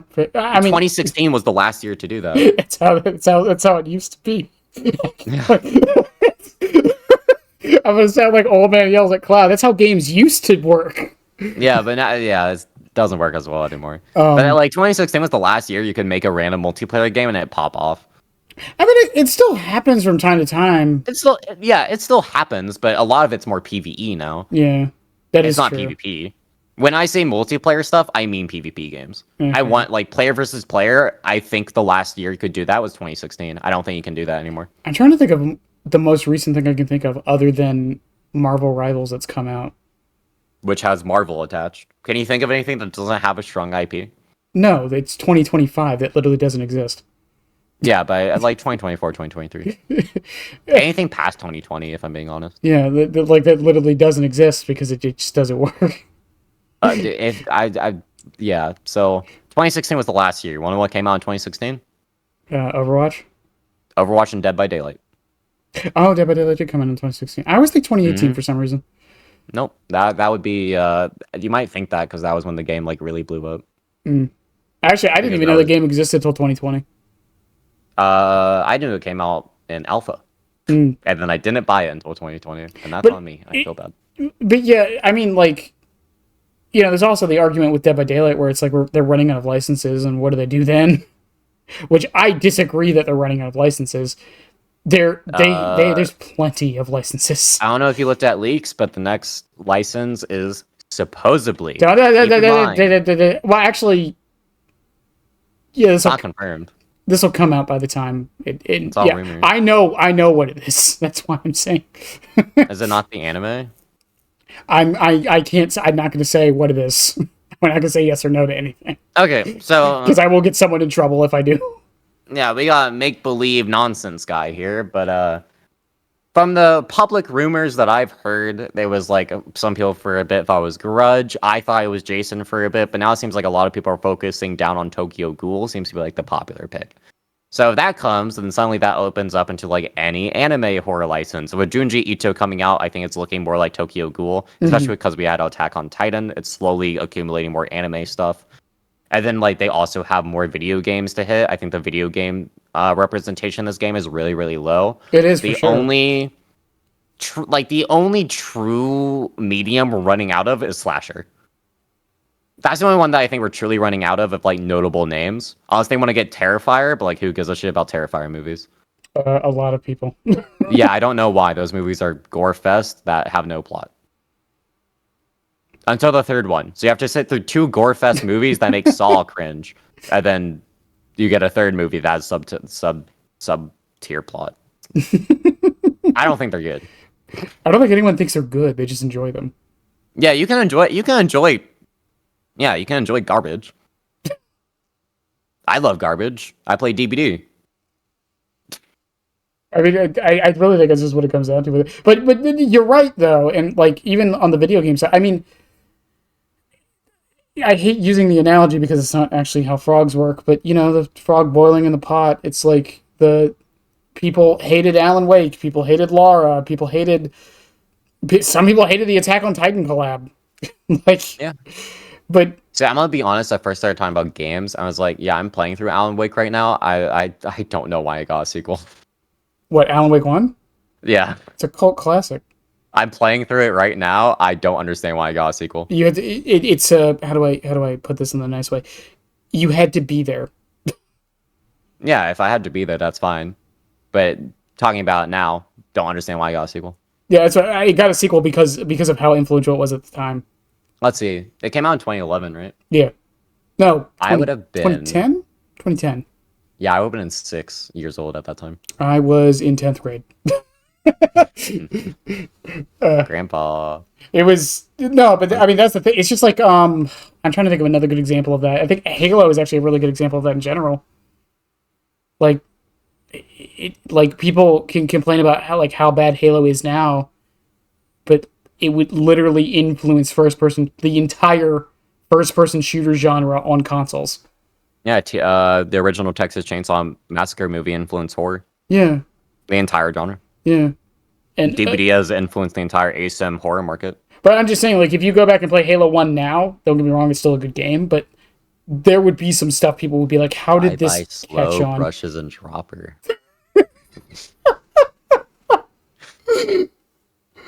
I love January. January is amazing. I'm so fascinated by these shitty ads. I don't know why any of them are coming up. I've never seen any of these ads before in my entire life, I promise. Are you sensitive about your skin? No, I'm not, okay? actually. Do you also have gender dysphoria? Because I do. It's okay.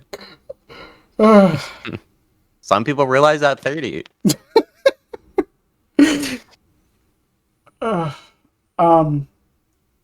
What was I even saying? Oh yeah, Alan Wake. Like Alan Wake, like again, it was just that kind of game, a cinematic game like it was just not something that happened back then.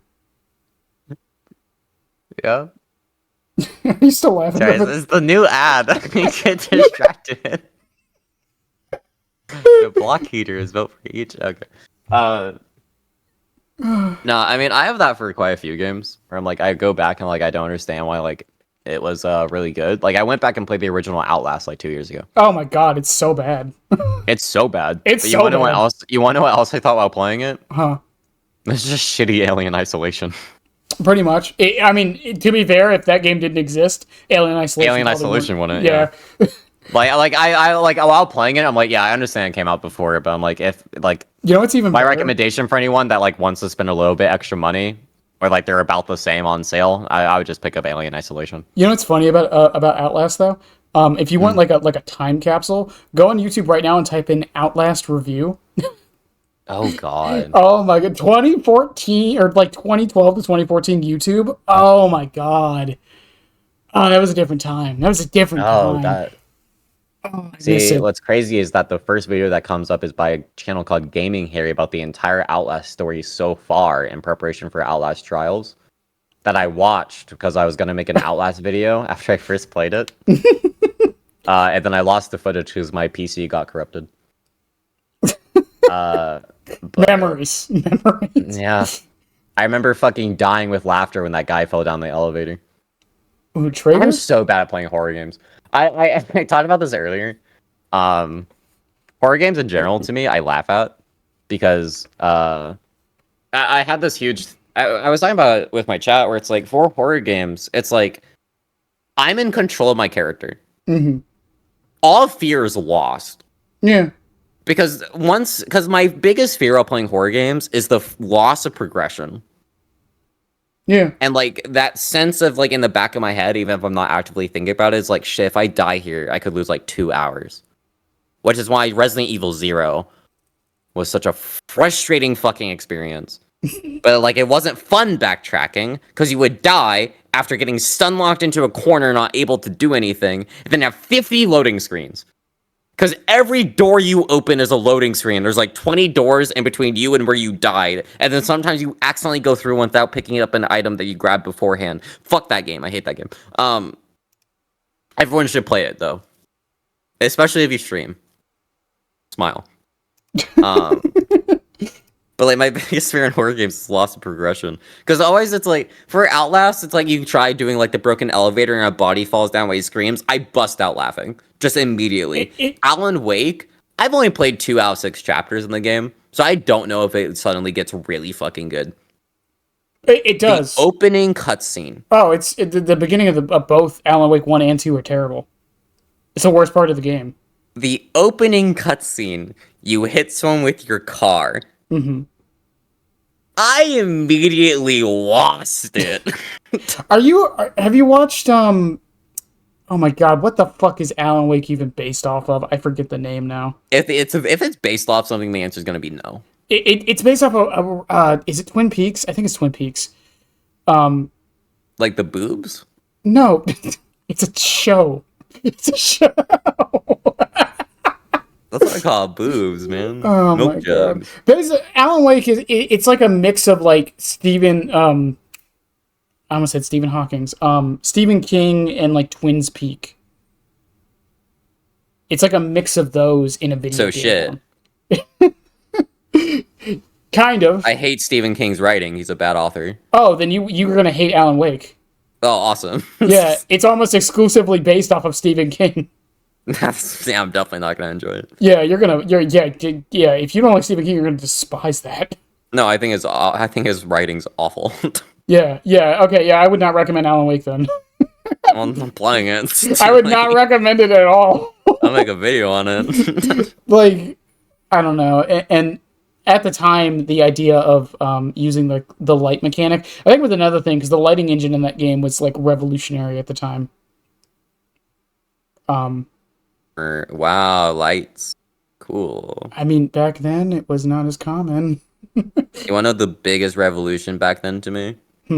Playing Pokemon Black and White for the first time, and the seasons made the trees change color. Oh yeah, That was dope. you get the different Peak Pokemon was Black and White. What the fuck was the deer Pokemon's name? I forget. Deary?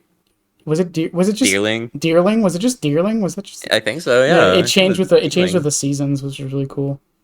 Yeah, Deerling. Yeah, It involves that level 34 into Salzbuck. Sawsbuck. That's the one I'm thinking of. Okay. God, I should know this. I'm literally a Pokemon. Like I should You fucking. literally are. I have a full art card of your Pokemon. Um. It's just like Alan. Like, and again, that's part of the reason why people didn't like Alan Wake coming to the game, because it's not really a horror game. It's more suspense than horror, if that makes any sense. Mm-hmm. Much like a lot of Stephen King's work. Like, a lot of it's not horror, it's suspense. Regardless of your opinions on the writing. Don't get me wrong, I'm actually not the biggest fan of Every book has the same plot. I'm not sorry. I grew up with a mother who owns almost every Stephen King book ever made. She has bad taste in writing. I'm telling her that. You want to know what I have lost? You know how you just said that like people complain when Alan Wake came to this game? Mm-hmm. I have lost every single ounce of respect for anyone who has an opinion about like, I don't understand why this survivor is here, because if you did not fucking complain when Nicolas Cage got added, I don't want to hear it from you. Yeah, but that was funny, so it's different. Oh, okay. And Alan Wake, a man in his 50s who... I'm sorry. I want you to know. Mm-hmm. Alan Wake, to me, is a guy who drinks coffee, gets whiny when his wife is like, hey, we're kind of tight on bills. Can you write another book real quick? His wife is scared of the dark. Mm-hmm. And then he writes a story about darkness. Mm-hmm. When he has mind, like, reality-altering powers. He doesn't know about that. I know, but, like, you think... Okay, the entire reason I think that game is dumb, by the way, doesn't even have to do with the fact that he's, like, it's based on Stephen King so far, which I apparently just learned. It's about the fact that, and maybe it's because the game is from 2011, I cannot possibly fathom an author being famous enough that there's an entire town that knows who you are. I mean, it's not uncommon. It's not. I can name three authors. He also wrote for a TV show. Okay, I can't name writers for TV shows. That doesn't change anything. The only movie actors I can name are the ones in Marvel films and The Rock. It's also a small town. Okay, and? If one person knows the author is famous, the whole town knows. Yeah, but one of them has a cutout. Like, out of every town you vacation in, you find the one where they have a cutout of you and they're, like, weirdly, like, into you. Like, okay, like, that's weird. Like, that's just weird luck. Out of every single town. That's the point. That's the whole point of the game. It's supposed to make you feel unnerved. But it's stupid. That's part of the unnervingness of it. It's stupid. Anyway. Have you played Silent Hill 2 before? No. I feel like you would hate Silent Hill 2 as well. I want to play the remake. Like $80 though. No. Play the original. Okay. You want me to play the original Silent Hill 2? Yes. How? Exactly. I don't know. Go watch a cutscene. It's the voice acting alone would probably throw you off. I'm sure you've seen. No, it. I want to play the game. I don't play the actual fucking video game. Yeah, How do I play it? I mean, because Silent Hill has like a lot of the similar stuff where the whole idea is just to make you feel uncanny. Silent Hill does it much better than Alan Wake, in my opinion. Yeah, but Silent Hill actually has like cool monster design. And Alan Wake, it's shadow. Stupid. I don't know how to explain it. It was just you had to be there. That's all it was. It's the same thing with how Borderlands got popular. You had to be there. It was a genre defining thing. I played one Borderlands game. Can you guess which one? Was it Borderlands 2? It was Borderlands 3. Oh. I sat there stone-faced the entire time. Every joke crack, every chuckle the characters had, every gun that went blammo, I sat there. Moai emoji. Going, man, I don't know why this is the 5th game in the series. Borderlands 2 was a revolutionary game. That's why it's been.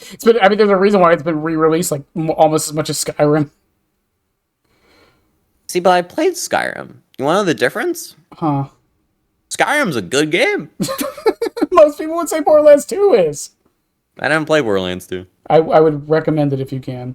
It is. Do I own it? Huh? Let's see if I own it. It's really cheap most of the time. It's almost always on sale. No, this is a relevant question. So I have a service called Humble Bundle. Uh-huh. Excellent service. Each month you get like a subscription to games and your money goes to charity. Right. I've been subbed to them for like 6 years. Mm-hmm. I have 888 games on Steam. Oh. Let's see. No, I seem to only own Borderlands 3, but I do own Tiny Tina's Wonderland. That is the sequel to Borderlands 3. Let's go. It is Tiny Tina. It is a D&D version of it. Oh, so they peaked there. Got it. No, it's actually terrible. Some would say it's worse than 3. It's the fragrance ad again. I love this one. I think on this note we've completely lost the plot on events. I do have one more question for you because they wanted me specifically to ask this. Where is it?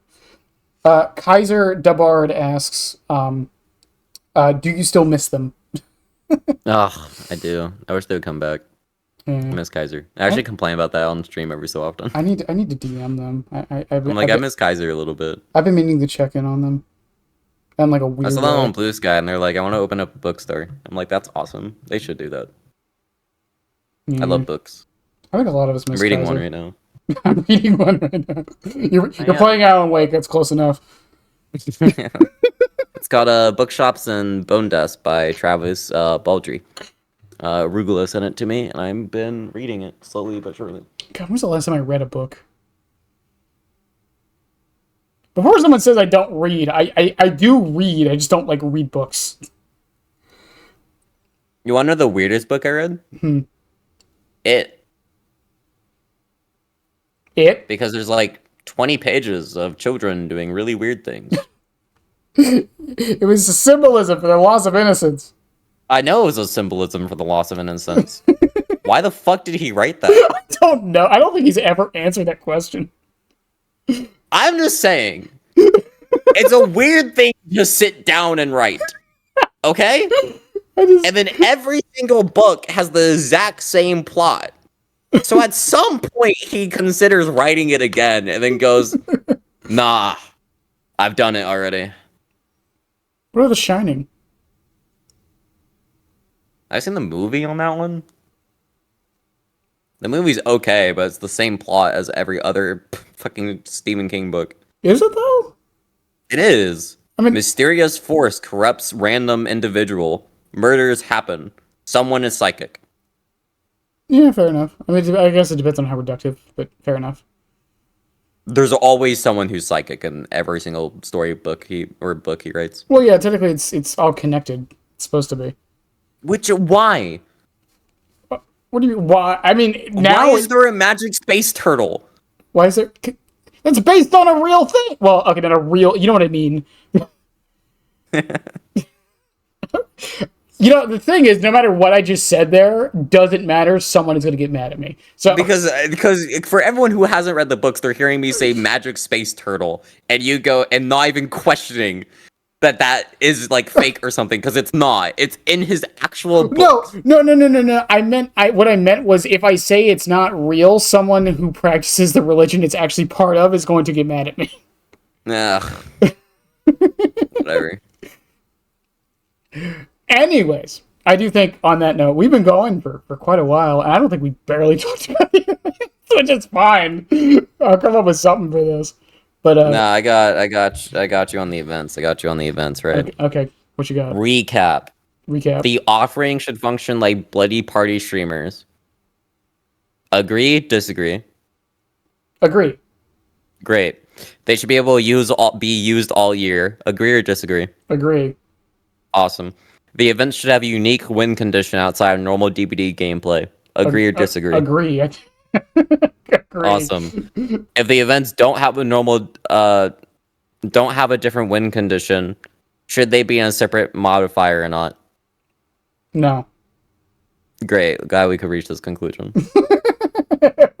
Oh, the other thing I want to talk about events real quick. Mm-hmm. Why do they make the items look so boring? What do you mean? So, did you play during 4th and 5th anniversary? Are you talking about the med kits? Yeah, and like flashlights and how they like glow and yellow and black and stuff. Mm-hmm. Look at the masquerade ones. They're so dull and boring. And it's like blue with like accents of gold. Make them neon. Do you think I want them to glow. I kind of hope they don't do Masquerade again this year. I don't think they will. I think they're running out of stuff. Yeah, I forgot who I was talking to suggesting this, but like they're almost out of masks to give. Yeah, they are. I think it's like 4 more killers and that's it. Well, you got to keep in mind, 4th, 5th year, they did the same thing. Yeah. With the stuff, and then they swapped to Masquerade, so I think every 2 years they're going to swap. That makes sense. It's gonna suck. I know everyone hated Trix. I like Ashley Birch. Okay. I liked her. I like Ashley Birch. By the way, that's the voice. Hot. That's the voice of Tiny Tina. Oh, cool. Trix is hot. Yeah, that's why a lot of people didn't like Trix, was because I want her to make out with me. I actually do have one more question I need to ask, because I ask this in every podcast, and you're a Huntress player, so so this is gonna be a good one. Fuck you, Squirtle. You know what the question is? Get off Valorant. Do you know? Call out. So, did they dodge or did you miss? Listen. Mm-hmm. The server said no. So this question I've asked to like a lot of people, and I'm trying to refine it more. I just like the phrase dodge or miss because it sounds better. But the real question is, at what point is it a dodge and at what point is it a miss? What is the determining factor? For Huntress? Yes. Because I've had some people say it's intention. If they intended to dodge, then it's a dodge. If they didn't, it's a miss. I've had some say it's based on range. Some say it's based on reaction time. It depends where the survivor is located at. If they're in the open and their movement successfully has confused you, whether it's intentional or not, they successfully dodged your hatchet. If they're in a narrow hallway and you miss slightly too far to the right because you're not aiming because you like are aiming too far to the right, or there's like a pallet that you think you accidentally hit, that's a miss. What if they are running in a straight line, you're anticipating a dodge, and the hatchet doesn't hit them? Well, where are they when I just said, what are they in the open? Yeah, they're in the open. Great, they dodged you. It's a dodge then? It's not a miss? It's a dodge because their movement confused you. Even though their movement was just... No, I'm to be fair, I actually kind of agree with you. I'm just saying, even though their movement was just them moving... Their movement is so dog shit, they confused you. Why are you confused about the sentence? I'm not. I don't know. You seem to be stuttering. I'm trying to make it sound like I'm not like, because I have a habit of trying to fully understand people by constantly asking questions, and I know it can come off condescending sometimes. No, go ahead. Yeah. Well, no, I love ranting. That's evident. We've been here for like 5 hours. My point is, like, if they're moving in a straight line and they're not attempting to dodge at all, and you throw the hatchet in anticipation of a dodge, they dodged it. They dodged it. Yeah, their movement confused you. Okay. Because it's bad. Do you think like just move it? Like I mean, I guess this answers itself, but when they do that shit where like they like go left, right, in, out, and then you miss a hatchet because like you just throw it at that point, is that a miss or a dodge? I don't miss those. You don't miss those? Fair enough, but if you did... I mean, they dodged it. Okay. But I feel like that question is really stupid because their hitbox doesn't move. Oh, okay, fair enough. A lot of people don't know this about hitboxes. If you sit and like... If you're holding W and you're running like left to right, your model moves like crazy, right? Mm-hmm. Your hitbox moves like maybe half a meter. It doesn't move at all. It's a like, delayed. I miss those sometimes when I'm like zoned out and I'm talking about like, I don't know, nipples with chat or something. Mm-hmm. Like normal convo every day. It's like the hitbox is like a delayed pill, isn't it? Pretty much. Yeah, it's a pill shape. Yeah. The hatchets are a sphere, and then characters are a pill shape. And people complain about Huntress hitboxes because the edge of the pill. Favorite example: an injured survivor leans 70% outside their hitbox. Mm. So when you combine injured animation plus the actual hitbox plus a sphere hitbox on the hatchet around a corner, it makes a lot of people get very upset because they're like, "That shouldn't have hit me. That clearly missed." I'm like, "No, it didn't." Because your hitbox is still right, slightly to the right because you moved left, and your model's there, but your hitbox isn't. Mm-hmm. And you should always be able to judge that properly by the camera, which is why good survivors it doesn't really matter against, but they still usually are like a fraction off because it does matter for like visual eyes. Mm-hmm. And then before people say, "Oh, they should fix the injured hitbox," then No. they could. And they want to change every animation on every female and male skeleton again, sure. Yeah, but then like, why would they do that? Well, and then they have to adjust it for height. Well, yeah, and it's also then you had to go through and you'd have to like readjust some other hitboxes, not just Huntresses. No, I'm talking about just serve. Well, no, I'm just saying you would have to go back and you would have to reevaluate the hitboxes on the killer end as well. If you're changing one hitbox, you have to make sure the other ones line up. Yeah. Why do my dishwasher and dishes smell rotted fish? What the fuck kind of ads do you get, dude? I don't know. It's January. Shut up. It's on your channel. Yeah, it's on my channel, but the ads are to the person. I don't usually watch Twitch ads. I usually exit out. Wow. Okay. Not supporting your favorite content creator by watching the ads. Listen, okay. Julio, I see you. No, it's fine. Maybe it's because I don't buy anything. Maybe that's why I'm getting these ads. Maybe. Nah. I mean that's a good enough answer. Like I just like asking that question because I think it leads to. I love hearing the different justifications some people have for it. Nah, I could rant about Hunty for another 2 hours, but I need to take out the trash and I'm getting sleepy. You're good. I'm trying to end it. I just people get mad at me when I don't ask that question. So. Listen, there's like 3 Hunty mains existing now. I have to represent something. I'm not even lying about that. There's like 5 or 6 of you. What do you mean? Name them. You got Squirtle. You got you. No, we don't.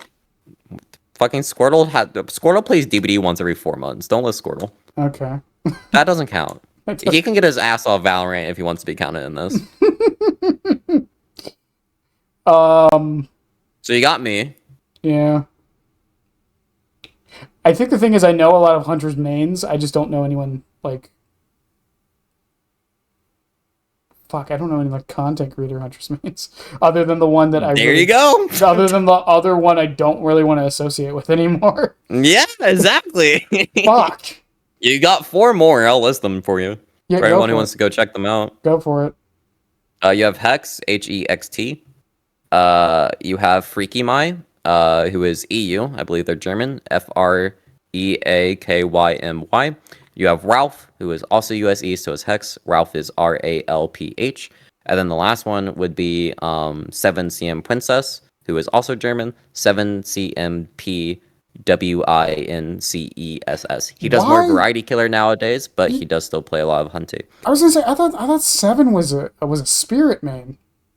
That would be Reoxium. No, I don't Reoxium is a spirit main. I asked him to come on. Yeah. I thought 7 was a spirit main. Well, I need to redo my list of people I'm trying to get on. All right. 7 P100 Wraith, if you want to count Wraith. Mm. But 7 stopped playing Hunty because everyone gives up, especially on EU servers. That's so strange. So now he does just a bunch of variety killer. He plays a lot of Wraith because Wraith isn't map dependent and people don't really give up against him. It's so strange because, like, I don't know. I feel like it seems like there's more Huntress mains than that, you know? It seems like that, but a lot of them aren't content creators. Yeah, that's true. Or it's people who say, like, I main Huntress, and then they do mostly variety killer on their stream, which I started spinning a wheel because I need to use BP offerings, and Huntress with dedicated servers and stuff are annoying me. Mm-hmm. I can list more, like Hexagram. who I think is Hexagram. It could be EM. I'm forgetting the exacts there, but they play Hunty, but they also said they were falling out of love with Hunty, and then they play a lot of Slinger, and they also play a lot of Survivor. And it's like, if you want people that like play Hunty, basically all stream, you got Ralph, Freaky My, Hex, who usually starts on Surf and swaps to Hunty, and then me, who also does like an hour of Surf and swaps to Hunty. But recently I spent a wheel, but if people want me to play Hunty, they're like, can you play Hunty? I'll just play Huntress all day. I don't really mind. I just get tired of people giving up and DCing and stuff, so I'm like, I spin a wheel, so it's like the wheel is based off BP offerings. I need people to watch this to understand. I have 5,000 plus BP offerings on Hunty that I'm willing to use. The next place is maybe 600. Every killer is on this wheel, so it's literally like 65 or 70% chance to land on a Hunty, and then every single other killer is in that 30%. So like when I spin it, it's like 2 or 3 Hunty rounds, and it lands on the other side, and we're like, all right, what killer do we get? That's why I'm currently streaming. I think I can name every Chucky main on my hand. Content creator, I can, anyways. in terms of content, I think I can name really just 2. It's mostly just Ghost and you. There's Smith and one who I don't really want to name, but otherwise, yeah, it's pretty bad. And Ashlow, but Ash is Ash has been kind of taking a break for a little bit, so. Yeah, there's people who I don't know who they main and stuff, but like Dredge, there's Gaming Athlete. But I mean, Doctor, there's Herman. Similar to Huntress, though, it's weird though that there's not that many Chucky content creators, considering how popular he was, anyways. I don't think so. What do you think? That's not strange. I don't think Chucky was popular content-wise because for a lot of people, he was super easy to pick up and win with. They weren't actually interested in getting good at him. Uh, And then the clips were like, oh my god, what was the clip? Something that got patched out a week after release. Like Numi, originally the first way I found Numi, Chucky. Because they were the one who found that like 180 window stuff. Scancels, yeah. Yeah, and then they removed those. And then they went to Billy, and now I view them as a Billy main, but like originally I found them because of Chucky and stuff like that. The thing is that like since that's removed, what does Chucky really have that's like interesting and like viewing as like something to strive for? You know what I mean? Long range camper hits and chains. Yeah, but like which is more impressive? I mean, Long range scamper hits or double tapping with orbitals on Huntress? I mean, if you want my honest opinion, I'm actually kind of tired of seeing long range orbitals on Huntress. I don't think the scamper hits are even more impressive to look at. The difference is, I know, like, I've said this before about Chucky. The other problem with it is, like, if I see a Chucky clip of someone, like, scampering, like, 3 windows to get a blind hit, that's really impressive to me because I play the character. Yeah. And I understand. Orbitals look cool to anyone. Yeah, I know. No, I get that. And yeah. Which I do think is part of it. It's just odd to me how popular he was. It's just like with Wesker. It's like I don't really know that many Wesker mains.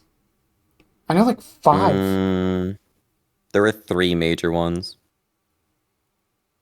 Crumbs, who I don't think really streams anymore. Alranacan, who I think mostly does Drac now and Scooty Booty. Yeah, and then Drak's another one. Drak is a really popular character. I know like 2 people who main Drak. Bleak, by the way. Or BTW, whatever. Yeah. It's so strange. I mean, I can also tell you why. For newer killers. They're new. Yeah, but I mean, like Gaming Athlete, like shot up with Dredge. No, I know. Dredge got buffed. That got them a boost. Well, no, I mean even before that. Like a lot of people knew of like if you mentioned Dredge, a lot of people knew Gaming Athlete because of it. Yeah, but no one else. Yeah, but any killer released post Nemesis has a really hard time like getting more than one content creator for. Yeah, that's what I'm saying. Like I don't understand why. Because Huntress has existed since year 2 of the game. There are so many people who used to main Hunty, want to main Hunty. There's so much content on Hunty, it's really easy to get into her. And since she was one of the few killers, there's so many guides and stuff, it's easy to pick her up, and she's free. Yeah, but that doesn't explain the content side of it, is what I'm saying. It does, though. Because all those people who like gets to pick up the game and get into Hunty and then want to try streaming, they also play Huntress. Oh, They don't play Chucky. They don't play new killers. They're not interested in new killers, and they're more likely to leave the game than swap off Hunty anytime soon. oh, fair enough. So it's like when you look up DBD and like older stuff and like I want DBD guides, a lot of it is Huntress related because there's been so many Huntress players. Scott Jund got really big because of Hunty. Umbra really big because of Hunty. Rayoxium got initially big because of Hunty. 3 people off the top of my head, all average like 200 plus people minimum, all initially got their start because of Huntress. Hmm. And when you take that into account, it's like, okay, well, how many people had that happen for them? There's a lot of people. Especially since it's like year 2 of the game, there's more Huntress videos than most other killers, so it's easy to find resources on her. And it's like, you could add things for Chucky, but then you actually have to be like a well-known content creator. Your stuff has to be well-made, like OTS level. People have to know who you are. They have to get your videos recommended to them, and it goes back into the content side as like, you have to be the driving force to make that character popular. Hmm. Like, you ever wonder why the characters that you face are either really strong power-wise or they're really old? What, when I'm on Survivor? Yeah. I mean, I never really thought about it that way, but yeah, I guess so. Like, I noticed the trend. I either face killers that are, like, really good or killers that are a bit older. I don't really face, like, a pinhead.